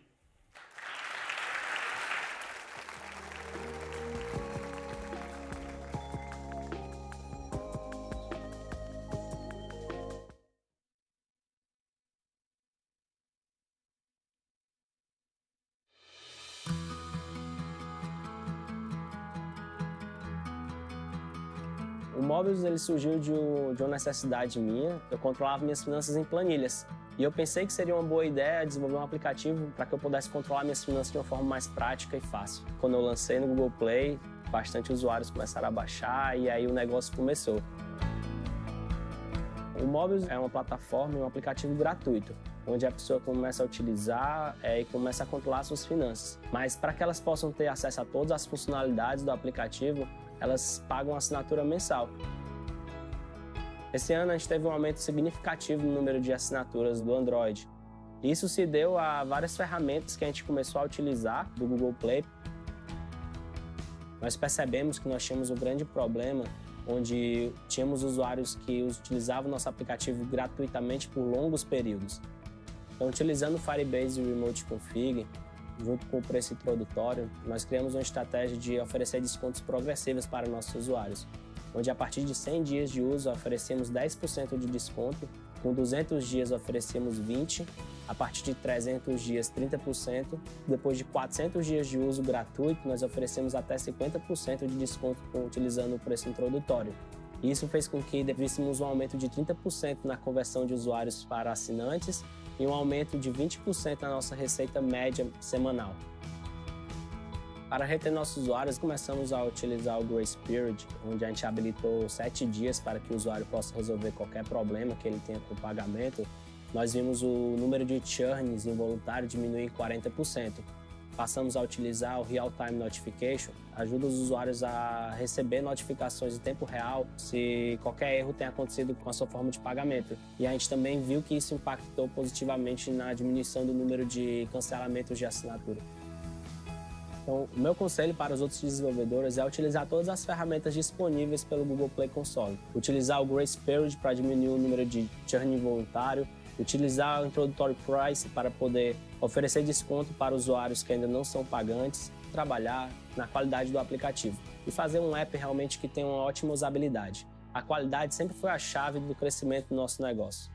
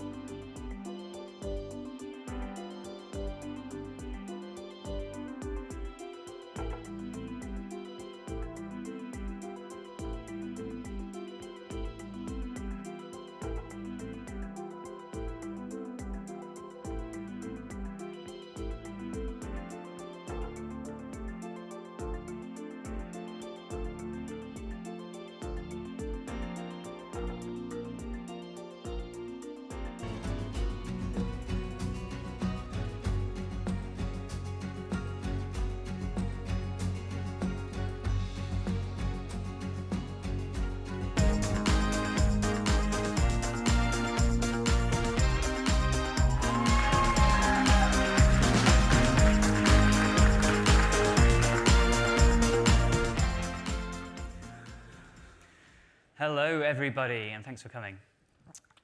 So my name is Nick Butcher. And I'm Chris Baines. And we are both engineers on the Android Developer Relations team. Now, the theme of this conference seems to be modern Android development, which is why we're super excited to be here talking about Android themes and styles, which have remained largely unchanged since API level 1. So despite them having been around for some time, I still see lots of developers somewhat confused or frustrated when trying to use the Android theming system. And I think this is a kind of a shame, because effective use of the theming system really enables much more flexible and reusable layouts and styles, which is great because it means you write less code, and that code itself is much more maintainable, and who doesn't want that? But it does actually enable some modern practices, such as theming, so you can support things like dark themes or design systems, such as Material.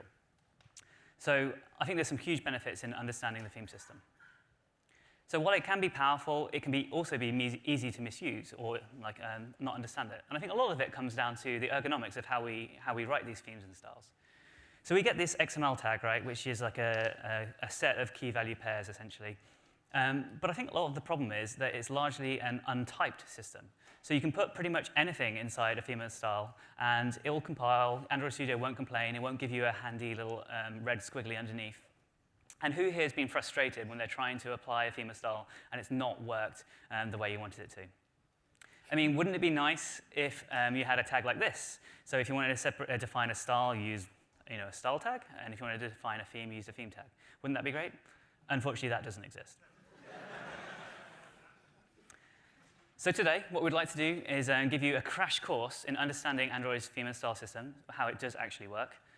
We're going to then give you some opinionated guidance about how we think you should use it, how you can get the most out of it. And then we're going to walk you through some applying this to develop dark themes and support Material theming so you can understand it. So let's get started. So understanding themes and styles. So as I said, you have this kind of XML syntax, where it's kind of like you have this named set of keys and values. And you can think of these, both themes and styles, as almost like configuration stores. There's somewhere you can stuff some values in order to kind of refer to or apply to something else later on. But really, themes and styles are very different. And I think understanding the difference between them unlocks the power to wielding them effectively. So let's zero in on what the differences are. Now, first up, a style you can think of as like a map, where it's a view attribute to values, whereas a theme is a theme attribute to values. Let's look at what these mean. So hopefully you've written a style, something like this. So the keys here in the map are these view attributes. These are things that you would set in your layouts onto a particular view. And the values are the resources that are applicable to that attribute. You're hopefully familiar with all the different resource types available to you to use. Themes, on the other hand, are slightly different. The keys here are not view attributes. They're something called theme attributes. So critically, these aren't things that you would set onto an individual view. There's no kind of color primary attribute for any view type. These are really kind of semantically named variables for this configuration store. They're ways to kind of stuff some configuration into a map in order to pull it out later on and refer to it. They look a bit like view attributes. They're defined similarly in your Atlas file like this, and they have the same kind of types of resource types as we looked at before, but they are different. When we refer to them, you can then refer to them using this question mark attribute syntax and then the semantic name for the value you want to pull out from this configuration store. The question mark here, if you haven't seen it before, basically means look up the current value for this semantically named thing in the current theme. And I think this is really cool. I think actually having this level of separation it allows you to do some cool stuff. So let's walk through an example of where this matters. So this is an example from the Material library, which defines this theme attribute called color primary, right? And then in your application, you supply a concrete value for this semantically named thing. So you set this value, you set this color. But what's cool about this, I think, is that if you have to then, say, support a different look and feel on another screen, like, say, a Pro screen has a different color scheme, you can then separate that out and define a second theme which sets a different value for that. And then, say, your product manager wants you to support light and dark theme, and then you can provide different values, again, under light and dark schemes. So what's really cool, I think, about this is it isolates the thing you want to change, the look and feel that you want to change, into just the place you want to change it. Consider if we weren't using theme attributes here. If you try to do the same thing, these different color schemes for these different situations with styles, you'd end up writing, 4 different styles. But as we saw before, a style is specific to a particular view. It refers to layout attributes which are particular to one type of view. So you'd end up having to write all these different styles for all the different permutations of views that you use in your application. You end up with this combinatorial explosion of configuration you have to support. By extracting out and having this indirection for certain things, it allows you to just isolate the things that are changing into the themes, and then use your widgets and use a theme and get the combination of those things at the right time. So hopefully that's clarified the difference a little bit. So the keys of these configuration stores are view attributes for styles and theme attributes for themes. They also differ in the way that they are applied. There we go. So as we saw, a style is specific to one particular view or view type, whereas a theme is applied to it's associated with a context and then applied to a hierarchy. Let's look at what I mean by that. So say you have a hierarchy in your application, something like this. If you were to apply a style to it, it would just apply to that one particular view. Contrast that to if you were to set a theme on that same view using the Android theme tag, that would actually cascade down to all the children because it applies to a hierarchy. And you are actually always running under a theme at any one time. So there's always a theme somewhere above you. So say the activity might have a theme set on it, or it might inherit from the application or beyond that. And as such, each of these themes interact, and they kind of apply on top of each other. Now, this can be really useful if you want to build something like this. So here's an application which has a largely pink look and feel. The color primary is set to pink. But then at the bottom of the screen, we have this kind of related section, which is using a different look and feel, this kind of bluey look and feel. So because we can have a theme that applies to the whole hierarchy, we can set that blue theme just on the root of this kind of bottom section and have it apply to all the views that are inflated underneath it. So let's have a little look at this stacking behavior. There's a few nuances which is important to understand. So in this example, you might have a pink theme set at the activity or perhaps the root view of a fragment like this. And then when you get down to the bottom bit, the blue hierarchy, we want you to set a different blue theme. But if we look at these themes, it's interesting to understand how they stack on top of each other. So the pink theme, you would define the things you want specific to that screen, sync some colors and things and so on. But that probably inherits from a parent theme, something like material components, which is going to set up a bunch of stuff, like some widget styles and so forth. That in turn is going to inherit from AppCompat, which is probably going to inherit from the platform theme. So you always have this kind of stack of inherited styles sat on top of each other. And the thing to understand here is that the nearest one to the bottom, to the nearest child, kind of wins. So if two levels of themes in this stack declare the same attribute, so material defines a color primary, and then you set your own color primary, the one lower down is going to win. It's going to override anything, any parent one, any ancestor. So when we have this kind of hierarchy example again, where we have the pink theme and the blue theme overlaid at the bottom, there's a few things you've got to be careful of. Firstly is that they both probably have very common ancestors, so it's a bit of a waste almost, like applying exactly the same things which are already in effect, like the material components light is probably already in effect, so applying it again isn't much use. But more importantly, if you set a theme on top of another one, you've got to be careful not to override something you actually wanted to keep. So say the pink theme sets up some things like maybe something specific like a shape appearance for the whole screen that you actually want to apply, you've got to be careful not to override it. And that's where a technique called theme overlays comes in. I see people getting confused by theme overlays, but they are actually quite a simple idea. They aren't a different type of anything. All they are is a technique of using themes in order to do something specific. And what you do is you declare that there has no parent. You just say this doesn't inherit from some other thing. And then you only declare the exact things that you want to change. So this is designed to be applied to overlay on top of an existing theme, which does provide all the other things that you need for your screen. And I only want to change, I want to ninja in and just change these two particular things. So then if we apply this, say, a theme overlay version instead, then we'll retain all the things in the pink theme we wanted. We're not loading up all the AppCompat attributes again, and we're just changing those things we want to do. So theme overlay is a simple thing. But they can be really handy. And a little tip, there's a bunch of them pre-made for you that I encourage you to use. So for example, Material Components offers a dark theme overlay. So say you have a mostly light screen, and you have a subsection which you want to be darkly themed. You can just set this dark theme overlay on that hierarchy, and it will flip it for you. And there's a light one as well. Also, because of this kind of hierarchy behavior, be careful when you're using that context or a theme associated with a context when you're retrieving things in code. So you've probably got some code like this somewhere in your code base where you're retrieving a color using context compat.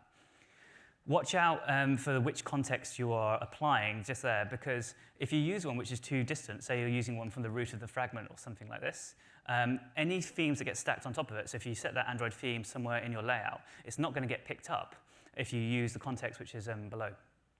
So you probably want to use the context of the nearest view so that any kind of themes you get stacked on top will be picked up. Or better yet, prefer theme attributes. So theme attributes are built to work with the theming system, and so I'd encourage you instead to try and prefer to use theme attributes rather than named colors wherever possible, because they work with this system.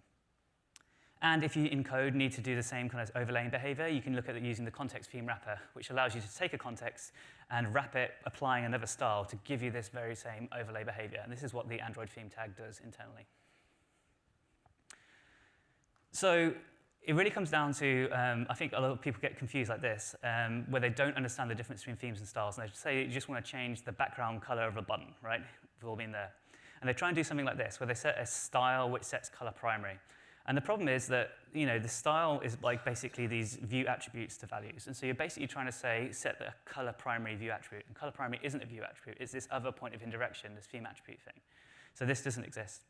What instead you want to be doing is understanding the difference between why these theme attributes exist, how to use them, and set a theme overlay like this, which itself points to, it sets the color for you. And I like to think of it as this. Don't bring a style to a theme fight. Like, basically, if you understand the difference between them, why they exist, and how they interact between each other, I think it will resolve a lot of this frustration a lot of people see around theming. So, yeah, understand the difference between theme and styles is kind of like the fundamentals of this talk. Understand why theme attributes exist and how you can use them. And I've really tried to kind of like tease apart the difference between themes and styles, but the reality is they're best when they kind of work together. So you can and absolutely should create styles which refer to themes, like theme attributes and so on, and use themes which set styles. So it's understanding what they're good at, when to use each, and how they work together. Thank you, Nick. Nick's just spoke about kind of the theory behind themes and styles. Now I'm going to go into how you actually apply this to your apps. So for me, the most important kind of resource in your apps tends to be colors. They're what make up the majority of things that are drawn. Now, there are a number of ways to define colors on Android. We have the color tag, which is typically made up of an ARGB color value. Now, color tags can actually reference other color tags, so you can create aliases. And the one thing to know here is that you can't reference a theme attribute from a color tag. You can only reference other color tags. So there's static colors. Now we're going to talk about stateful colors. So color stateless are a stateful wrapper around colors, and it allows you to define different colors that are used on different states. They use the same state drawable system as drawables, but also as views, so that's how they work. So as an example here, you've got a button. When state pressed equals true, so when the user clicks on the view, it changes color. It's actually a ripple. But when you disable that view, it also goes into this kind of translucent, and that's powered by a color state list. So if you actually look at how color state lists are made, we have this selector tag. And in this example, we have two items. Now, the first item defines a color, so it points to brand color bright. And that will be used whenever the state checked equals true state is enabled. And then we have the second item, which doesn't define any states. And what that means is that it's the default color. So if there's no other color items which will match the current state, this one will be used. Now, one tip for this is that you should always order the items in a color state list from most specific at the top to least specific at the bottom. And this is because of the way color state list works. It iterates through all of the items until it finds one which matches.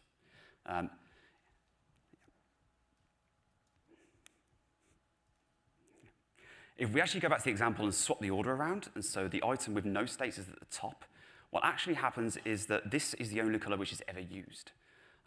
No states means that it matches every state, and so therefore any items below it will never be used, only this one. So it's a bit of a gotcha for you to know about. So color state list has had a number of upgrades over the years. In Lollipop, we added the alpha modulation using the Android alpha tag. And then in API 23, we gave it the ability to reference theme attributes. So now it's actually a really useful tool in your belt in themes and styles. Or if you're actually using AppCompat, it backports it all the way back to API 14. All of the AppCompat widgets kind of use this method internally. So you can either use it manually, or a lot of the, so for instance, text color or whatever it is, they actually use this internally so you can safely reference color state lists using theme attributes in those styles. So one way we can use color state lists is to avoid this kind of situation. So I can almost guarantee you've got something like this, where you've got a copy of a color with varying alpha kind of colors in there. Usually it's for grays, so you'll have like a, I don't know, 20 or maybe 40 shades of gray in there. So what we really want to do is avoid that, because you don't want to have one color and then you change it, but then you've got to go through all of these random alpha variants somewhere in your app and change them too. So one way we can do that is use color state lists. So color state lists don't have to have multiple items. You can just have one. And we can use that functionality of the default color to have that single item be the always color used. So here we're going to have pointed to a theme attribute called color on primary. And so we can actually use the Android modulation, which I mentioned earlier, which is a fraction from 0 to 1. And what that will do is that will take the alpha value from the color and then multiply it by whatever fraction you gave it. And that way we get 25% color on primary here. But you can copy this file to as many as you need on all the different alpha values. Another gotcha for color state lists is something like this. So here we have a color, which we're actually referencing as a background on a view. It doesn't have to be background, could be foreground, could be image view source, whatever it is. But we're referencing a color as a drawable. Now internally what happens is that the attribute system will inflate that color and wrap it into a color drawable, and that's what actually gets set. But if you try and do this instead, where you're actually going to set that to be a color state list, that won't work. And that is because internally, color drawable isn't stateful, so it doesn't actually know what to do with a color state list. Now this will actually work on Android 10 and above, because we have a new class called color state list drawable. And so this is one gotcha for you that you should always test on different API levels, because not everything always works. So one workaround you can actually use to get the same effect that works on all API levels is this. We're going to use background tinting.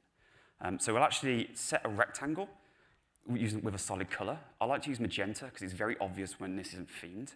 And then we can use background tint, point into that color state list, and that will actually give you the same effect. So that's kind of some stuff about color. Now let's talk about some organizational stuff. So I've got 3 top tips for you here. The first one is about naming your resources. So I can almost guarantee you've also got something like this in your app, which is a number of color resources which are named on theme attributes you're going to use them. So we've got color primary dark, color accent, and then in your theme, you've probably got something like this, where we've got a theme attribute pointing to a color resource of the same name. Now, we don't actually want this. And the reason is because we're giving semantic meaning to what is just a color value. It's just an A, an R, a G, and a B value. There's just a color, but we're giving it a name and a semantic meaning. What we really want to do is give it a literal name. So if you've got like a brand color, like in this case a blue, could be whatever you need to be, name it as so. Or if you're using something like Materials color system, where it defines colors in terms of tones, here we've got Material Blue 500. It doesn't have to be material, but if you've got like a tone system, that's great too. What we've described here isn't really a problem just in themes and styles. It's a problem in general software engineering. It's kind of, for me anyway, it's interface versus implementation. It's kind of similar to what Nick was talking about earlier, in that themes should be kind of the color system configuration for your app, and anything else underneath it is just implementation. So interfaces would be your theme. That's what you always go through to get a resource. And then underneath, you'll have your resources, so your colors, your drawables, your I don't know, whatever else it is, dimensions. So that's the first rule, use literal names for your resources. The second rule is using consistent style names, which is slightly different. So again, I'm sure you've got something like this, where you have these styles here. One called app theme, one called toolbar. Now it's pretty obvious from the naming here. You can probably guess what they're about. App theme, probably a theme. Toolbar, probably a toolbar widget style. But now we're going to add a third one called blue theme toolbar. Now it's not obvious what this actually is. Is it a theme? Is it a style? Who knows? Now it's unclear because we don't actually know the type here. Because of themes and styles, as Nick mentioned earlier, we always have to use the style tag. Who knows what it actually is?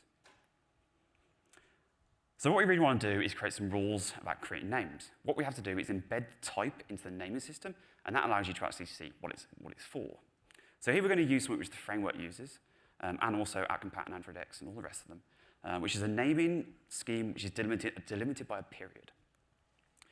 So our first group will be the style type. So themes, styles, could be text appearances, theme overlays, shape appearance, whatever it is, it's the type of style you're going to be using. The next is the group name. So this will typically be your app name, but it could be if you're kind of a really modular app, it could be just the module name. Whatever's the logical grouping for your styles. The next one is your subgroup name. So this is typically used for widgets. So it would be the class name of the view that you're actually creating that style for.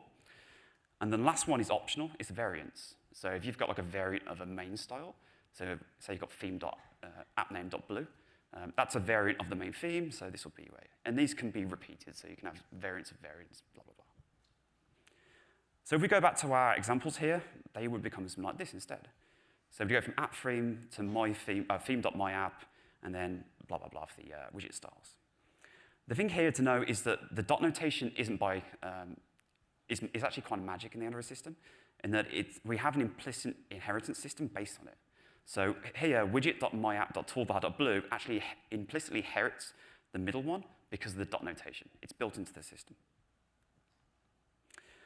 One place where this really shines, this naming system, is something like this, it's code review. So here we have an example where I'm accidentally using a theme as a view style, which obviously, as we went through earlier, isn't good.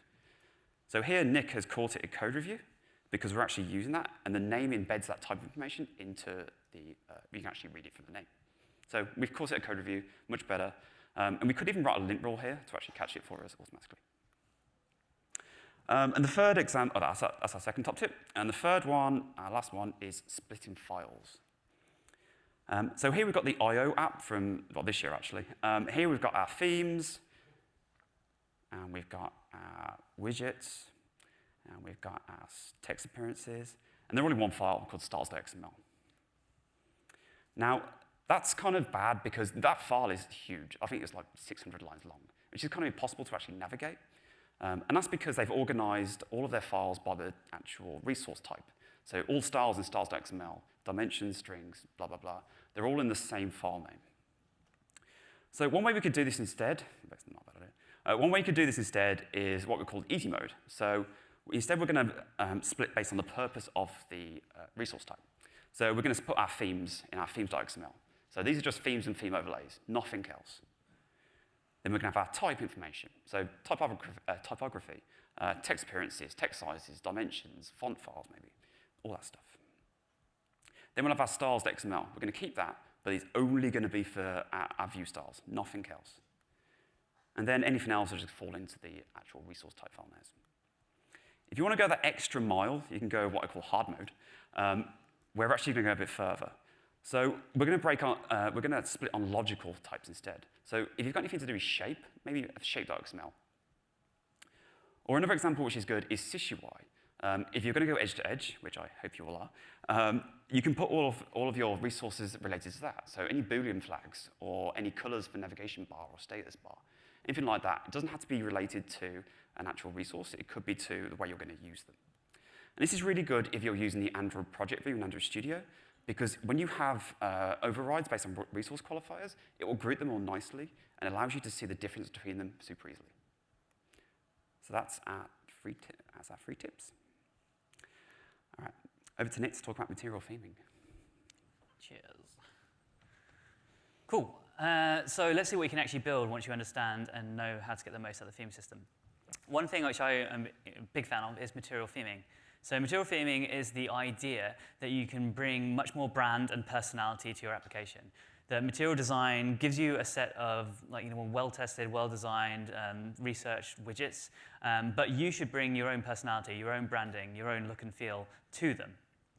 So the way it does this is it exposes these three parameter systems, typography, shape, and color. And just by providing values for the typography, shape, and color, you can actually achieve a huge range of expressiveness in your application. So your apps look and feel very different to each other, and they embody your own kind of brand. I think it's quite amazing how much personality you can get with just these kind of three dimensions. So let's take a look at how you use this. So the color system, to start with, is built up on lots of semantically named variables. So hang on, semantically named variables, I've heard of that. Yes, they're all theme attributes. So the way this works is the library exposes theme attributes for these semantically named colors, which you provide values for. And then in the library, all of the widgets that it's built with refer to this semantically named thing, this point of indirection, and will pull in the colors that you set. So for the color system, right, there's a few colors you need to know and understand. There's color primary and color secondary, which is kind of your main brand color and a color to kind of contrast against that, as well as variants, which are often used to give some contrast against those colors. So you might be used like next to it, for example. There's other semantically named ones which are useful, like color surface is I find very, very useful as well. So this is kind of immaterial. Everything sits on a surface, which is at a different elevation level. So this allows you to grab the color of the surface. As well as semantically named things like color error. So rather than having to kind of like hard code error colors everywhere, you can refer to this question mark after a color error and pull in error colors and things like that. One of the things I really like about the material color system is it also gives you these on colors as well. So this is a color guaranteed to contrast against the similarly named one. So color on primary, for example, will always contrast against primary. So say you need to put like a icon on top of a floating action button. The fab is probably going to be color primary, and then you can use color on primary to say tint an icon, and it will always contrast against it. A really handy one here is, again, color surface and color on surface.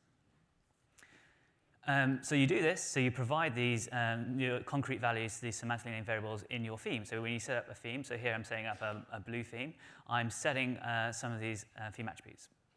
But note that you don't have to set all of them. If you inherit from some of the material themes, so material components light or just material components, which is a dark theme, then they provide sensible defaults. So here, for example, I'm not setting a color surface. I'm just going to accept the one that comes from the library and just go in and change the ones that I actually want to set. And then you can and should use these in your layouts and styles. So here I am like querying what is the current value for color primary and setting it as the background color onto a view. And a top tip for this is that we can use this single item color selector, color state list that Chris talked about, with these colors to great effect, so that you don't actually have to like define tons and tons of different colors. Say, for example, you want to do like a divider. Rather than having to create a new color called like color divider or something like that, you can just get this color on surface, which is guaranteed to kind of like contrast against the background color, and use an alpha modulation, so just 20% of it, in order to get the right color. And the cool thing about this is it will respond to different themes, so light and dark, for example. So here I am in a light theme, where this divider in the middle of the screen here is like a 20% of the color on surface, which will be black in a light theme. But when you switch to dark theme, then automatically color on surface becomes white, and 20% of that gives you the right kind of shade of gray to contrast. So yeah, using these semantically named colors it can be really useful. So you don't have to define tons and tons of different colors that you then have to maintain in your application. So that was color. Next up, the typography system. Material recommends you use a typed scale, which is a fancy designery way of saying have a small discrete number of text styles and apply them throughout your app. So you don't end up with like 15 different text sizes across the different screens. You have this small like kind of list of choice or palette of text styles, which you should refer to in your application for consistency's sake. So it gives them these semantic names like headline 1, headline 2, body, caption, button, so on and so forth. And again, these are implemented as theme attributes. So Material Design Components defines these green theme attributes, and it defines them as text appearances. So in your theme, you can do this here. You can set the theme attributes and point them to your own text appearance. But you don't have to customize all of them. You can, again, inherit from the material theme, which will set them up using Roboto. But you probably want to provide your own text appearances, which set the fonts that you want to use, like your brand fonts.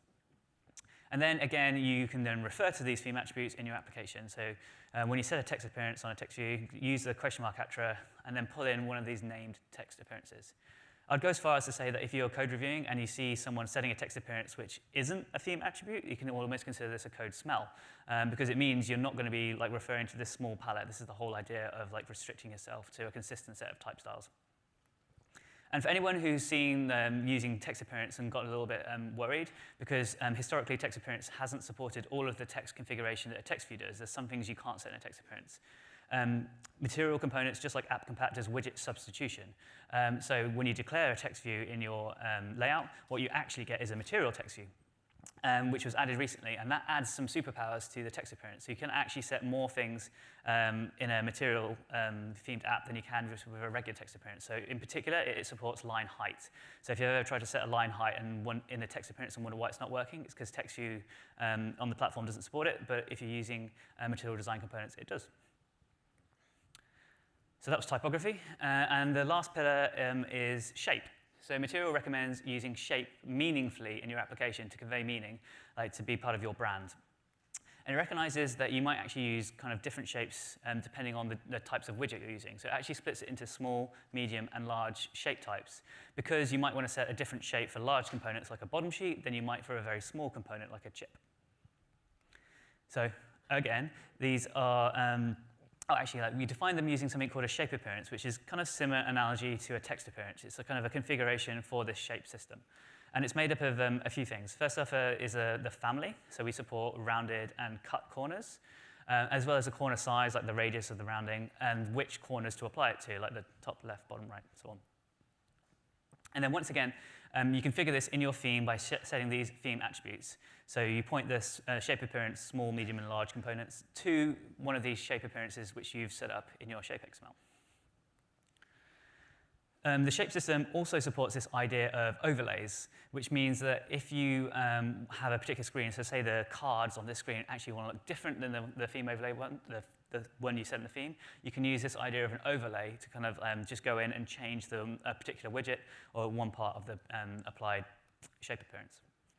But be wary that some of the material widgets define their own shape appearance overlays, something you should be aware of. So if you take, for example, a look at the bottom sheet, which comes from material design components, you can see it sets a shape appearance which inherits from the large component style, which you set in your theme, but it sets an overlay itself. Basically, if you look at this overlay, it sets the bottom corners to 0 radius. It says a bottom sheet comes from the bottom, so it shouldn't have kind of like cutouts from the bottom. So it's very opinionated in the way it should look and feel.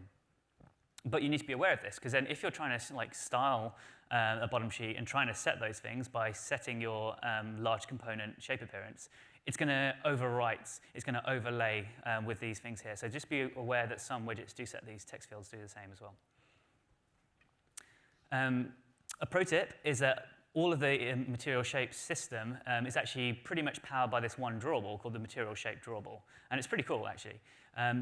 So you construct one by giving it a shape appearance, which is basically this is how to do in code loading what we looked at for the shape appearance system. But one of my favorite things about the material shape drawable is it has this property called interpolation, which is basically how much of the shape system should I apply to the drawable. So if you set 0 interpolation, none of the shaping system will be applied. If you set 1, all of it will be applied. And you can actually vary that, or, knowing me, animate it. So here's an example where I've got a bottom sheet where I'm applying a shape appearance to it, and I'm varying that based on the drag of a bottom sheet here. So you can see that the corner rounding goes from this like kind of rounded shape up to kind of a squared off corner as it expands. So it's kind of cool. So those are the 3 pillars of material design. So it's kind of a color, shape, and type. And to help you kind of like play with these or understand how they interact with the different widget set, we have this cool project on GitHub called Material Theme Builder. So basically, it's kind of a catalog app which shows you all of these theme attributes, the values that are set to them, and shows how they will result in what the components will look like for these given set of values. The idea being here that you can download this and you can just play. It has like somewhere where you can see all the theme attributes that are set, and you can vary them. So here I've just changed a few of the theme attributes, and you can see how it results in a completely different look and feel. So it's kind of like a hobby project where you can take a look at it and you can vary these things, work out how to what you want to customize and to get the widget set that you want to look at, and then just take these theme attributes that you kind of set up and put them in your application. And you can check this out. It's on the Material Design Components GitHub repo, or hit the short link here. Also, to help you understand how to use this color, shape, type theming, just this week we've open sourced 2 of these examples. The 3rd one is coming onto our GitHub. So we have created, Material has these material studies, which are kind of like showing you how you might apply material design. And so there's now some more open source examples of how to do it. So you can check these out on the Material Design examples repo. over to you. Cool. So the final section of this talk is about Dark Theme. So Dark Theme was added in, well, it was made public in Android 10 as a new system setting. So let's talk through how you actually implement it. So the easy way to do this is using AppCompat. We've had day-night in AppCompat for a number of releases now, and you can tell it what night mode to use. So you can use one of these two APIs, tell it what mode to use, and it will change the resource qualifier for you. Second thing we need to do is change our theme. So here we're using theme.material material components. Easiest way to do it is just to use the day-night variant.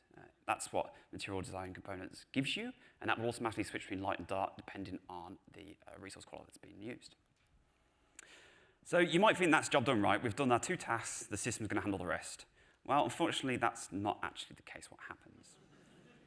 So here we've got a light app. So we've got dark content, dark text on top of a white background. And then when we go into dark theme, sometimes this happens, where you'll get dark text on dark background. Obviously not great. Really what we want is this, light foreground text. Now, usually this happens because we'll have hard-coded colors in our styles or our layouts. So here we've got a hard-coded black. That's obviously not going to work great in a dark theme. Really what we want to do is to always reference theme attributes. So usually there'll be a color theme attribute somewhere that you can use. And as we mentioned earlier, themes are really the thing which are supposed to be correct. They're the source of truth for all styling. So if there's a theme attribute for a color, use it, because the theme is the thing which configures your actual styling. So let's quickly go through creating a dark theme. So here we have an example. We've got a color primary and a color secondary, and they're pointing to 2 color resources. So the material guidelines for dark theme, in general, say your primary color should be like a mid-tone. So here we're using the 500 tone. It doesn't have to be that number, but it could be somewhat similar. But material guidelines also say that in dark theme, your primary color should be a desaturated, lighter version, so it doesn't have so much contrast. The material color tool available online actually helps you with this task. So you can put a color in and play around with what your primary color should be. So here we have our theme. We're using day-night, but we have our color primary theme attribute, but we have 2 colors. We have one for our light theme, one for our dark theme. How are we actually going to vary that? In fact, which one are we going to actually point to? So what we really need is something to alias between the 2 colors. So we could do something like this, where we have a value, color primary color resource in values, and then also one in values last night, and the alias is between the 2 colors. But if you remember back, we don't want to do this. We're giving semantic meaning to color values. So what I'd say the easiest way to do is something like this. So we're going to try to extract your themes, put them into a base theme, and then add a layer on top. Then we can vary that theme in our values and values last night, pointing to whatever varies. So usually this would be a lot of the theme attributes that Nick was talking about in the material theming, color primary, color on primary, all those. And they will tend to vary in the different themes. And then we can actually set whichever color we need. Here we're going to point to indigo 500 in our light and 200 in our dark. So the next thing I'm going to talk about is the use of primary colors. So this is the OWL sample that Nick was talking about earlier, which uses a really bright blue primary color for its surfaces. Now, when we go into dark mode, that bright blue is a little bit too bright. It kind of defeats the object of a dark theme, because it's typically used at night. It's a little bit too bright. So Material actually has guidelines on this. It says that you shouldn't use really bright colors for large surfaces, because they emit too much brightness for the user. Really what we want is something like this, a much more dark, muted color tone, which kind of actually matches the purpose of the user going to a dark theme. Now, really what we're doing here is switching between color primary for light theme and color surface for our dark theme. And luckily, the Material Design Components for Android library has built-in support for this. It has a new attribute called color primary surface, which does the aliasing for you. It also has a number of styles which are built in, so action bar, all the ones listed here. You can use these styles and they automatically do this for you. And we can use a default view style attribute. So here we're going to set it so all of our bottom navigation views are going to use the primary surface version. And then we get something like this. So regardless of whether in light and dark, we get the actual style we want. Digging into that dark theme a little bit, you can see here that there's actually multiple surfaces. So here we have 2 surfaces, one a card, one a bottom navigation view, and they're slightly different colors. But when we actually dig into the styles, they're actually using the same color surface attribute. So why is that? So that comes down to elevation overlays. So in light theme, shadows actually are the absence of light, so you can see them. But in a dark theme, you can't see a shadow. Well, you can't see a shadow so well because it's dark. So Material has a new solution for that, which is elevation overlays. So as a dark surface comes to light, it brightens it, and that's the effect of elevation. A number of widgets, materials, and components have support for elevation overlays, these ones here. And we'll skip through this because we are out of time. But this is, you can look at this later. We'll post something on GitHub so you can actually read this. But it's creating a custom view to use elevation overlays. And the goal here is that when you have your theme, the goal is that the theme that varies between light and dark is very small. So here we've got an example which is 7 attributes. You're on a good path if you've got something like this. And we're going to skip the overview because we don't have time. And we're going to skip this too. Thank you very much.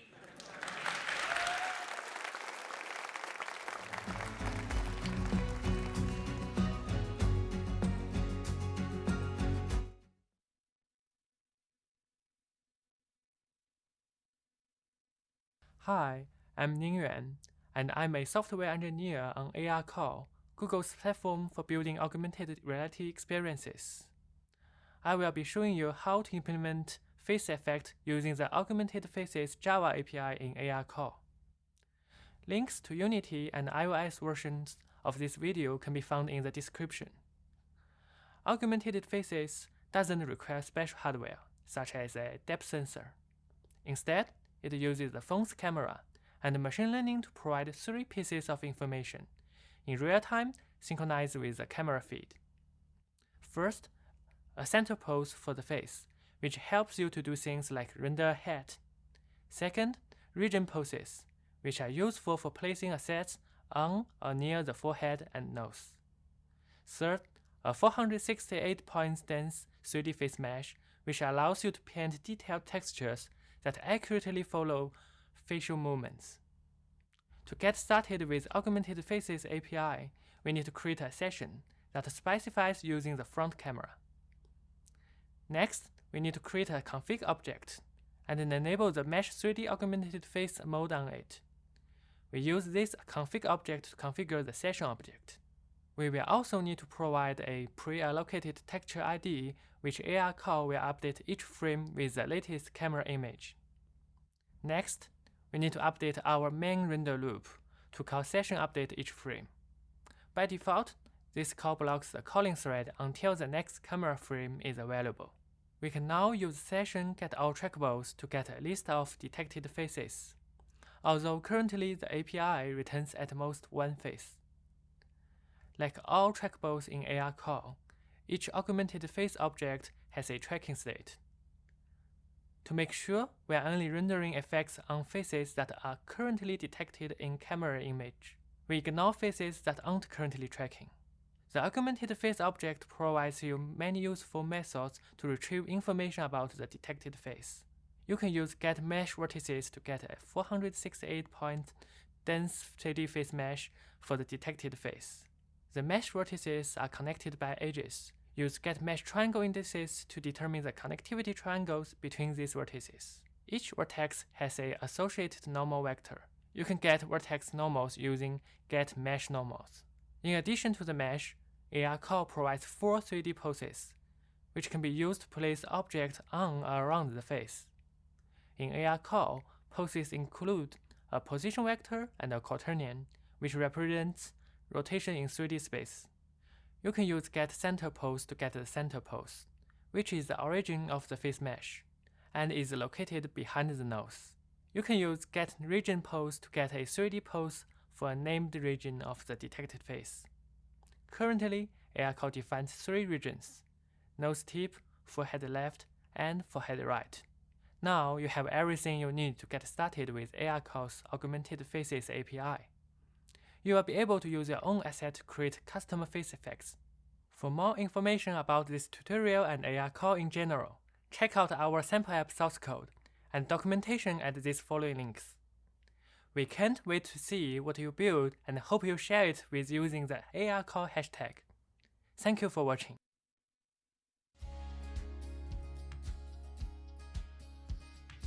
Hi, I'm Kamina Vincent and I'm the producer at Mountain Studio based in Melbourne, Australia. For me, this program has been very eye-opening, and seeing how other countries are making games and collaborating has been really great. I think for me this program is really important because it does bring very different teams together and people can share what they've learned and help build each other up. It's great to see the support network that's been built here. I would highly recommend this accelerator program to indie developers. What you get from something like this is knowledge that you just can't pick up on your own, or it's accelerated. You get a vast amount of information all at once. You get access to other developers. You build a community and a network around you that you can then lean on. And I feel that's one of the biggest things that we need in game development, is this sharing, this support. And this is a program that really does fast track that.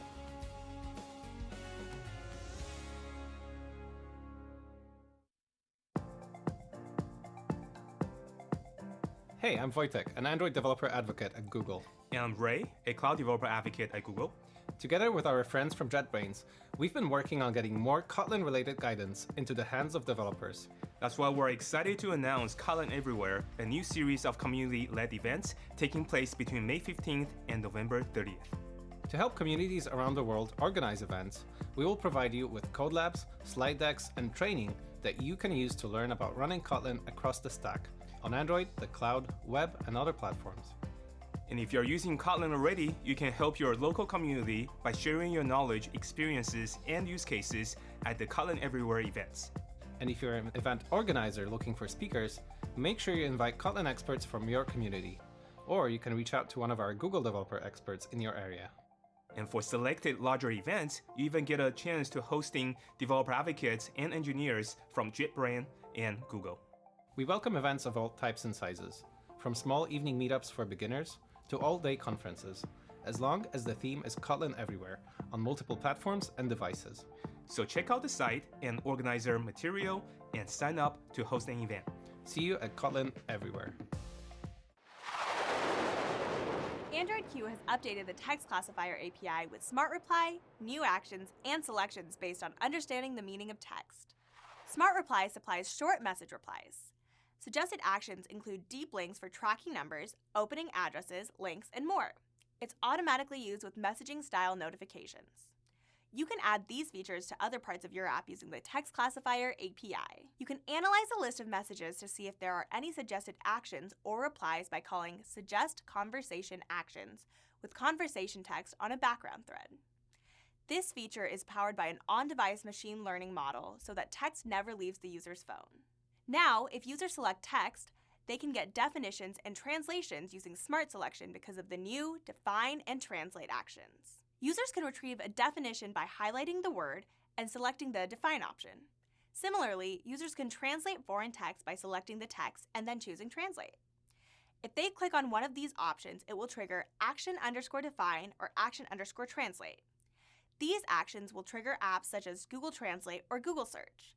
If your app is a dictionary app or a translation app and you want it to show up in the toolbar, you'll need to make a couple of changes to your app's manifest. First, add an intent filter for android.intent.action.translate or android.intent.action.define.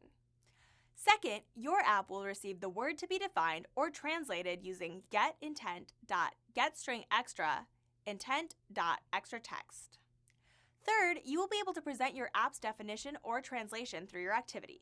The Language Detection API helps you identify what language your users are using from over 120 supported languages. It also uses an on-device model. To use this feature, pass a request on a background thread to the API, including the foreign text, and the response will contain the corresponding language. Using conversational suggestion and smart selection can make your app more intuitive and helpful. Check out the documentation in the video description to see how to add them to your app. Make sure you subscribe to the Android Developers channel for more informative and fun Android videos. Happy coding!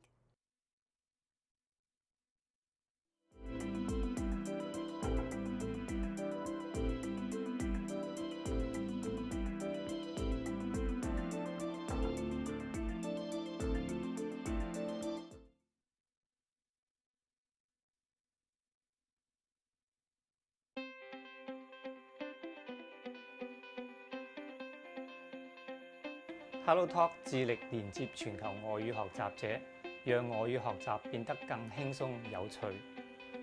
我係 HelloTalk 創始人兼 CEO Zachary， 出生喺中國海南，香港長大，留學美國，之後喺韓國工作，多元文化嘅背景帶俾我全球化嘅視覺，所以創辦咗 HelloTalk。我希望每一位語言學習者就可以接觸到外國朋友，擁有真正嘅外語環境。自13年推出以來，深受全球外語愛好者嘅歡迎，至今已經擁有超過1200萬名用戶，並喺2017年獲得咗 Google Play Best of Social 嘅獎項。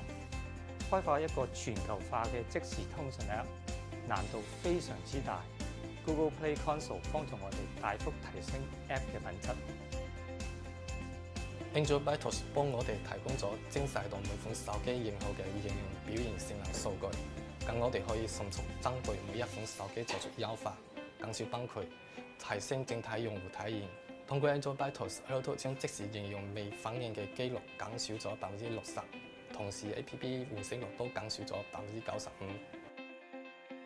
HelloTalk 借助 Subscription 建立了穩定的商業模式，在推出 Subscription 模式後，收入比過去一年增加了3.5倍。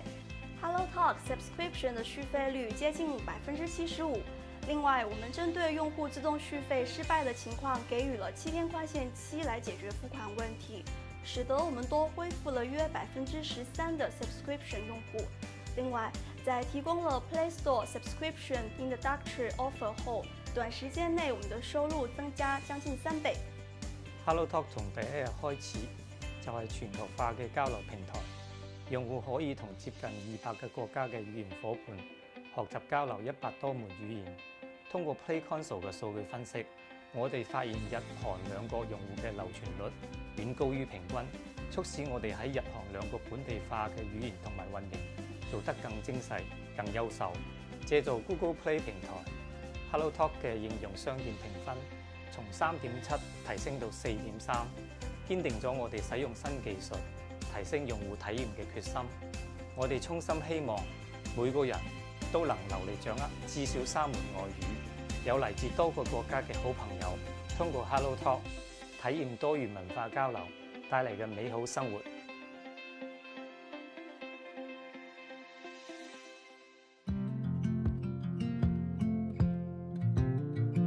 Mercado es la plataforma de e-commerce más grande de América Latina, con soluciones para pagos, envíos, créditos y clasificados para todos los usuarios que operan a través de nuestra plataforma.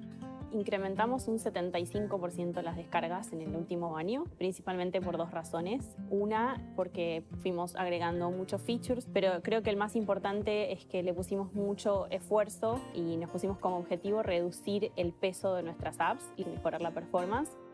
Tenemos un 65% de usuarios con menos de 2 GB de memoria RAM y aproximadamente un 20% con menos de 1 GB, por lo tanto nuestra base de usuarios tiene dispositivos de muy baja gama en su mayoría y por lo tanto tenemos que programar nuestras aplicaciones pensando en ellos, ya que son la mayoría. Lanzamos la versión de Android Go. Primero lo que hicimos fue focalizarnos en las herramientas que nos proveía la plataforma Android, siendo Split por densidad, Split por arquitectura y ProGuard. Con ProGuard lo que hacemos es eliminar todo el código que no se necesita para la app final. Después nos focalizamos en los recursos y las imágenes. Las imágenes las convertimos todas a WebP donde pudimos y el código sacamos todas las librerías externas que no nos hacían falta. Logramos reducir un 70% del tamaño de nuestra app, de 38 megas a 10 megas, aunque este tamaño es dinámico.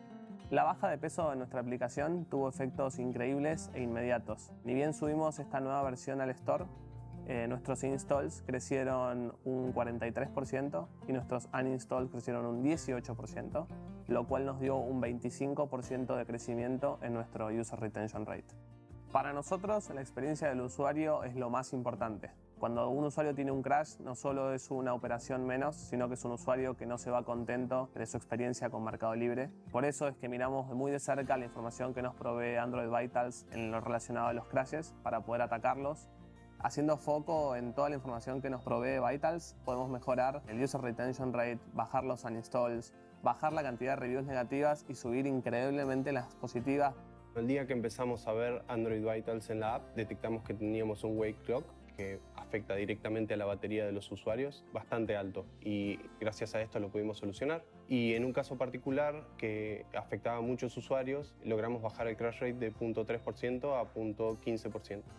Con Android Vitals tenemos una visión concreta de la calidad de la app en todo momento. El consejo que le daría a cualquier desarrollador que está pensando hacer alguna aplicación para el mercado como Latinoamérica, que preste atención principalmente al peso de la app para descarga e instalada y a la performance de la app. Hoy Android dispone de un montón de herramientas para poder hacer eso de una forma mucho más fácil y simple, así que está al alcance de todos.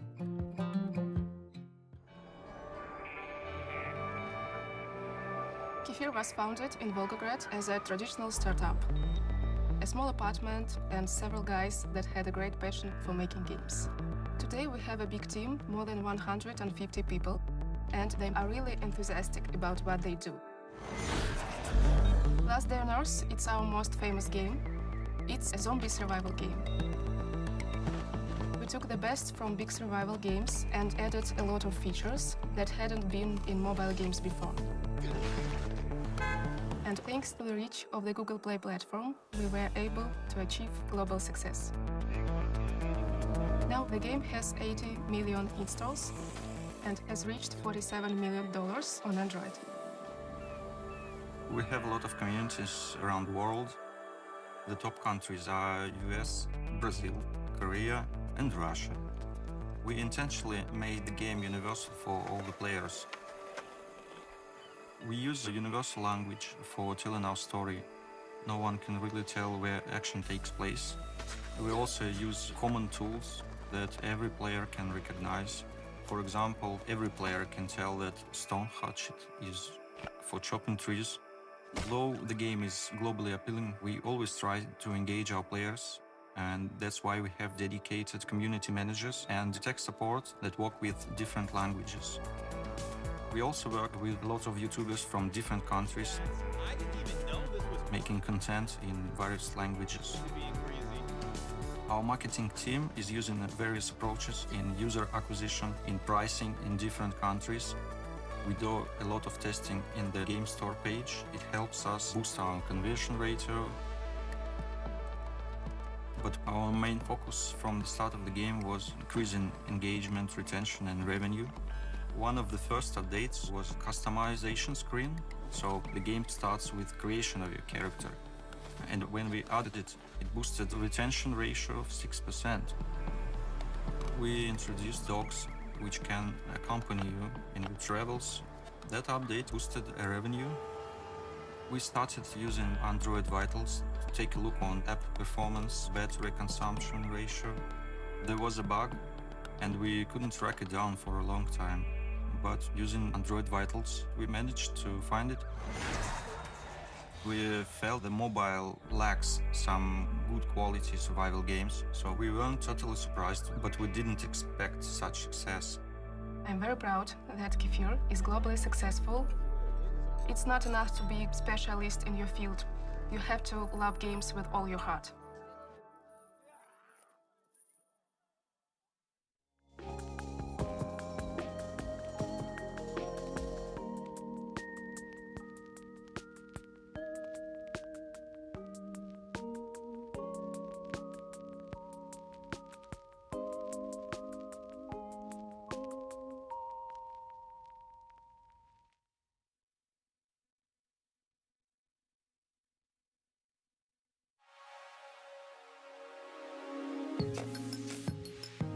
Cash App is the fastest and easiest way to send money. You get a personalized debit card with great rewards, and you can buy and sell Bitcoin. So we launched the Play Store in 2013, and as of December, we had 15 million active users. In 2015, one of my coworkers wrote this document using Project Kotlin in Android, and it got us all really excited about it.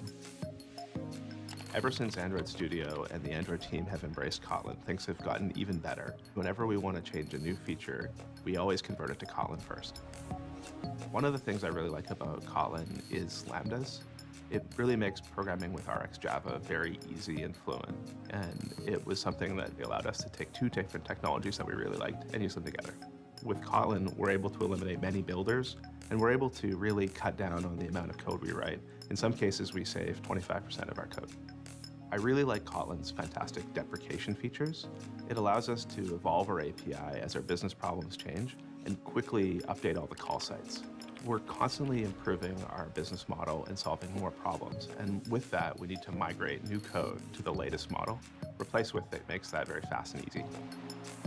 One of the features we're really excited about is Kotlin multi-platform.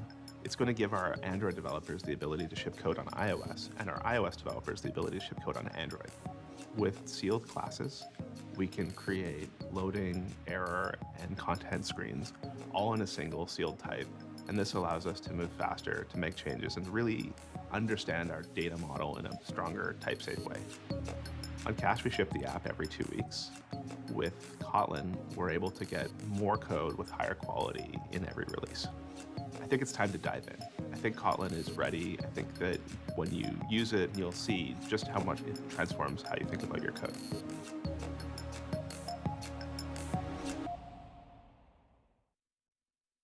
Go beyond the basics of building Android apps in Kotlin with advanced Android app development. A new course brought to you by Google and Udacity. Learn how to send notifications along with best practices for keeping them relevant and useful.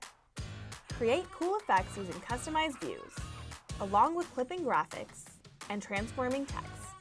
Convert what the user traces on the screen into a colorful drawing in your own painting app. Learn 2 different ways for creating compelling and fun animations. Add maps to your apps and learn to style them. Learn to test your apps and zap those bugs. Enable users to log into your app with their existing accounts. So advance your Android skills and come learn with us.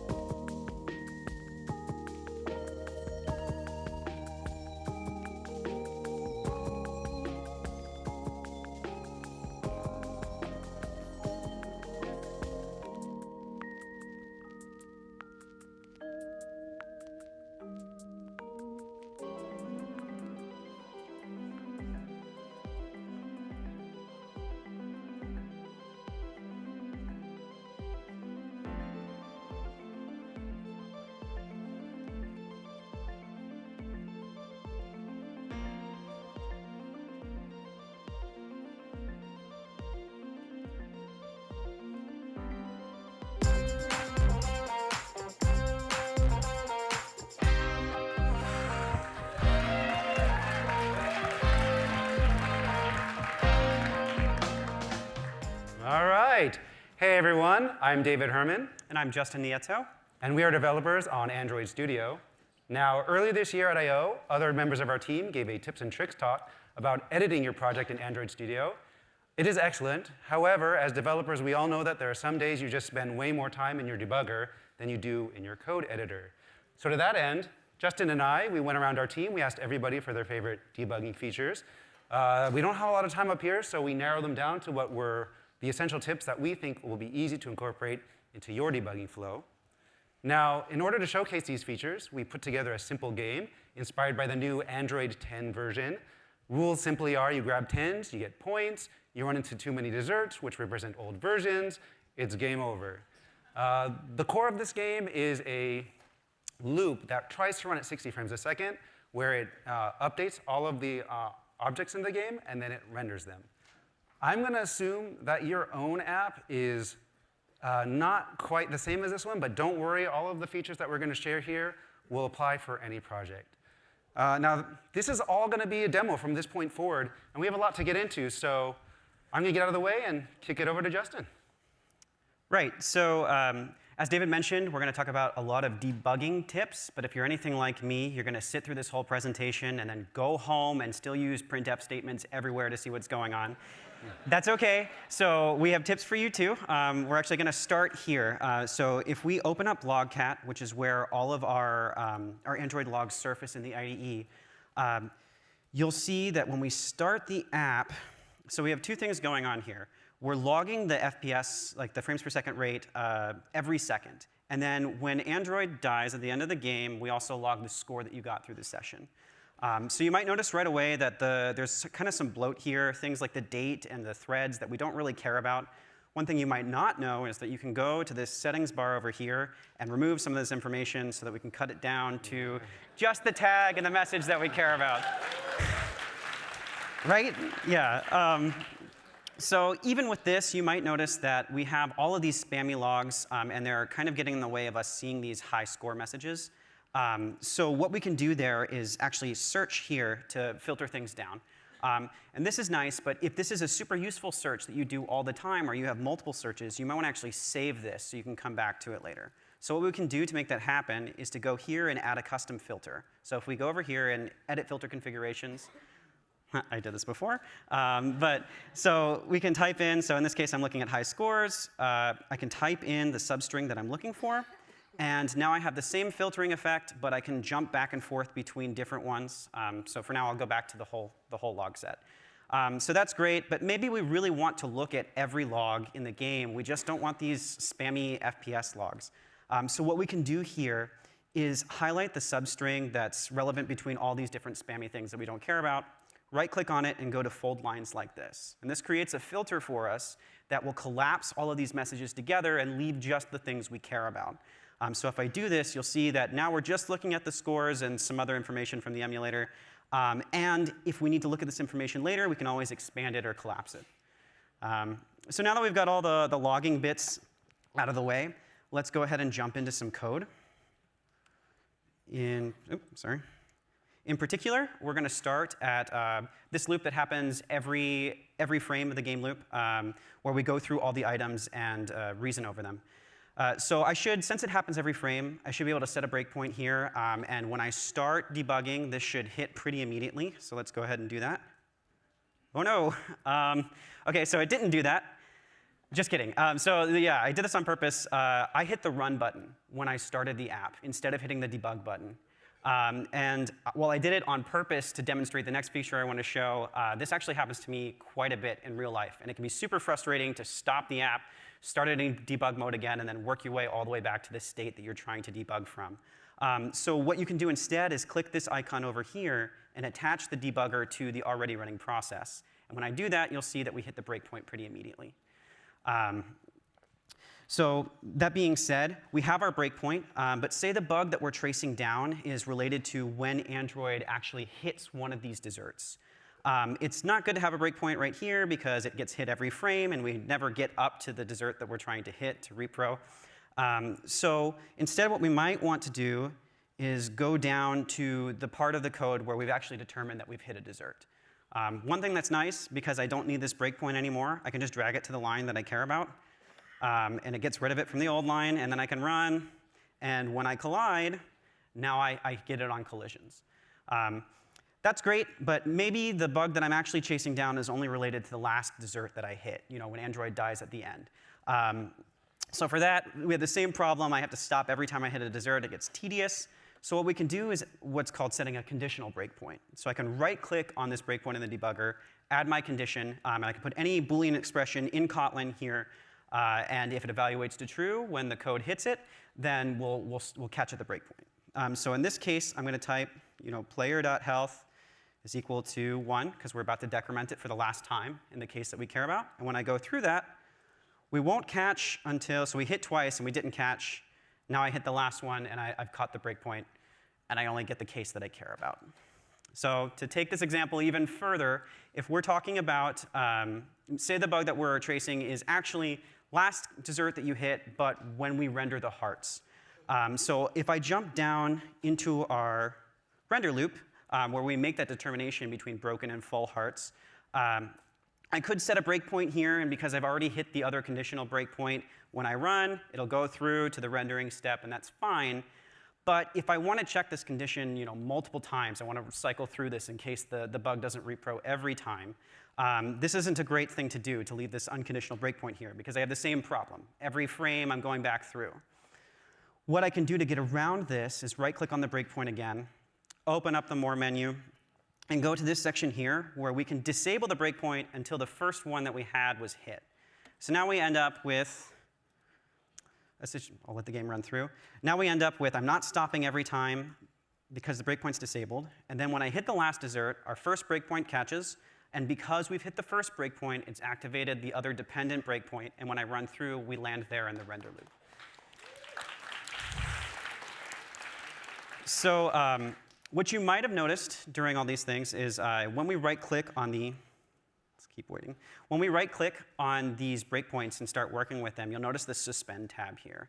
And so far, we've had all selected for all of this. And that means that when the currently executing thread encounters the breakpoint, we will just stop every thread in the application. And that pauses the whole game state. And that can be useful for the bug like we were talking before with rendering the hearts.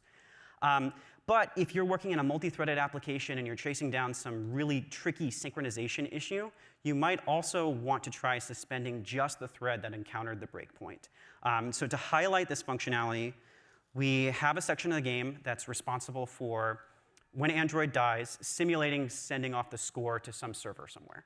In our case, we just delay and log some stuff. But if I set a breakpoint here in the background thread where we're doing our network call, right-click it, and tell it to suspend on just the thread, then what I can do is play through my game, which is over again, play through my game, and you'll notice that because I died before, I'm already in the background thread, but the UI thread is still active, which means I can cycle through the whole game again and get myself in a state where, say, I have multiple network calls queued, and I can try to reproduce some kind of tricky synchronization issue there. So for the next tip I want to show you, the rest of the breakpoints that we have set aren't particularly useful. So I'm going to go ahead and try to disable them here. So what I can do to do that right is right-click and then deselect enabled, and that's fine. But what might be handier is to use Alt-click, which will just toggle these guys on and off, or Option-click if you're on Mac. So all that being said, I'll go to my last tip, which isn't that line, it's this one. So this is the part of the code where we determine the score multiplier, which is this guy up here that determines how much your points are multiplied by when you hit a 10. Let's say I need to track this value over all sorts of times in the app, like very, very many times. I can set a breakpoint here, and I can run through my app. We have the same problem. I hit this guy all the time when the game's running. I hit this guy all the time, and then I have to chase down the information I'm looking for through this whole menu, which can be tedious. What I really want to do is log the multiplier value here. But I don't want to drop logs all over, like log statements all over my code. It's kind of a pain. So what we can do instead is leave our breakpoint and disable suspension altogether. So now whenever we hit this breakpoint, we're not going to stop the app. Then I can go over here to this evaluate and log section, and I can type in any Kotlin expression. So in this case, my multiplier is score.multiplier. And now when the thread encounters this breakpoint, it doesn't stop. It just evaluates this expression, logs it to the console, and moves on. If you don't need that much information, you just need to check to see if we go through a certain code path, you can deselect this and instead choose to have a breakpoint hit message, and it'll just tell you that you hit this breakpoint at this time. And in fact, that's so handy that there's a shortcut for it. If you shift-click in the gutter, it'll create one of these for you. So those are all the tips that I wanted to share. I'm going to invite David back over to tell you about some of the ones that he knows.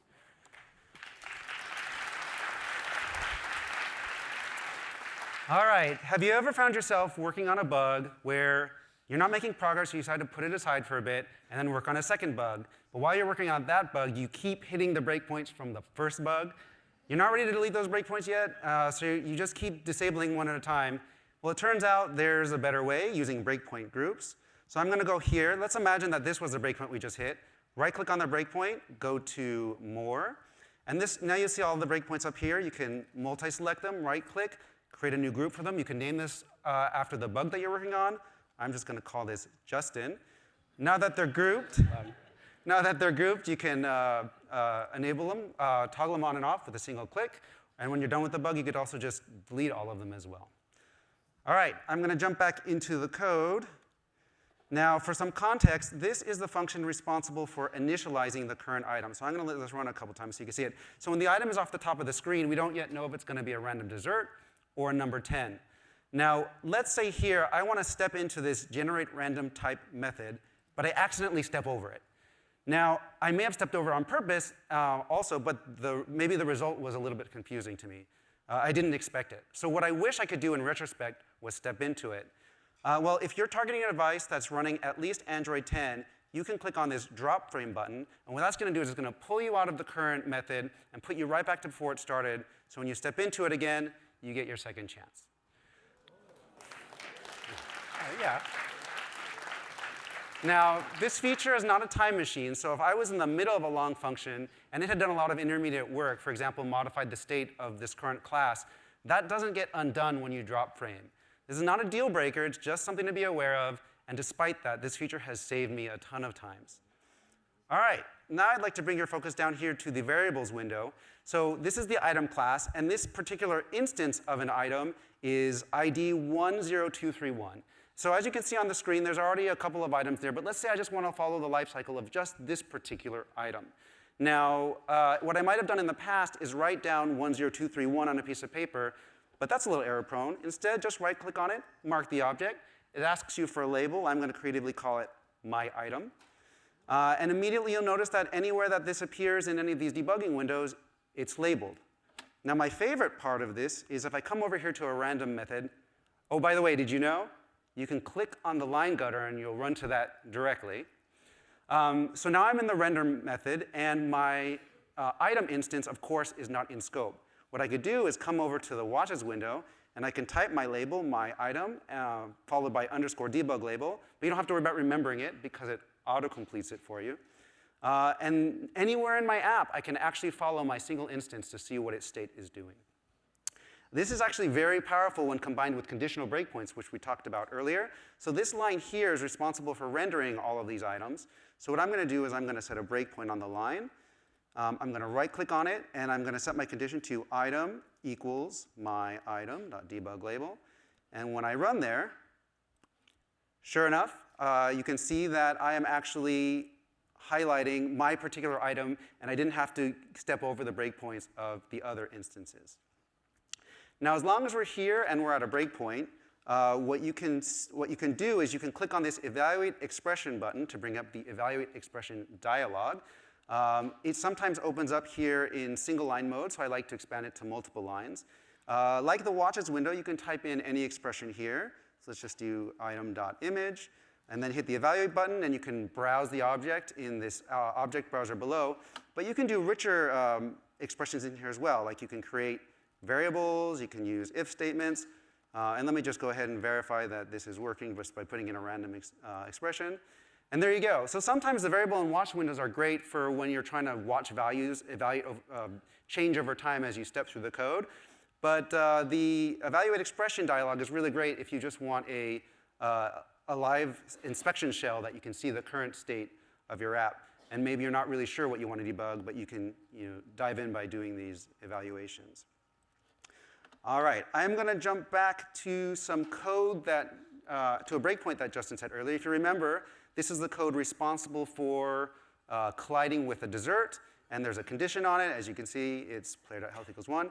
I'm going to enable it. Now, this is going to be a little bit hard to see in this case, but I'm going to try running into some desserts and see if you can notice there's a very slight stutter, even when the breakpoint doesn't hit. Let me go ahead and, it's a little bit hard to see, but now here on the third one. So even in this case, if you couldn't quite see it, whenever you have a conditional breakpoint, even if you don't stop, the debugger still has to do the work to evaluate that expression. And if this was in the middle of a really tight loop, this might become really noticeable. Unfortunately, there's not really much you could do in that case if this is actually really affecting your debugging experience. So what you just have to do is type the expression out explicitly. I'm just going to put a no-op here so I could hook my breakpoint on it. And at this point, I've done the code version of what the conditional breakpoint was here, which I sometimes have to do for performance. This is a point where you might decide to restart your app and re-debug it, or re-hit the debug button. But instead, let's go ahead and use apply changes, which is available in all Android devices, at least running 8.0. Now, what this is going to do is this is going to apply my code patch over. And I want to draw your attention here to the frames window, because it now says obsolete. So what's happened is I used to be in this old version of the update method, and we've pushed over this new version with my new code in it. But that being said, the debugger is still stuck in the old one. So what I'm going to do is I'm going to use the drop frame feature we talked about before. I'm going to go out of the old and step back into the new. So here I verified that, in fact, the code has been patched because I hit the breakpoint. I also want to call everyone's attention to this other button up here. So both of these buttons are apply changes. This first one is responsible for patching just code. This second one does the same thing, but it also restarts the activity afterwards. This could be really useful if you modified some layout resources, or if the code that you're trying to debug is, for example, in an onCreate method. All right. And finally, despite all of these tips and tricks, you are going to still write some bugs, you're still going to publish them, and you're still going to get bug reports. So if you ever get a bug report that has a call stack in it, here it just looks like a bunch of text. Just copy it, come back over here to Android Studio, click on Analyze. It's really tiny, but Analyze stack trace. And you'll see that it already found the value that was in the clipboard. All I have to do is hit OK. It's going to drop my call stack into the console below, fully annotated. So very quickly, I can see that this is my code base versus this is code that I might not have to pay attention to. And of course, you can click on the links to quickly jump through your code base. All right? That concludes the demo. Right, so we talked about a lot of different tips today, and there were, as we mentioned before, there were still more that we couldn't fit into this talk. So if you are watching a recording of this video, please check the description, and we'll try to include some helpful links there. If you are here in person, come talk to us in the sandbox, and we'd love to expand on some of these more. If we forgot your favorite debugging tip, please tell us. Leave it in a comment. Tell us in person, because we'd love to know what it is to incorporate it in our own workflow. And with that, thank you all so much. Let's start playing.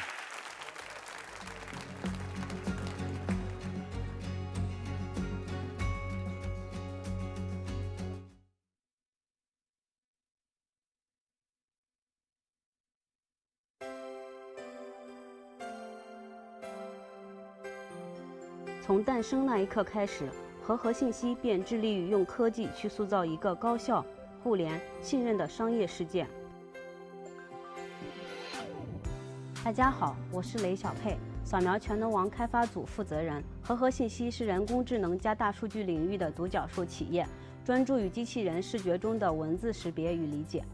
扫描全能王是公司的核心产品之一，拥有近4亿全球用户，是全球下载量最大的文本影像管理应用。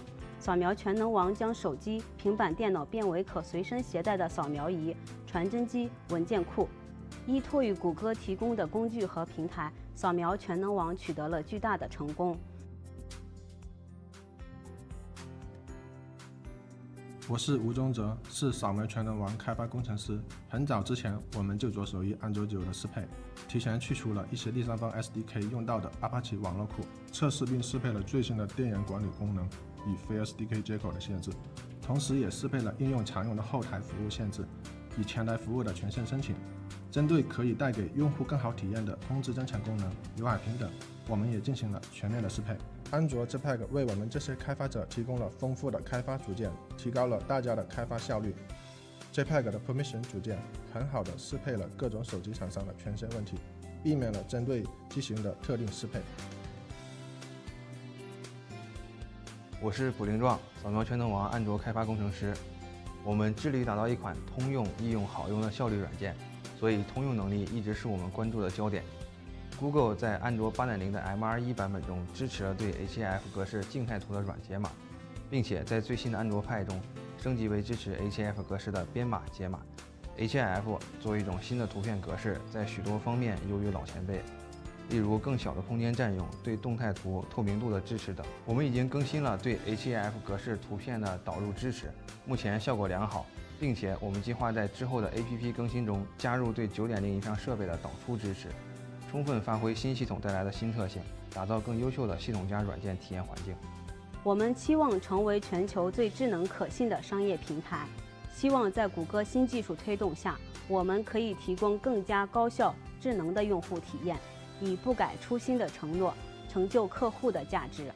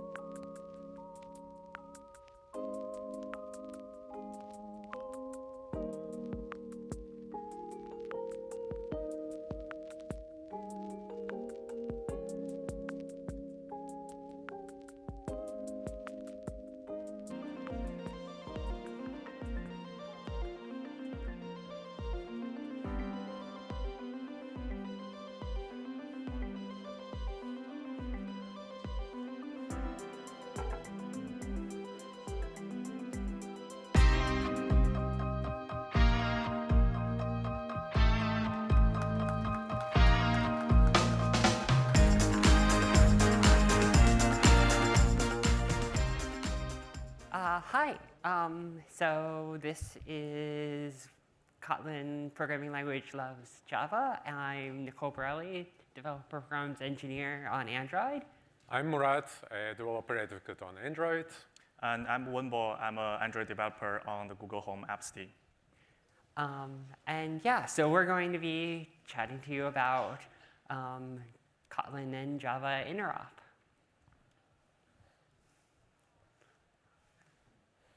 Yep. So as if we didn't have one language and it wasn't enough, now we have two languages. And even if you don't have any intention to use them together, you might be using a library which is written in the other language, so you might be using two at the same time. Before I start to be compliant with the new Android logo, let me put on my Android hat. So we have lots of slides, so let's jump in first with calling Java programming language from Kotlin. So first thing, nullability. I'm pretty sure this brings lots of question marks, literally. Well, because two languages are different. Java has default nullability for values, and Kotlin doesn't. So if you're using calling a Java function from Kotlin, Kotlin has no idea if the function can return or receive null values. That's why basically you need to add question marks or explanation marks to basically tell Kotlin that a null value can happen. And this really makes you feel bad, like you're doing something terribly wrong, and suddenly you end up with question marks all over your code base. Luckily, this is actually very easy to fix. What you need to do is basically annotate all the public APIs, which are non-primitive parameters, fields, and returns, and annotate them to tell Kotlin that they are not null. We have a list of nullability annotations. We usually use the JetBrains annotations. Android annotations are also fine. JSR 305 is discouraged, and you need a flag to make it work with the Java 9 module system.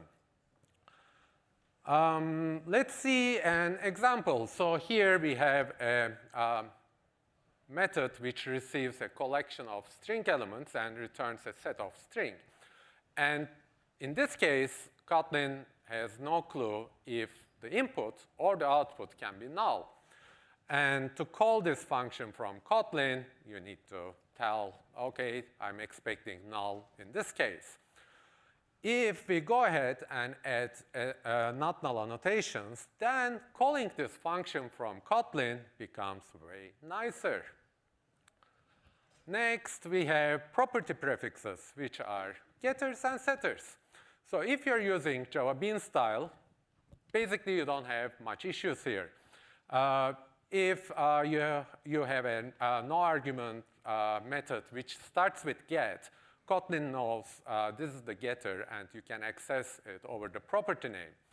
Similarly, if you have a single argument method which the name starts with set, Kotlin knows this is the setter, and you can again set over the property name. And as expected, works the similar way. So just follow the Java Bean style, and everything should work. Next, the keywords. Well, languages have resort words, and that's perfectly normal. Actually, Java did a very good job with not introducing a new keyword and not breaking the previous code. The last change, Java 9 and 10 aside, the last breaking change happened was addition of enum keyword with Java 5, which was in 2005. And the change before that was the assert keyword with Java 1.4, which was in 2002. But Kotlin is a new language, and it has its own keywords, such as fun is in. And these keywords are valid in Java, but not in Kotlin. So if you have a function or method, a parameter, which uses these keywords, you might have some issues calling it from Kotlin. Let's see an example. Let's imagine you have a method called is, which is a terrible name, but valid in Java. So technically you can do that. But if you want to call this from Kotlin, then you have some issues because is a reserved word. Well, the best thing you can do is rename your method. In this case, yes, it's definitely the best case. Well, but in the end, you might have a widely adapted and used library, and you might not be able to rename your functions. In that case, what happens is a caller from Kotlin will not be able to call without backticks. So your users need to add backticks to be able to access your reserved word keywords. So that's definitely an option, and it's not really breaking your users, but we really spent a lot of time getting rid of the semicolons. So please don't introduce a new character just to make your libraries work. As long as you can rename, go with that. Next, we have another topic. Try to avoid using the names on extension functions and extension properties. Actually, member methods and parameters take precedence, but it's still very confusing, and it's really hard to follow how the code runs. Next topic, operator overloading. Well, again, Java did not have operator overloading, and Kotlin has. And this might have some side effect. Let's first see how operator overloading works. So what Kotlin actually does is Kotlin translates the operator into a function name. In this case, let's say plus becomes a method plus and receives another object. To give an example on this, let's imagine we have an object called Roman numeral, which represents a number value in string in Roman numerals. And we want to add two together by using plus sign without calling any method. In order to do that, we implement a plus method, which receives another Roman numeral, then converts them into a number, and adds them together, converts them back. And if you call, if you use plus from Kotlin side, Kotlin knows which method to call and do the operation. So make sure, if you're using the same method names, plus, minus, or other operator names, make sure they are compatible with the operators and you're not basically invoking them by mistake. And another thing about operator overloading is Java at the time didn't have operator overloading for a specific reason, because operator overloading can be easily abused and overused. Make sure you have a valid use case to override the operators. Next, we have SAM, which stands for Single Abstract Method, which means a functional interface with one method. Java takes an anonymous implementation and converts it to the interface required. And Kotlin supports SAM. Function literals are auto-converted as long as the parameter types match. If the parameter which is eligible for SAM conversion is part of the method call, the parameter should be the last. And let's see what happens. So let's imagine we have an operation which is eligible for SAM conversion and two parameters which are two numbers. To call this from Kotlin, what we need to do is first pass the lambda, then the two numbers. However, if we change the order of parameters, suddenly the call from Kotlin becomes way nicer. And apparently what I talked about SAM was not enough, so Wambo has more to add from his real-life experience from Google Home app. So thank you, Murat. So speaking of SAM conversion, I think there's something you should know. The SAM conversion only works for Java interop. So what this means is that if we have defined an interface in Kotlin with a single method, and a function that takes in an instance of this interface, if we try to invoke this using SAM conversion, we will get a compile time error. To make this work, we can pass in an instance of an anonymous class which implements this interface.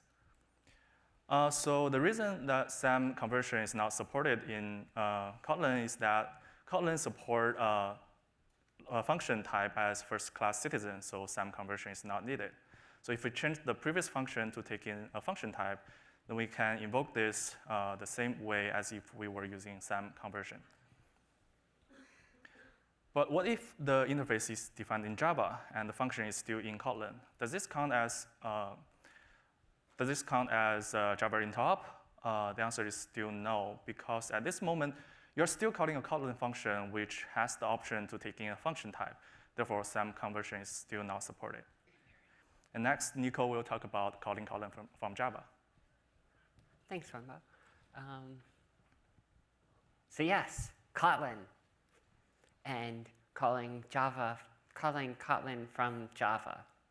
Yes, that makes sense. Okay, so perfect. So yes, so we talked a bit when we initially announced Kotlin as a supported language.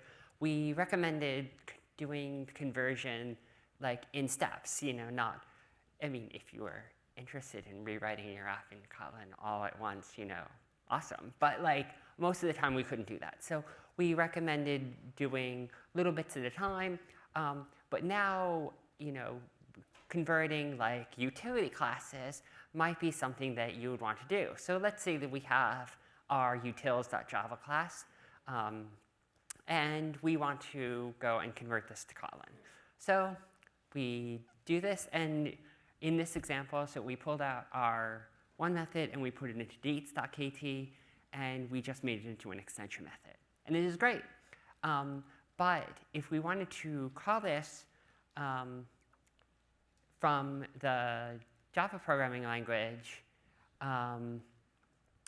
we would end up with, it needs to put it into a class, and so it'll call itself dateskt, which we either need to refactor all of our Java programming language code, or we need to do something here. So we can, and fortunately, Kotlin supports this JVM name. So from Kotlin, we don't have to worry because we're just going to use the extension method. From the Java programming language, we can change the class that gets generated to utils. We also might have other methods that were in this utils class. So we might have string methods, or various numbers and that sort of thing. And we might want to have more than one of these called utils.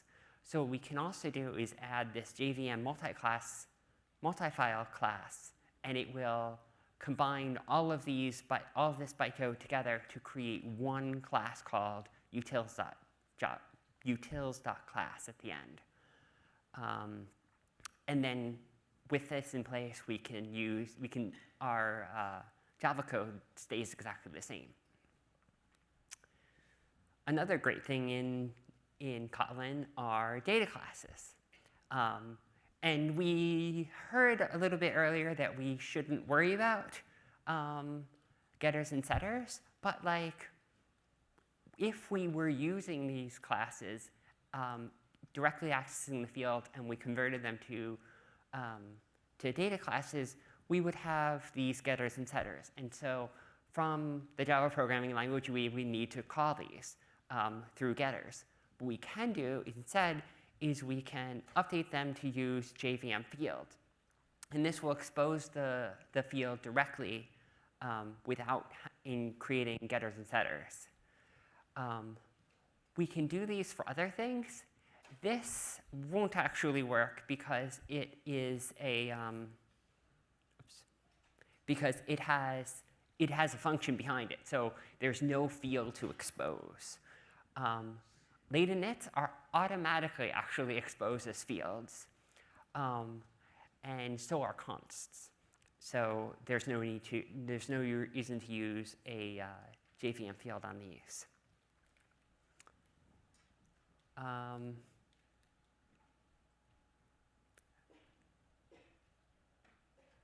Okay, so we have another data class. And because of the getters and setters, when we compile this, it will create getters and setters, and this is great. So we have name, and we have get name, set name. We have likes pink, because we want to know if our users like the color pink. But it makes this get likes pink, rather than just being able to use it directly. So what we might want to do is we might want to add in a couple of these annotations. So again, we can use JVM name, and we can say for likes pink, we're going to do is we just want to reference our getter as likes pink. Also, let's say that instead of set name, we would like it to be called change name. So again, we can use the same annotation, put it on our setter, and then when we Kotlin generates our bytecode for this, we have change name and just likes pink. So Wenbo, this looks like it's your code. Yeah, sorry for jumping in like this. These are my slides. I'd really like to talk about JVM static annotation, because for me, this is one of the first things that I needed for calling Kotlin from Java. So say I have a service class defined in Java and a static method to allow me to schedule this service. I try to convert this class into Kotlin. The auto converter tool would just put the static method into the companion object. But this is not good enough if we are trying to call this method from Java, because I cannot use the idiomatic static method call, but rather I need to use the instance method call on the companion object. And luckily, Kotlin provides JVM static annotation, which is a way to tell Kotlin compiler to generate the static method of the enclosing class. But one note here is that you won't be able to get performance gain using this annotation, but rather you will end up generating one more method. And JVM static annotation can be applied to companion objects, named objects, and also companion objects of interfaces as well. Back to you, Nico. Thanks. So let's see. OK, so Kotlin does something really, really fun, which is we can have default parameters. Default parameters aren't supported directly from the Java programming language. So right here, we're using our utils class, which we generated before, but we're not passing in that interpolator's value. So it's going to give us compiler error. But we can put this JVM overloads. And now this will ask the Kotlin compiler to generate overloads for each of their optional parameters going from left to right.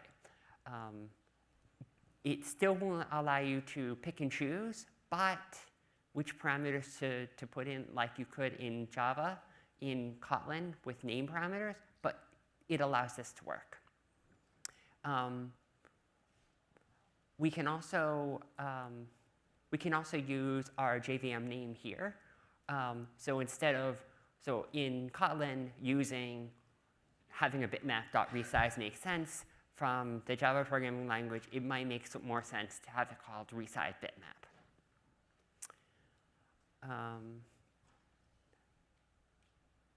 Kotlin doesn't have checked exceptions, which is great because you don't have to put everything in a try-catch block.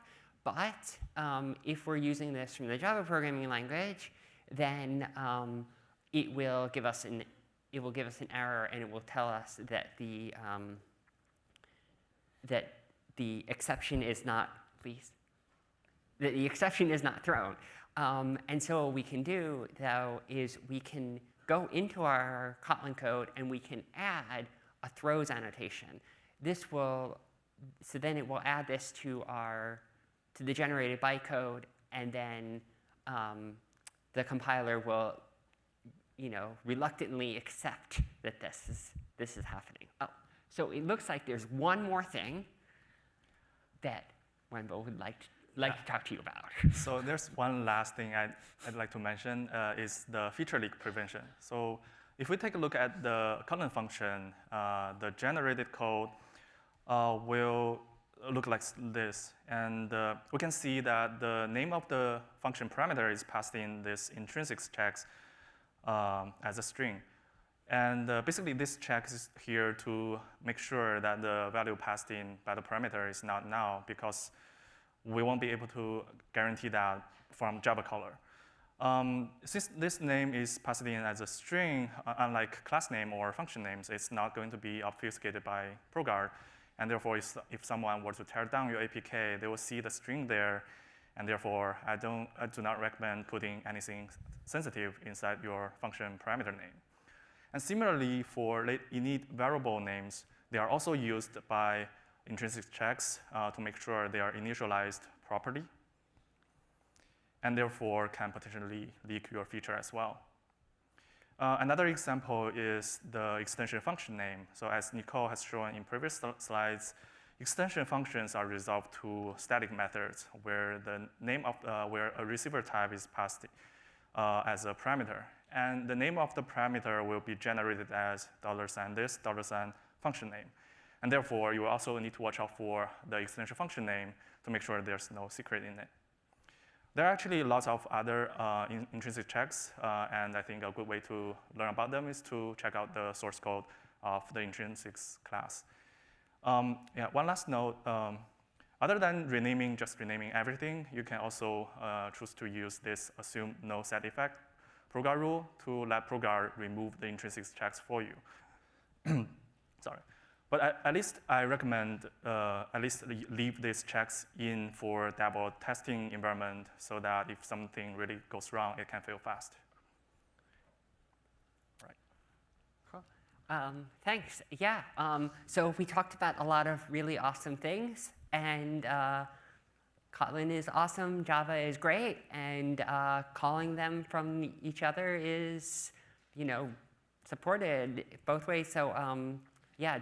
I think that, yeah, great. Thank you.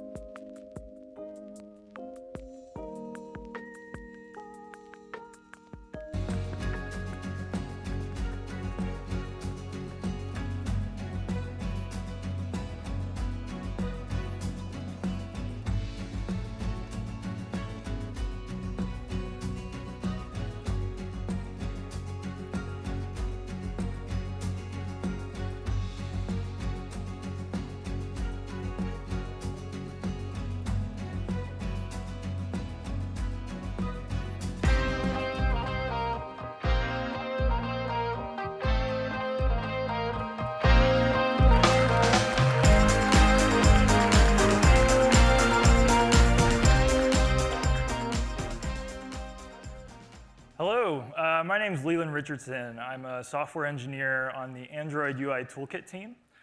More specifically, I work on the Compose runtime and the Compose compiler. So earlier this year, we open sourced Compose at Google I/O. And since then, we've been developing it out in the open as part of the Android open source project. As app developers, the expectations around UI development have really grown. Today, we can't really build an app and meet the user's expectations without having a polished user interface, animation, motion. All of these things are things that didn't exist 10 years ago as an expectation from the user. So Compose, we believe, is a modern UI toolkit that really sets app developers up for success in this new landscape. So today, what I want to talk about is what problem specifically does Compose solve? What were the reasons behind some of our design decisions, and how can that help you as an app developer? Additionally, I want to talk about the mental model of Compose. I want to talk about how you should think about code that you write in Compose, how you should shape your APIs. And then finally, I want to talk about some of the implementation details and how Compose actually works under the hood and explain what's actually happening here. So let's get started. What problems does Compose solve? And really to frame this, what I want to talk about today is separation of concerns. Separation of concerns is kind of a well-known software design principle. It's one of the fundamental things that we learn as app developers.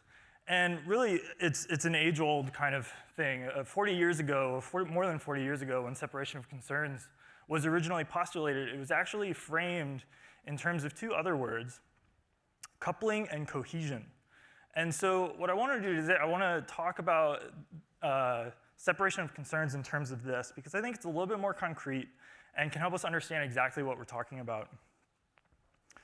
So abstractly, when we write code, we think of our application in terms of modules, and we might think of our module in terms of multiple units.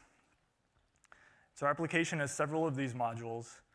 And between them, we can think of these dependencies as coupling. Basically, there's ways in which parts of one module influence the other. And one way to think of this is, if I make a change to some code somewhere, how many other changes to other files am I going to have to make?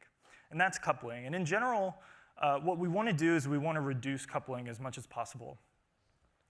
And sometimes coupling is actually implicit. There's a dependency that we're relying on, or something that we're relying on that's not actually very clear, but something breaks because of a change that happens somewhere else.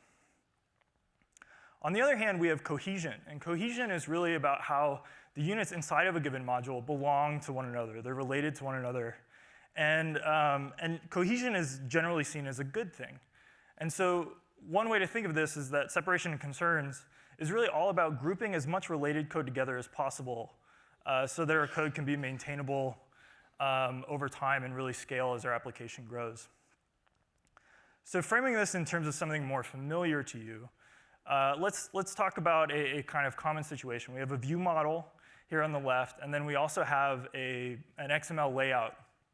And the view model is really providing data to this layout. We have a view that we need to populate with something. And it turns out there's actually a lot of dependencies hidden here. There's a lot of coupling between the view model and the layout. And one of the more familiar kind of ways that you can see this is through find view by ID. What we're doing is we're trying to understand what the XML layout is actually defining, finding specific elements into it, and piping data through it. We might even more subtly depend on things that happen in layout XML. We actually might rely on a certain structure that was defined there. And so we have to keep these things in sync as our application grows. And really, our application can grow a lot. These layout XMLs get very, very large. We have very large, complicated UIs. And they're dynamic, too. So sometimes one element might leave the view hierarchy at runtime, but not statically. And this leads to null reference exceptions and things like that. So one of the fundamental things here is that we have a view model defined in Kotlin, and then our layout XML is defined in XML. And so because of this difference in language, there's actually a forced line of separation here. even though the view model and the layout XML can sometimes be very, very intimately related. In other words, they're very tightly coupled. So what if we started to define the layout, the structure of our UI in the same language? What if we chose Kotlin? Now, because we're in the same language, some of these dependencies might start to become more explicit. And even more, we can start to refactor some code and move things over to where they belong and actually reduce some of that coupling and increase some of the cohesion. Now, some of you might be thinking about what I'm saying here and be a little bit skeptical. Am I saying that we should mix logic with our UI? Well, here's the thing. As framework authors, we actually can't perfectly separate your concerns for you. This is something that only really you can do. You have parts of your logic that will not escape the UI. They are part of your UI. And we actually can't prevent that. But what we can do is provide you with tools to make that separation easier. And so I'm here today to try and convince you that that tool is a composable function. And actually, this might sound a little bit less controversial than it is. If you take away the composable part, it's just a function. And a function is something that you've been using probably for a long time to separate concerns elsewhere in your code. And the skills that you have acquired to do that type of refactoring and writing reliable, maintainable, clean code, those same skills apply to composable functions. So today I want to talk about the anatomy of a composable function a little bit and try to kind of help you understand how to think about these things. So here's an example of a composable function. And it receives data as parameters, right? We have this app data class that comes in. And we want to think of the parameters that come into a composable function really as immutable data. It's data that we, the composable function, really shouldn't be changing. We should just be treating it as a transform function of that data. Now, because of that, we can use any code that we want to in Kotlin to take that data, create derived data from it, and then use that and describe our hierarchy here in this function. And this means that we call other composable functions. And those invocations represent the UI in our hierarchy. Also, we're able to use all of the language level primitives that Kotlin already has in order to do things dynamically. So we can use if statements and for loops for control flow and dealing with kind of the more complicated logic that our UI might have. And then finally, I want to point out here that we're leveraging Kotlin's trailing lambda syntax. So body here is a composable function that has a composable lambda as a parameter, and that ends up implying some sort of hierarchy or structure. And so body is something that wraps these set of items here. So you've probably heard us say the word declarative. Declarative is a buzzword, but it's an important one, and I want to describe what we mean by that. And usually when we talk about declarative, we're talking about it in contrast to imperative programming. So let's look at an example to understand this more. What if we had a UI where we like a mail or a chat application, where we have like an unread messages icon? And so if there are no messages, we render a blank envelope. If there are some messages, we put some paper in it. And maybe we're a little bit cutesy, and if there are over 100 or something, we show some fire and stuff like that. So with an imperative interface, we might write an update count function, something like this, where what we do is we get in the new count, and we go through and we figure out how we're supposed to poke at this UI in order to make it reflect the proper state. And it's actually, there's a lot of corner cases here, and this logic isn't easy, even though it's like a relatively simple example. And so if you take this logic and instead write it in a declarative interface, you might end up with something like this. And so here what we're doing is we're saying, OK, if the count's over 99, show fire. If the count's over 0, show paper. If the count's over 0, render a badge with this count. And that is what I mean when we talk about a declarative API. And if you want to think about it, so as a UI developer, the things you need to think about One, given this data, what UI do I want to show? How do I respond to events and make my UI interactive? And then here's the critical thing. We no longer need to think about how our UI changes over time. What happens is when we get in the data, we show what it should look like. We show what the next state is. And then the framework controls how to get from one state into the other. And so now we no longer need to think about it. And that's the critical piece. So describe the UI based on the provided parameters. And understand that the composable function, it's one function definition, but it describes all possible states of your UI in one place. It's locally defined. And that kind of leads into what we mean by composition. So with a name like compose and an annotation called composable, it seems like composition is kind of an important concept here. So I want to talk more about that. And really, one of the things that we're talking about here is that our model of composition differs from the model of composition that inheritance follows. And they're both types of composition. So what we're talking about here is a different type. So let's go through an example for this as well. Let's say we have a view, and the view has, we want to create an input. And so we use view as our base class. And then we want a validated input, and so we create a subclass of input to do that. And we want a date input, and we want to use the validation of a date, and so we subclass validated input here as well. But then we run into a problem. When we want to create a date range input, we have two dates, so we kind of want to validate two dates separately. So maybe we want to subclass date input, but there are two of them, so we can't really do that. And so we run into this limitation around inheritance that we have to have one parent that we inherit from. In Compose, the problem is simpler. So when we create our validated input, we just call input in the body of our function. We can decorate it with something for validation. And then when we create a date input, we end up calling validated input as well. And now when we run into the date range input, we no longer have a problem. It's just two calls. And so there's no single parent that we compose onto in Compose's composition model, and that solves this problem. Another type of composition problem is what I would call containment.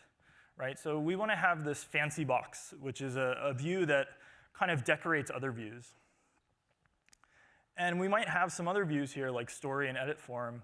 And then we want to make a fancy story and a fancy edit form.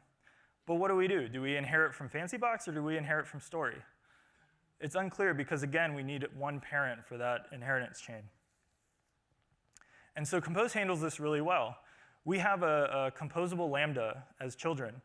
And that allows us to define something that wraps another thing. So now when we want to create fancy story, we just call story inside of the children of fancy box. Same with fancy edit form. And this is Compose's composition model. Another thing that Compose accomplishes really well is encapsulation. And so this is what you should be thinking about when you make public APIs of composable functions. And the public API of a composable is really the set of parameters that it receives. And those are given to it, right? So it doesn't have control over them. They're just provided as data. On the other hand, a composable can manage and create state.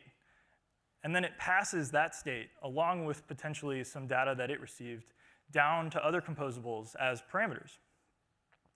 Now, because it's managing that state, Adam talked about this yesterday, if you want to make a change to that state, you can allow your children composables to signal that change up towards you via callbacks. And finally, I want to talk about something called recomposition. And this is basically our way of saying that any composable function has this special ability to get reinvoked kind of at any time. And so what this means is that if you have this very large composable hierarchy, what happens is when parts of your hierarchy change, you don't want to have to reinvoke the entire hierarchy. And so composable functions are sort of restartable in this way. And you can actually leverage this to do some pretty powerful things. So here's a bind function that is maybe something you would see today in Android development. So we have a live data that we want to sort of subscribe our view to. And so to do that, we end up calling the observe method with a lifecycle owner. And then we pass in this lambda, and that lambda is going to get called every single time the live data updates. And when that happens, we might want to go and update our views. With Compose, we can actually kind of invert this relationship. So in Compose, we would have a similar messages composable, and it would receive a live data. And here we call Compose's observe method. And observe does two things here. First, what it does is it unwraps that live data and returns the current value as its return value. And that means you can use it in the surrounding body of the function. But it also does something else. It implicitly, well, it subscribes that live data to the composable that it's being unwrapped in. And so that means that instead of providing a lambda, you just now know that this composable function will recompose every time live data changes. Looking at a simpler example of this, let's imagine that we have a simple counter composable. And so here we introduce a piece of state, which is our count. And state is a function in Compose that returns an instance of this state class. And the state class is annotated with @model. And what @model does is it means that every property of that class is now, the reads and writes to that property are observable. And so what Compose does is when you're executing your composable function, if you read one of these model instances, Compose will automatically subscribe the surrounding scope to writes to that model. So that means that this example is self-contained. We have a counter that will get recomposed every time the value of that model is changed. OK, so we just talked about a lot of capabilities that composable functions have. Let's start talking about how it's actually implemented. Before we do that, I'm going to get some water.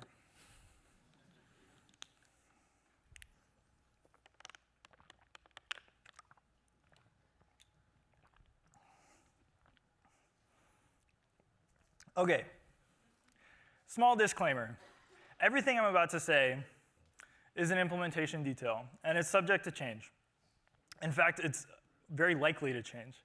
But it's fun to talk about. But the important thing that I want to say is that understanding this is not required to use Compose. What I'm trying to do is just sort of satisfy your intellectual curiosity here. And also, if you really want to dive into this and understand what's happening, this is sort of a good primer. So we see this @composable annotation in a lot of slides. What is it actually doing? I want to make an important point here, which is that Compose is not an annotation processor. How Compose works is through a Kotlin compiler plugin. And we work in the type checking phase and in the code generation phase of Kotlin. So there's no annotation processing happening. The annotation here is actually more closely related to a language keyword. And so I'm going to describe it in terms of an analogy, which is the suspend keyword. Kotlin's suspend keyword operates on function types. This means that you can have a function declaration that's a suspend, we can have a lambda, we can have a type. Compose works in the same way. We can alter function types. And the important point here is that when you annotate a function type with that composable, you're changing that type. So the same function type without the annotation is not compatible with the type with the annotation. It's a different type. Additionally, suspend requires a calling context. This means that you can only call suspend functions inside of another suspend function. Composable works the exact same way. And this is because there's a calling context object that we need to thread through all of the invocations. And so I'm going to talk about what that object is. What is this calling context thing that we're passing around, and why do we need to do it? Well, the implementation of this object actually has some data structures in it that are very closely related to an existing data structure called a gap buffer. Most of you probably aren't familiar with gap buffers, but if you work with text editors, you might know them. They're commonly used there. So to describe what a gap buffer is, a gap buffer really implements a list. It's a sort of collection interface. And it has a sort of current index or cursor. And the way we implement this is with a flat array in memory. And so that flat array is necessarily larger than the collection of data that it represents. And so the space in that array that's unused, we refer to as the gap. Now, as we execute our composition, our composable hierarchy, we can appeal to this data structure and we can insert things into it. And so you can think of the cursor as your current point of execution in your hierarchy. And so as we go through execution, we can insert items, insert another one, insert items. OK, and so now let's imagine that we're done executing the hierarchy. At some point, we're going to go and we're going to recompose something. And so we're going to reset the cursor to the top. And then we're going to go through execution again. And at this point, we're able to do a few things. We can look at the data that's there, and we can do nothing if we decide. We can update the value. Or we can decide that the structure of the UI has changed, and then we want to make an insert. So this is the important thing. At this point, what we do is we move the gap to the current position. And now we're able to make inserts at that point. So we keep going, keep making inserts. Now, the important thing to understand about this data structure is that all of the operations that we just talked about, get, move, insert, delete, all of those are constant time operations, except for moving the gap. Moving the gap is the expensive thing. So the reason we chose this data structure is because we're making a bet. The bet is that UIs, on average, don't actually change structure very much. When we have dynamic UIs, they change in terms of the values that are there, but they don't actually change in structure. And when they do, they typically change in big chunks. And so doing this gap move at that time is a good trade-off. OK, so let's look at this example. We have the counter here. And this is sort of the code that we would write. This is kind of the example from earlier. But let's see what the compiler does. So when we see this composable annotation, what we do is we actually insert sort of additional parameters into this function. And so we pass in this composer object through. And that composer object is what kind of contains this gap buffer thing. You also might hear me refer to it as a slot table. Just sort of think of it as the same thing. And so we also insert some calls in the body of this composable. So we're going to call this composer.start method, and we're going to pass it in this key. And I'm going to talk about that in a second. Another thing that we're doing is we're passing that composer object into all of the composable invocations that are in the body of this function. So we're sort of threading it through. And we have these keys here. So these are sort of these arbitrary-looking integers. But the way to think about this correctly is that this integer represents sort of like a hash of the source position that this call site represents. So this is sort of unique to each call site. So when we go through the execution of this composable, we go through and we call start. And start inserts a group object into the slot table. We go through, we call state. State inserts its own group object. And then the value that state returns is a state instance. It also stores that into the slot table. Then we move on to button. Button is going to store a group as well. And then it's going to store each of its parameters. And button might have this arbitrary implementation we don't really know. And it's going to also use the slot table during that time. And when it's done, we're going to then call composer.end. And so you can see here that this data structure is sort of holding all of these objects from this whole composition. And it's sort of the entire tree in execution order. It's like a depth-first traversal of the tree. Now, all of those group objects that we just saw, what are they there for? They're sort of taking up a lot of space, right? So actually, those group objects are really important to manage the moves and the inserts that might happen with the dynamic UI. But we're a compiler, so we actually know what code looks like that changes the structure of your UI. So we can conditionally insert those groups. And most of the time, we find that we don't actually need them. So we don't actually have to insert that many groups into the slot table. To show an example of a case where we do, let's look at some conditional logic here. So here's a composable. It has this getData function that returns some result and renders a loading composable in one case and header and a body in another case. So here we see that we're inserting separate keys for the first branch of the if statement and the second branch. And when we go through and execute it, let's say the first time this runs, the result is null. And so then we go and we run the loading screen. Now, the second time we run it, let's pretend that feed item is like sort of the result here, so it's non-null. And at this point, we're going to go into the second branch of the if statement. And so this is where the interesting thing happens. At this point, we call composer.start, and it has a group with key 456, and it sees that the group in the slot table of 1, 2, 3 doesn't match. So now it knows that the UI has changed in structure. So what we do is we move the gap to the current cursor position, and then we extend the gap across the UI that was there before, so we kind of get rid of it. And now we insert the new UI, the header and the body. And so one way to look at this is the overhead of the if statement in this case was a single slot entry in the slot table, and it was this group. And by just inserting this single group, what this does is this allows us to have arbitrary control flow in our UI and allows us to manage it and appeal to this sort of cache-like data structure while we move through the execution of the UI.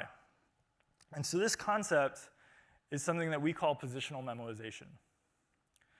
And positional memoization is sort of a new thing, but this is sort of the concept that Compose is built from the ground up.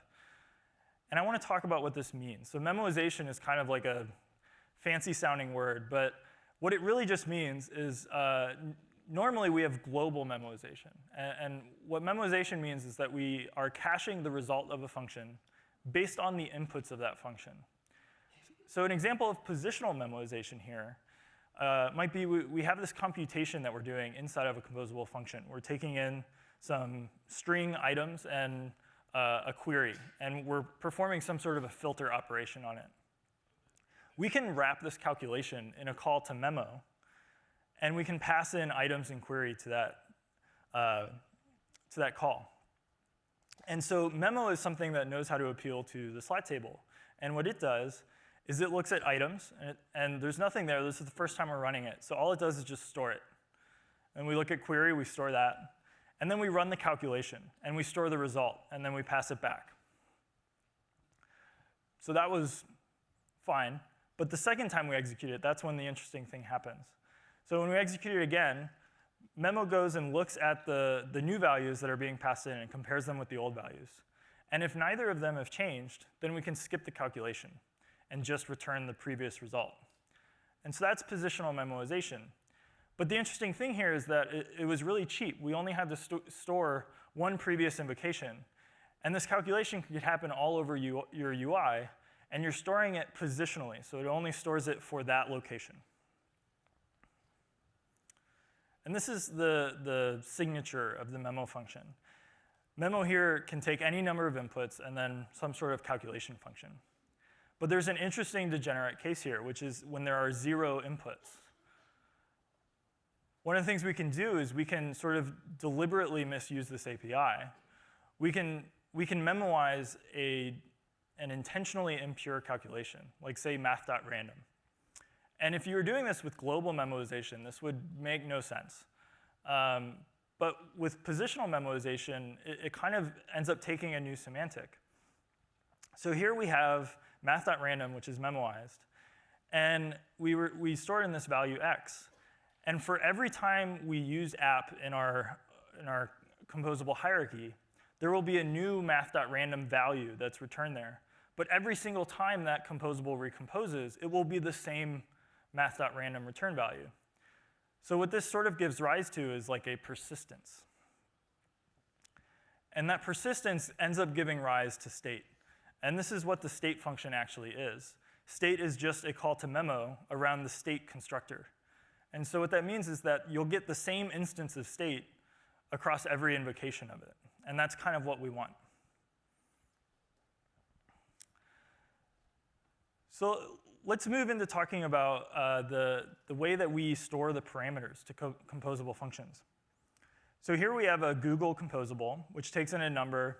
This is kind of a silly example, but we're calling an address composable. And we're just rendering an address here. So we're calling a few text nodes underneath it.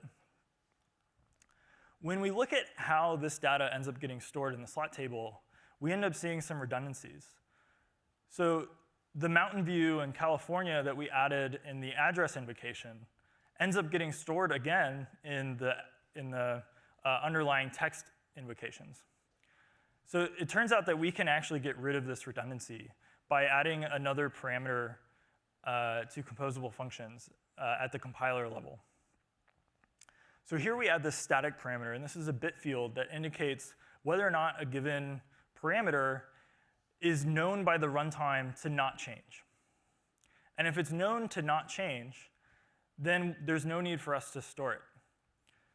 So we can see here in this Google example, we can pass a bit field that says none of these parameters are ever changing. And then in address, we can do the same thing and pass it into text. Now, all of this bitwise logic is like hard to read. It's confusing, and there's no intention of you understanding this. Compilers are good at this. Humans aren't. And this is exactly the kind of thing you want a compiler doing. So let's go back to our top-level example here. And we can see that this redundant information we no longer need to store. But additionally, there are all these values that are constant here. These are static values. It turns out we don't need to store them either. And so this entire hierarchy is actually purely determined by this one number parameter. And that ends up being the only value that we need to store. But we can actually go further. So we can generate code that understands that number is the only thing that's going to change. And so what we can say is, well, if number hasn't changed, don't bother doing anything else. Just skip this invocation. And the composer knows exactly how far to fast forward the execution to resume exactly where it needs to. So the final concept I want to talk about is sort of explaining how this recomposition happens that we talked about earlier. So going back to this counter, the generated code that we create for this counter has a composer start and end, like we've seen. And what I mentioned earlier is that whenever we execute counter, the runtime understands that when I call count.value, I'm reading the property of an app model instance. And so at runtime, what happens is whenever we call end, we optionally return a value, and then we can call an update scope method on that value, basically with a lambda that tells the runtime, here's how to restart this composable if you need to. And so this is sort of equivalent to that lambda that live data would be receiving otherwise. And the reason that this question mark is here, the reason that this is nullable is because if we don't actually read any model objects during the execution of counter, then there's actually no reason to teach the runtime how to update this, because we know it never will update. OK, so some closing thoughts. I want to emphasize again that this is still really, really early. And more importantly, that this isn't production ready, and we really mean that. This is a really big undertaking, and we're really still exploring a lot of these options, and a lot of the things I just talked about are pretty new kind of explorations on our side. And so I think it's pretty interesting, but just know that a lot of these things are still happening. And we think there are some really, really powerful ways that we can really gain some performance in a world where we have composable functions. But we're still exploring that. The other thing I want to point out is that everything we just talked about that's being done by the compiler is required for correctness. And there's kind of an interesting oversight where code that uses @composable and things like that compiles just fine with the old Kotlin compiler. There are some blogs out on the internet that say, hey, you don't need Android Studio 4 and all that. They're wrong. So what I ask is that you all be careful. This was an oversight on our part, and we're exploring how to make this less of a foot gun. But really, your code is not correct unless you're using this compiler, basically a new version of Android Studio 4 or higher. So just be very careful with that. And then finally, I want to give a shout out to the Kotlin Link Slack channel. There's a Compose channel in that community. It's very active. A lot of folks from the Compose team are on there, including myself. And if you do want to get involved and learn more about these things or even help out, that's a great place to start. Also, another shout out, we do a lot of UX studies around Compose and the APIs we're choosing, and we're really looking for more volunteers to help us out. So upstairs at the Compose Sandbox, there's a way to sign up if you're interested. And that's it. Thank you.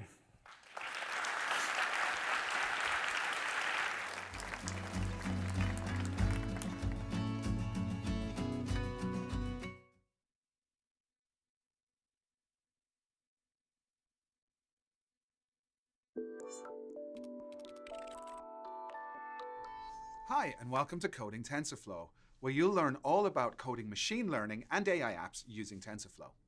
I'm Lawrence Moroney, a developer advocate for TensorFlow, and today I'll be looking at TensorFlow Lite and getting it to run models on Android. TensorFlow Lite is TensorFlow's lightweight solution for mobile and embedded devices. It lets you run machine-learned models on mobile devices with low latency quickly, so you can take advantage of them to do classification, regression, or anything else you might want to do without necessarily incurring a round trip to a server. It's presently supported on Android and iOS via a C++ API, as well as a Java wrapper for Android devices. On devices that support it, the interpreter can also use the Android Neural Networks API for hardware acceleration, otherwise it will default to using the CPU. Here you can see me running the app on my Android device and using it to classify a number of objects. It's quite fun to play with. And note how the interpretation of a mouse changes as I move the camera around. Or the first mug has a high handle, which kind of makes it look like a picture, so that shows up as a possibility. Finally, my Google mug is broad and looks a bit like a mixing bowl, and the app detects that. So how does all of this work? Well, let's first talk about the model. The app is built using a MobileNet model. MobileNets are small, low latency, low power models that are designed to meet a number of use cases, such as object detection, face attributes, fine-grained classification, and landmark recognition. What's nice about them is that there are a number of different ones that are pre-trained, including the model at this link, which works for image classification that is compatible with TensorFlow Lite. Download that file and you'll unzip it to see two files, a .tflite file describing the model and a labels file describing the labels that the model is trained for. As you can see, because your model is already in the TF-Lite format, it's ready to be run on TensorFlow Lite. So let's take a look at the APIs for that. In fact, I would recommend that you stick with pre-built models for the time being. As TensorFlow Lite is a developer preview, it doesn't support all the operations of TensorFlow yet, and you might encounter some issues with unsupported ones when you're converting your model to the TF-Lite format. Okay, let's get down to looking at it on a mobile now. First of all, to use TensorFlow Lite in your Android app, you need to include the TensorFlow Lite libraries. You do this by editing your build.gradle file to include them. Once you've done that and synced, you'll be able to import a TensorFlow interpreter. An interpreter loads a model and allows you to run it by providing it with a set of inputs. TensorFlow Lite will then execute the model and write the outputs. It's really as simple as that. Of course, you have to load the model, and the API makes that very straightforward. Now, a good place to store your model is in your app assets. The code will then read the model directly from there. It doesn't have to be there, of course. You can load a model from just about anywhere, but make sure you get your paths right. Once you've done that, you can instantiate an interpreter, and in this case, I called it TensorFlow Lite and loaded the model into it. Let's look at the app again. Now, what's going on here is that it's reading frames from the camera and turning those into images. It then uses those images as an input to the model, which in turn outputs values. These values are an index to the appropriate label and the value for that label, the probability that the image matches that label. We'll pick the top 3 and we'll write them to the user interface. Let's take a look at the code. First you can see is the input. We're getting the image data, which is received from the camera as a bitmap. We convert that bitmap into a byte buffer, which the model can read. This buffer is called IMG data. Remember that, we'll come back to it in a moment. When you downloaded the model, you also had a TF-Lite file and a text file containing labels. These labels are a list of all of the objects that the model can recognize. Here's the first few. So, for example, label 0 is background, label 2 is goldfish, and so on. Remember the image data from a moment ago? Well, we'll load that into our TensorFlow Lite interpreter, and we'll get an output called label prob array. It's probably easiest if we look at that in the debugger. So here you can see I hit a breakpoint on looking at a picture of my mug. As you can see, the top elements on the list, the goldfish, etc., have very, very low probability. Indeed, it's like 1.79 times 10 to the minus 5. But when you scroll through the output lists, you'll see, for example, that label 505 has a relatively high priority. And number 505 corresponds to coffee cup, which, as you'll remember from the video, that's what I was looking at. If you want to try an app for yourself that does all of this, you can get it on GitHub at this link. And that's a starter in TensorFlow Lite for Android. This exciting technology will let you load all your models onto an Android device, taking advantage of onboard hardware, and allow you to execute them. I showed an example using image recognition in a video stream, but of course you're not limited to that. At the moment, TensorFlow Lite is in developer preview, so you may encounter some restrictions in operations that are supported, but we're updating it all the time. Finally, if you want to learn more, including how to retrain the model I showed in this video to tailor it for specific scenarios, check out the TensorFlow for Poet Code Labs on the Google developer site. I can't wait to see what you build on mobile with TensorFlow Lite. And don't forget to hit that subscribe button for more great Coding with TensorFlow videos. Cheers!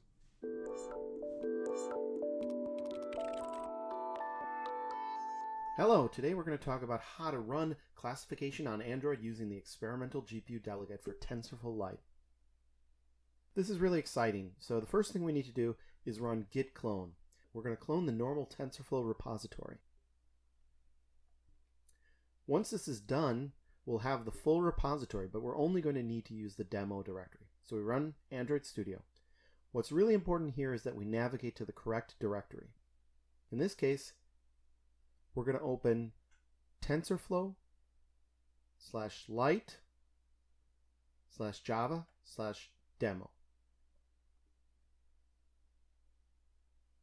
Once this loads, we can start modifying our project to use the new AAR. We've created a pre-built GPU AAR that you can switch to. By default, the demo app uses the nightly AAR.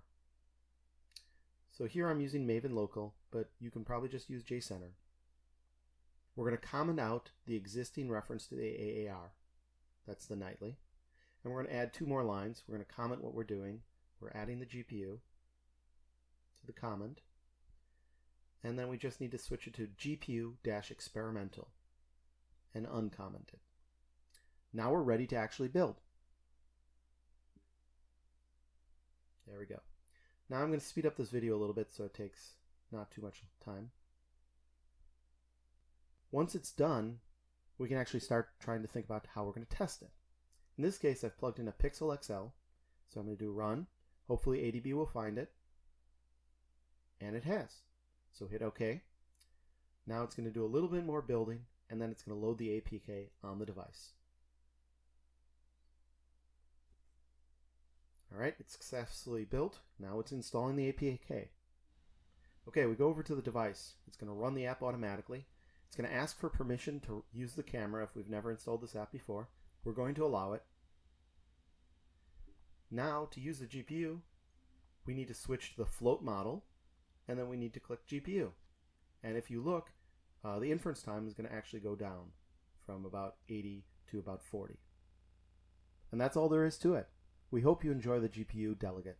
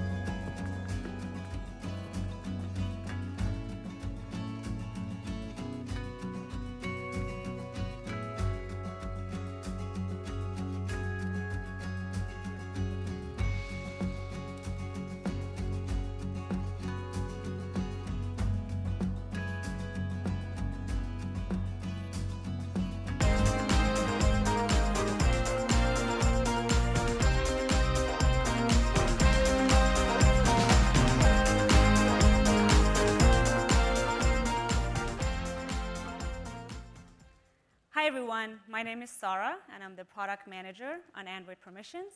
And I have here with me my colleague Philip, who's a software engineer on Permissions. Over the course of the last 2 days, we've had a chance to meet a number of you. And we truly appreciate you taking the time to come here, talk to us, tell us your stories and experiences, and give us feedback. Over the next 15 to 20 minutes, Philip and I will provide you with an overview of the permission changes that we introduced in Android 10, and we'll share with you some of the best practices that guide our product development process. On Android, our goal is to give users more transparency and control to their own personal information that's being used by applications.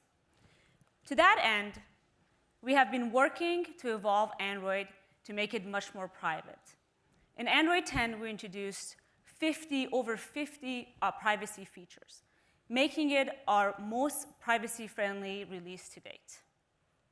Just looking at permissions alone, for example, we made a number of changes. We made privacy and location top-level settings menu. We introduced more granular location, as well as added background location reminders. And we made activity recognition a dangerous runtime permission. And as well, we restricted access to on-device screen content. Looking at device identifiers, we restricted access to dangerous hardware IDs. As well, we randomized MAC address by default. And finally, looking at background activity, we have restricted background activities launching from background. As well, in Android 9, we restricted access to background mic and camera. This is just a small flavor of some of the changes that we've made to Android. But today, we're actually here to just talk about permissions. So I'm going to hand it over to Philip, who's going to go through more details about some of the changes in Android 10. Thanks, Sarah. First, with Android 10, we wanted to improve the user's understanding of their current privacy configuration.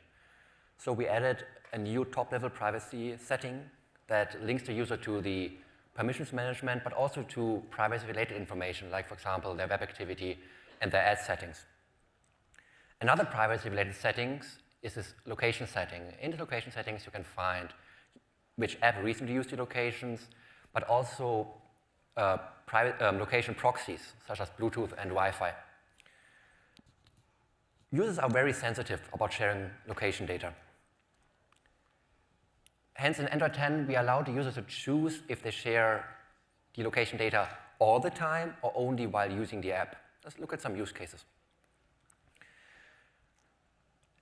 If the app wants to tag a photo or tag a social media post with location, the user clearly knows it's using the app and knows how location is used. Navigation, if the app provides navigation, the user might choose to temporarily use a different app. In this case, we require the app to show a notification, reminding the user that the navigation component is still actually using location data. As you can see, I'm not showing any use cases for background location. We believe that background location use cases should become quite rare. Even if the app has a background location feature, the user might still be uncomfortable with sharing the location all the time with this app, and the user might deny the access. Implementation-wise, if your feature requires background location access, you have to add an additional, we call it a modifier permission, in your manifest.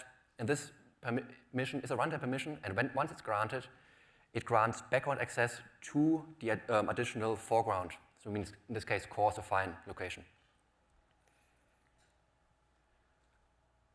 As you can see, we consider background location something very special. If your app is accessing location in the background, we will eventually, someday later, show a notification reminding the user that the user has the choice to deny background access. There's two additional changes in Android 10 I want to talk about. In Android 9 and before, activity recognition was not considered user-sensitive. In Android 10, we consider it user-sensitive. Hence, to get user consent, You ask for a runtime permission, and the user can say yes or no. This is the name of runtime permission, and you ask for it like any other runtime permission. Stream decoding is another very sensitive topic for the user. Hence, we enforce user consent by requiring all apps to go through the Media Protection Manager API. Let's see how this looks like. So in order to use this, you have to create a foreground service with a specific type. Then you start the foreground service. Once the foreground service is connected, you start the consent activity. The user can then say yes or no. Once the user says yes, you start the projection. Let me hand it back to Sarah to talk about the motivations behind these changes. Thanks, Philip. I'll spend the rest of this session talking about some of the research we've done in this space and describe how those insights actually drive a lot of our product decisions and development. So we know that most apps tend to request access to permissions, usually all at once or upfront or during onboarding. But users have continuously told us that they prefer when an app asks for permission when they understand the reason for that permission. And we can see that. When we poll our users, we see that only 18% of them have every single permission granted on their devices. And when we ask them why they eventually grant a permission, the top reason that they state is that they want to use a specific feature of an app or they want to experience a feature.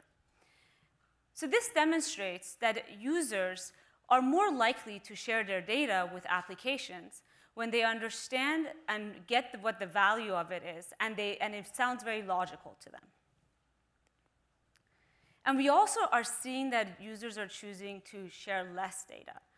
So as we mentioned, we introduced the new changes in location, more granular location permission, and now we're seeing in our data that over half the users are selecting while the app is in use. And through our studies, we have learned that users actually understand what while in use means, and they're making their choice intentionally. And finally, our data actually highlights really high sensitivity towards mic and camera. So as I mentioned, we actually removed access to background mic and camera, but we never really indicated that in the runtime permission. So in our future release of Android, we'll change the wording to say while in use, so the user doesn't have to worry about their data being accessed in the background. As I mentioned earlier, we have a set of best practices that we like to share with developers. I'll summarize some of them here today. So first, we ask that you review your permissions. Request the minimum permissions that your features need. So for example, check to see if there are alternative APIs. If there are other alternative APIs that give you the data you need, please choose to use them instead of permissions. They tend to be much narrower in scope and hence more privacy friendly. We also ask to please review your permissions, request permissions in context and for the use case. So as we've illustrated, users are willing to share data, but they just need to understand the perceived value. Please pay attention to your permissions required by libraries. Your users don't distinguish between the data that your app is using and the third-party SDKs are. So please understand the permissions that your SDKs require. And minimize the use of location, especially background location. As Philip has illustrated, really access to foreground is generally enough for most location use cases. And also design your app to work under the conditions that you will have only while in use. Because we've seen more than half the users are selecting while in use, and you may never actually have access to background. And finally, we ask that you're transparent about the data that you're using. Let your users know why you need access to that data. These best practices are based on principles and values that drive our product development process. And they will continue to drive how we innovate in this space. And we really hope that you continue to work with us and give us feedback in making our ecosystem safer for all of our users. So that concludes our presentation today. We'd love to hear from you. I think we're going back upstairs. We also have a sandbox. If you haven't stopped by yet, we have another hour left, so please do so. And we'd love to hear your use cases, especially if you have location use cases or whatever it is, let us know about them. We just want to understand your applications a lot better. Thank you very much for spending the last few minutes with us, and we really appreciate your time. Thank you.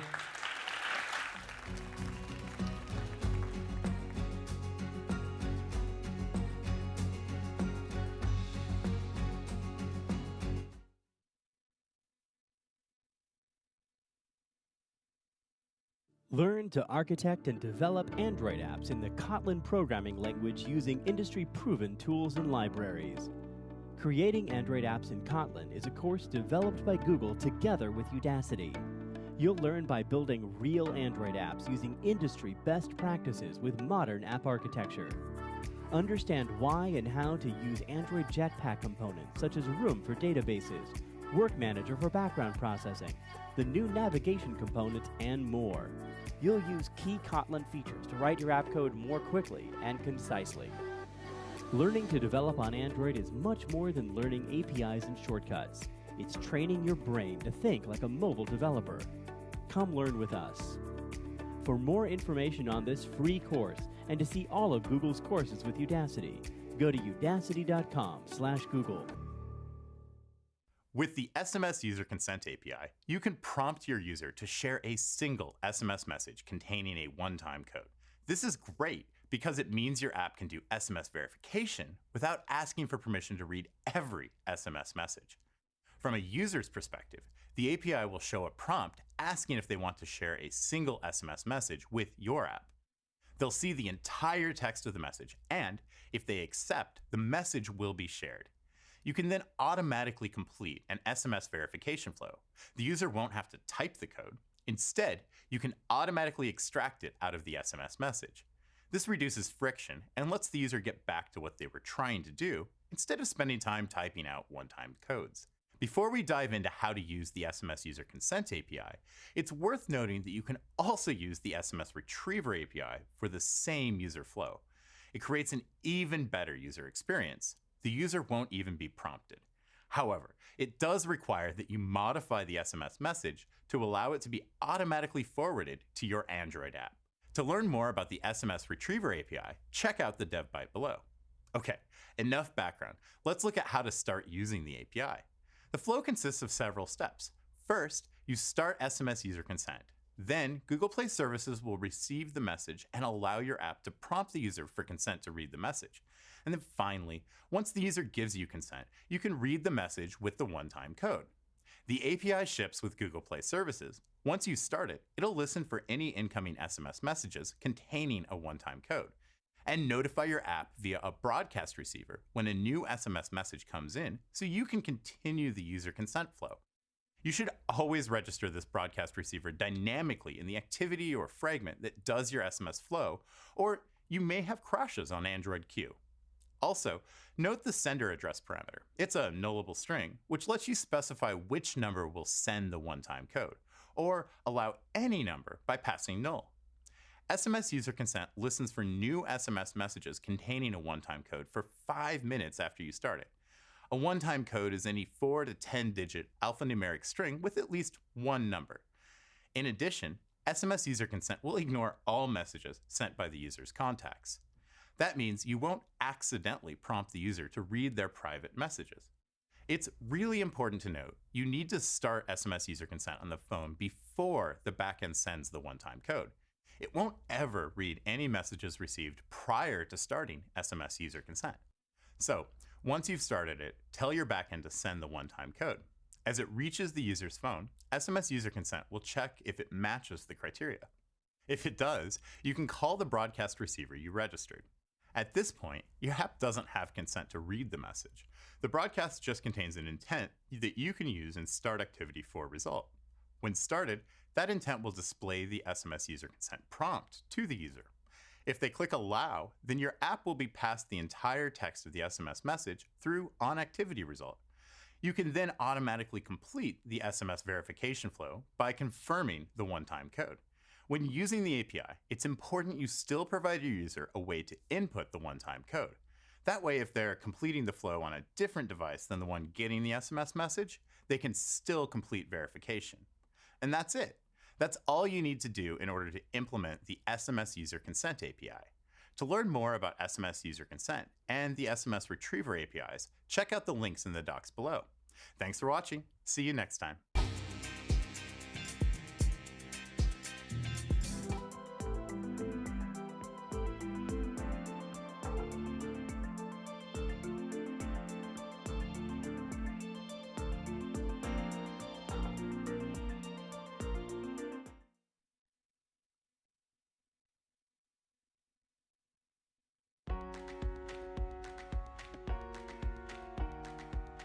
I'm Desmond Wong. My company is The Gentle Bros. We started about 3 years ago.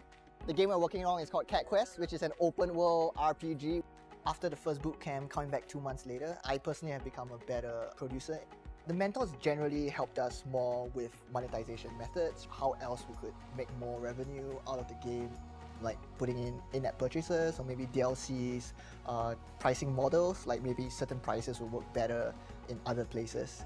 Learning from the mistakes they made, the lessons that they could share was all extremely amazing. Game development is tough, right? But keep at it and you're gonna get there someday. Do not ever give up on your dreams.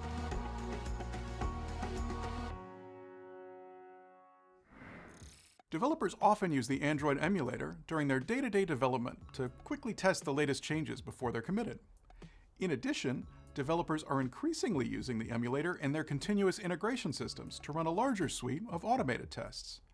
To better support this use case, we're open sourcing the Android emulator container scripts and improving the developer experience around the deployability and debuggability of Android emulator. Head to the post to find out more. Stackdriver has added new log sources through our partnership with Blue Medora and their BindPlane technology, which makes it possible for you to gather Stackdriver metrics across sources, from on-premise and hybrid cloud environments to other clouds and third-party software.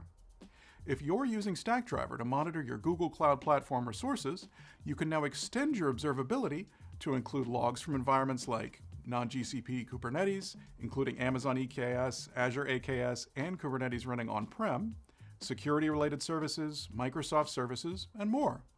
To get started with Stackdriver logging and BindPlane, check out the post. We've introduced a number of enhancements to our Vision AI portfolio. AutoML Vision Edge can now perform object detection as well as image classification, all directly on your Edge device. We've also brought object detection to AutoML Video, enabling it to track the movement of multiple objects between frames. And the Video Intelligence API can now detect, track, and recognize logos of popular businesses and organizations. For more info on these enhancements, check out the post. HTTPS pages commonly suffer from a problem called mixed content, where sub-resources on the page are loaded insecurely over HTTP, threatening users' privacy and security. We recently announced that in a series of steps, starting Chrome 79, Chrome will gradually move to blocking all mixed content by default. This change will improve user privacy and security on the web and present a clearer browser security UX to users. To review the timeline for this change and resources for migrating mixed content to HTTPS, check out the post. Word order and syntactic structure have a large impact on sentence meaning, and the task of identifying whether sentences with high word overlap actually have the same meaning is important to many real-world natural language understanding applications.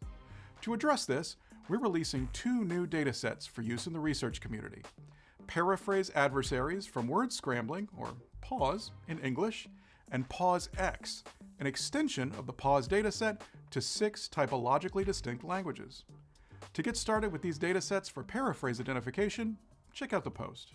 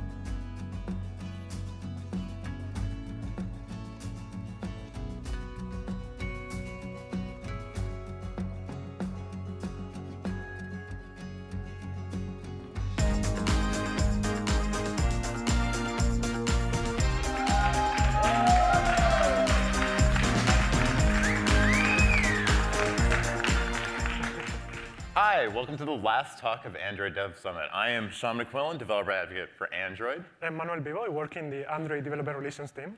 And we're going to be talking to you about testing coroutines. But before we talk about testing coroutines, let's talk a little bit about coroutines. So at I/O, we talked about how we're going to make Android UI coroutines first. And what does that actually mean? Like, what practically does that change about what we're doing while we're building the Android UI toolkit? So fundamentally, what that means is as we're building new APIs for Android, we're going to take a look at whether we can fit coroutines into them and whether that makes sense and provide a good coroutines support for the APIs we're building. We're also, as we build Jetpack libraries, we're going to use coroutines to build those libraries. We're already doing that with some of the Jetpack libraries we're working on now. So you're going to start seeing coroutines shipped in Kotlin first Jetpack libraries. Additionally, we're going to write documentation. I have put documentation up on developer.android.com to explain how to use coroutines and how to use coroutines as architecture components and other parts of Android. So at I/O, we talked about a bunch of different libraries that we're working on. And since then, 4 of them have made it to stable. So that's awesome. So you can use Work Manager, Retrofit, Room, ViewModel, Scope. These all support coroutines out of the box in a stable version.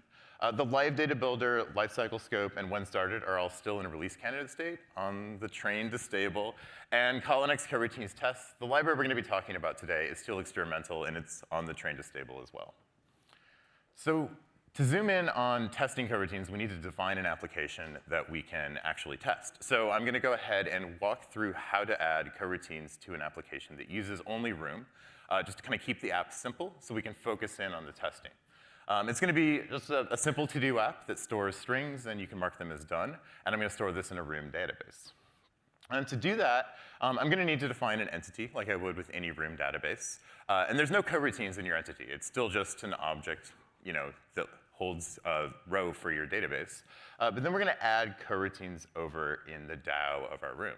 So here we can see where we're going to start integrating coroutines into kind of this Room flow. We're going to go ahead and add a suspend modifier on one of our Room queries. This time we're going to insert it with the add item. And that makes this function main safe. It's now a suspend function, and Room's going to run that query on a background thread. And it's going to run that on a custom dispatcher. It's actually going to be the same executor that Room uses if you use live data.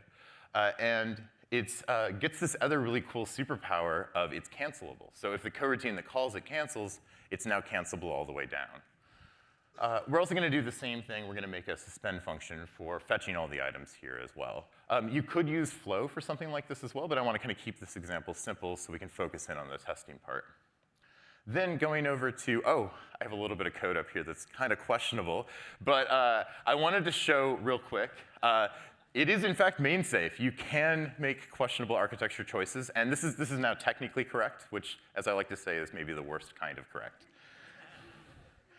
So we're going to go ahead and move on. We're going to make a repository that uses our DAO. So we basically have to now make our first API decision. We have to actually figure out how to use coroutines here. And one option that we have is we can make a suspend function like this. And that's very similar to what we did before. Or we could return a deferred right here. So this is kind of like a promise or a future if you're familiar with that. But basically, it's an object that lets you say, I would like to get the result of this computation later. And these are 2 different ways I could write this API, and I have to make a choice and decide which one I'm going to do here. And if I compare these 2, they're similar in a lot of ways, and there's actually some big differences.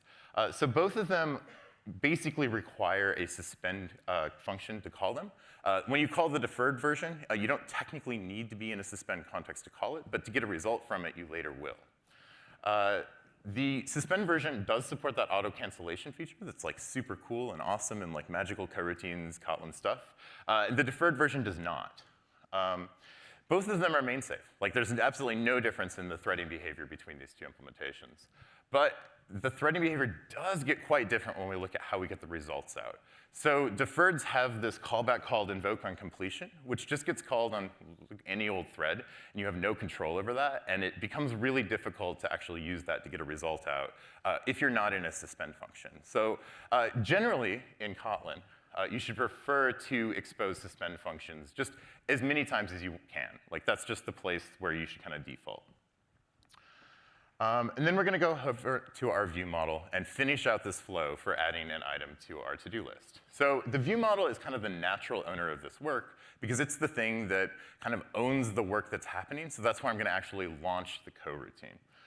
This launch call right here actually creates a new coroutine, which then allows me to call the suspend functions that I just created. And then I can use the result right away right here without having to define a callback, which is kind of like the superpower of coroutines right there. So there's kind of 3 basic rules that we walked through as we were going through that code. So as you're designing code with coroutines, prefer to expose suspend functions as your primitive API choice. Try not to return a bunch of deferreds or build complicated interfaces that are harder than that, unless you have a really good reason to go for other interfaces. Have whatever the natural owner of the work is that kind of contains the life cycle of that work be the thing that launches it. And just kind of learn to trust that main safety is going to work. This is something I've seen a lot of code as people come into coroutines, and they'll start with contexting 5 times on the way to actually calling a database call. It's just trust that it's going to work, and it does. So that's all I really have to talk about for this basic coroutine flow. Now I'm going to pass it over to Manuel, who's going to talk about testing. Thank you, Sean. Testing is an integral part of the app development process, but I don't want to spend that much time about it, so TLDR, test your code. We're going to focus on unit testing in this talk. So how can we define a good unit test? A good unit test should be fast. You shouldn't have to wait for it to fail or pass. And it should be reliable, always give you the same result. Then it should be isolated as well. So execution of unit tests should be independent from each other. And obviously, after the test finishes, no other work should be running. So as we said, we're going to see how to test coroutines and the code that we showed before. So when testing coroutines, I would like to ask yourself, is the test that I'm creating now triggering the execution of a new coroutine? If that's the case, it's because you are likely calling launch or async in code under test. If that's not the case, it's because you are probably testing a suspend function that doesn't create a new coroutine. And if nothing of this happens, you're not testing coroutines, so we are leaving it out. So they broadly fall, a test is broadly going to fall into one of these 2 categories.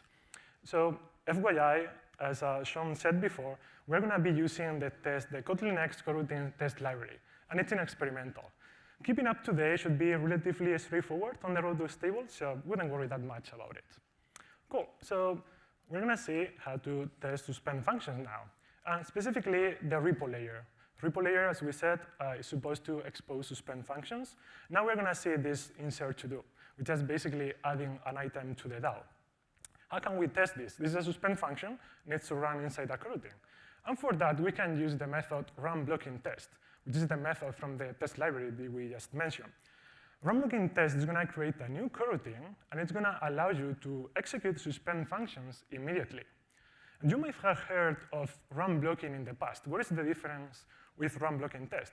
Well, RunBlockingTest is going to skip delays, so you don't have to waste extra time in your tests. How can we use RunBlockingTest in our tests? Basically, you just have to grab your test body inside this method, RunBlockingTest, and that would be it. So if we go through the test, you will see we are creating our subject, our repo. Then we are calling the suspend function insert to do. We can do that because we are inside a coroutine. And now that insert to do function is going to be executed immediately. So therefore, now we can assert that the item was added. That was easy, right? Things get complicated now with tests that are going to trigger new coroutines. So we're going to focus on how to test the view model layer. So now here we have addItem, which is a regular function. It's not a suspend function. That is going to create a new coroutine. This is executed with the view model scope, which actually uses the dispatchers.main as default dispatcher. And here we are just calling, just to simplify everything, calling the repo with a text, something we want to add. Can we use the technique that we just saw before? So just grabbing our test body inside RunBlockingTest. So if you do this, it is going to fail. Why? We're going to see this in a second. So if we had to visualize what's happening in the different threads, you will see that the test body is going to be executed in the test thread. But as soon as you call viewModelScope.launch, that code is going to execute in a different thread. And so the test thread is going to keep on running, and the test assertions are likely going to fail because still other code might be running in other threads. So this is not an option. We cannot use run blocking test as it is. What if we take run blocking test out of the equation, we want to make it simple, and we just wait for something to be there? For example, you can use Mockito await if you're using Mockito or any kind of other testing framework. But here, what we really are doing is that the code is still running, the coroutine code is still running on a different thread. But we are blocking the test thread just to wait for something to be there. So this might be OK in some scenarios, don't get me wrong, but this test doesn't fail fast. And so even if it passes, it is going to add an extra overhead time for every single test that you run. So your test suite is going to be overall slower. So as I said, this is OK, but we can do better. So actually, what we want, it's a test that are going to pass or fail fast. That's clear. And we want them to be deterministic when running coroutines. So we want to remove that randomness from the test to make it reliable. What can we use? So we have a class in the library, which is called test coroutine dispatcher. This is just a regular dispatcher, but it's a fake one. And it's going to allow you to control the execution of the coroutines when you are doing tests. And so how can we use test coroutine dispatcher? We said before that a viewModel scope is using dispatchers.main. So somehow we have to replace it. But to be honest, dispatchers.main is not even available in unit test. So you couldn't use it anyway if you wanted to. And this is because dispatchers.main uses the Android main looper to access some code. And so that's available in instrumentation tests, but not in unit tests. So we need to replace it by a test coroutine dispatcher. How can we do that?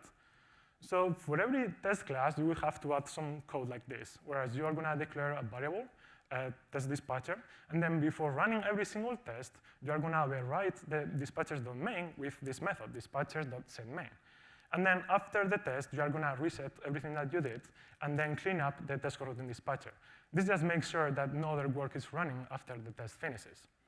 So this is a lot of boilerplate code to add to every single test class. So you can extract this out and put it in a JUnit rule, and then we can have something like this.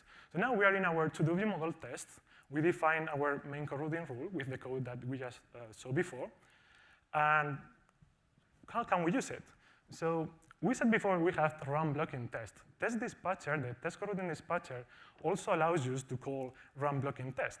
But with the difference that we had before is that now every single coroutine that gets started with this test dispatcher is going to execute immediately. So that's pretty handy for us. So now you can make it shorter if you want don't want that boilerplate code. So you can say coroutine rule run blocking test, create an extension function. Be imaginative, you Kotlin power. You can go crazy with Kyle and make that an apply function right there. Definitely. So yeah, so if we see what's happening now, if we visualize that with the threading that we saw before, you will see that now run blocking test, in reality, it's going to create a new coroutine, and everything is going to be executed there. So this is going to create a new coroutine. The test body is going to get executed. ViewModel scope.launch is going to be executed immediately there. And then by the time the test assertions come, all the work that the coroutine started is finished. So we're good to go. But what if you don't use dispatchers.main? Now imagine that in our viewModel, we want to do some formatting in dispatchers.default just before adding that to the repo. So can we use just the rule run blocking test? You're going to have the same problem. That coroutine is going to be executed in a different thread, and so the test assertions are likely going to fail. And this is because we hard-coded dispatchers.default in the code, and that's not a pretty good practice for testing. So what we recommend is that you should always inject dispatchers. So how can we do that? For example, go and watch the DI talk, a pretty good one. And so in our viewModel, what we can do is that pass a default dispatcher as a parameter. And that default dispatcher later on will be used to execute the viewModel scope launch. And in this case, like obviously in production, you will still be using dispatchers.default. But now in test, what we can do is passing the test dispatcher from the coroutine rule in our viewModel. And if we do this, we will get the expected result. And the coroutine that we started is going to be executed immediately. This is not the only thing you can do with test coroutine dispatcher, and Sean is going to tell you more about it. So I know we're all awaiting the end of this conference, so let's kind of get through this section. But let's see kind of these 3 bullet points that Manuel had earlier, and let's dive into these and talk about some of the features of Test Coroutine Dispatcher and the other parts of the library. So we started with, we want to make tests that run fast. I mean, who loves waiting for long test suites that take half an hour to run? Is that? No, nobody. Oh, whoa, oh, there's a person up there. Yes, one person. We should chat. So yeah, so we all want our test suite to run fast. Like milliseconds is awesome, seconds is good, minutes okay. Like that's what we're aiming for here. And so the big thing that Test Coroutine Dispatcher kind of helps you with here, and run blocking tests kind of work together on this, is it gives you this delay and timeout behavior. So this lets you basically auto-progress time as from your test in the coroutines context. So if there's like a delay or a timeout in your test, you can trigger that immediately or instantly in your test execution instead of having to actually wait a second or 5 seconds for that timeout to happen. In practical test code, this is typically used for testing timeouts. Like that's the reason that you would actually end up calling these functions explicitly. But it's nice to have that feature available. It's also kind of fast from like things that it helps you do as a programmer, because the other cost to writing tests is that you have to write the tests. So one thing that it does is it returns unit, so you can just apply it, say my test equals run blocking test, which is nice because if you use run blocking, it returns the last value of the lambda, and then JUnit4 won't run it. So that's a pretty like nice thing.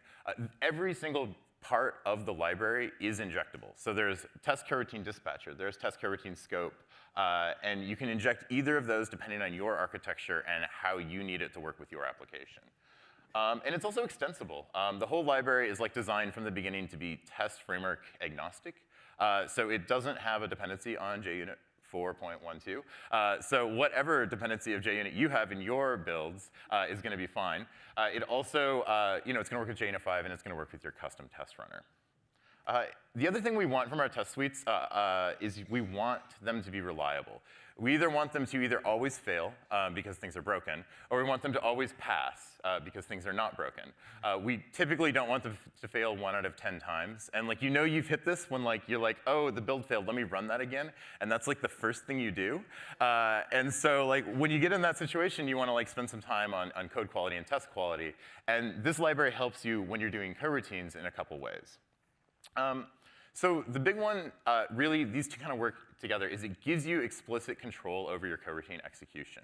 And it does that by like kind of transforming what was fundamentally a very asynchronous activity, running a bunch of things on different threads and joining them all over the place and doing a bunch of concurrency, and turning it into a deterministic process that should execute the same way every single time. And so we can kind of visualize that a little bit, right? So let's imagine this is the order of coroutine execution in one of my tests. So I've written a test using run blocking tests, and the coroutines execute A, then B, then C, then D, then E. Then I check this in, I put it into my continuous integration, and the test runs again and again. And each time it's running this coroutine in the same order. And because it's deterministic, I know that until I either change the code or I change that test, it's going to keep passing, which is lovely because I'm going to only get signals when it fails. If I didn't have deterministic behavior here, I could end up in a situation where, where I ended up getting a different order. And this different order may not work with the assertions I made or the fakes I have or some part of my test code. Because it's test code. I just kind of like put it together. It's not production code. And so it's going to fail, and I'm going to get a flaky build, and I'm just going to hit that rebuild button. And so that's why I prefer determinism when I'm testing concurrency, especially down in that specific level. And then the other big thing for this dispatcher is it's pausable. So this is like a huge thing. So it does this immediate execution, which is very much the exact same thing that dispatchers on confined does. However, since it's pausable, it allows you to basically undo that and like actually execute coroutines in a much more realistic fashion than either one. So immediate execution is awesome for 90–95% of tests that you write, but it's actually an order that can never happen in production. So sometimes you need it to not happen, and that's when you need to pause the dispatcher to write that last 5 or 10% of tests. And then it helps you write isolated tests. And the big thing there is it looks for coroutine leaks at the end of the run blocking test lambda. And if you call that cleanup test coroutine, it's going to go ahead and make sure that you didn't leak a coroutine into your next test suite, which writes to the database, and then your test fails 1 out of 10 times. So it helps you with this situation right there. And it also tries really hard, and not always successfully, but it tries, to put the uncaught exceptions into the test that caused the uncaught exception and cause that test to fail instead of the test suite 1,000 tests later. So go check out Kotlin-X coroutines tests. Coroutines are awesome. We love them on Android. And that's because this graph.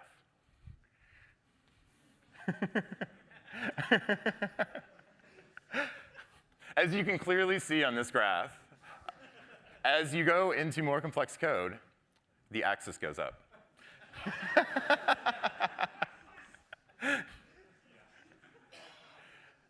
Thanks for coming to Android Dev Summit.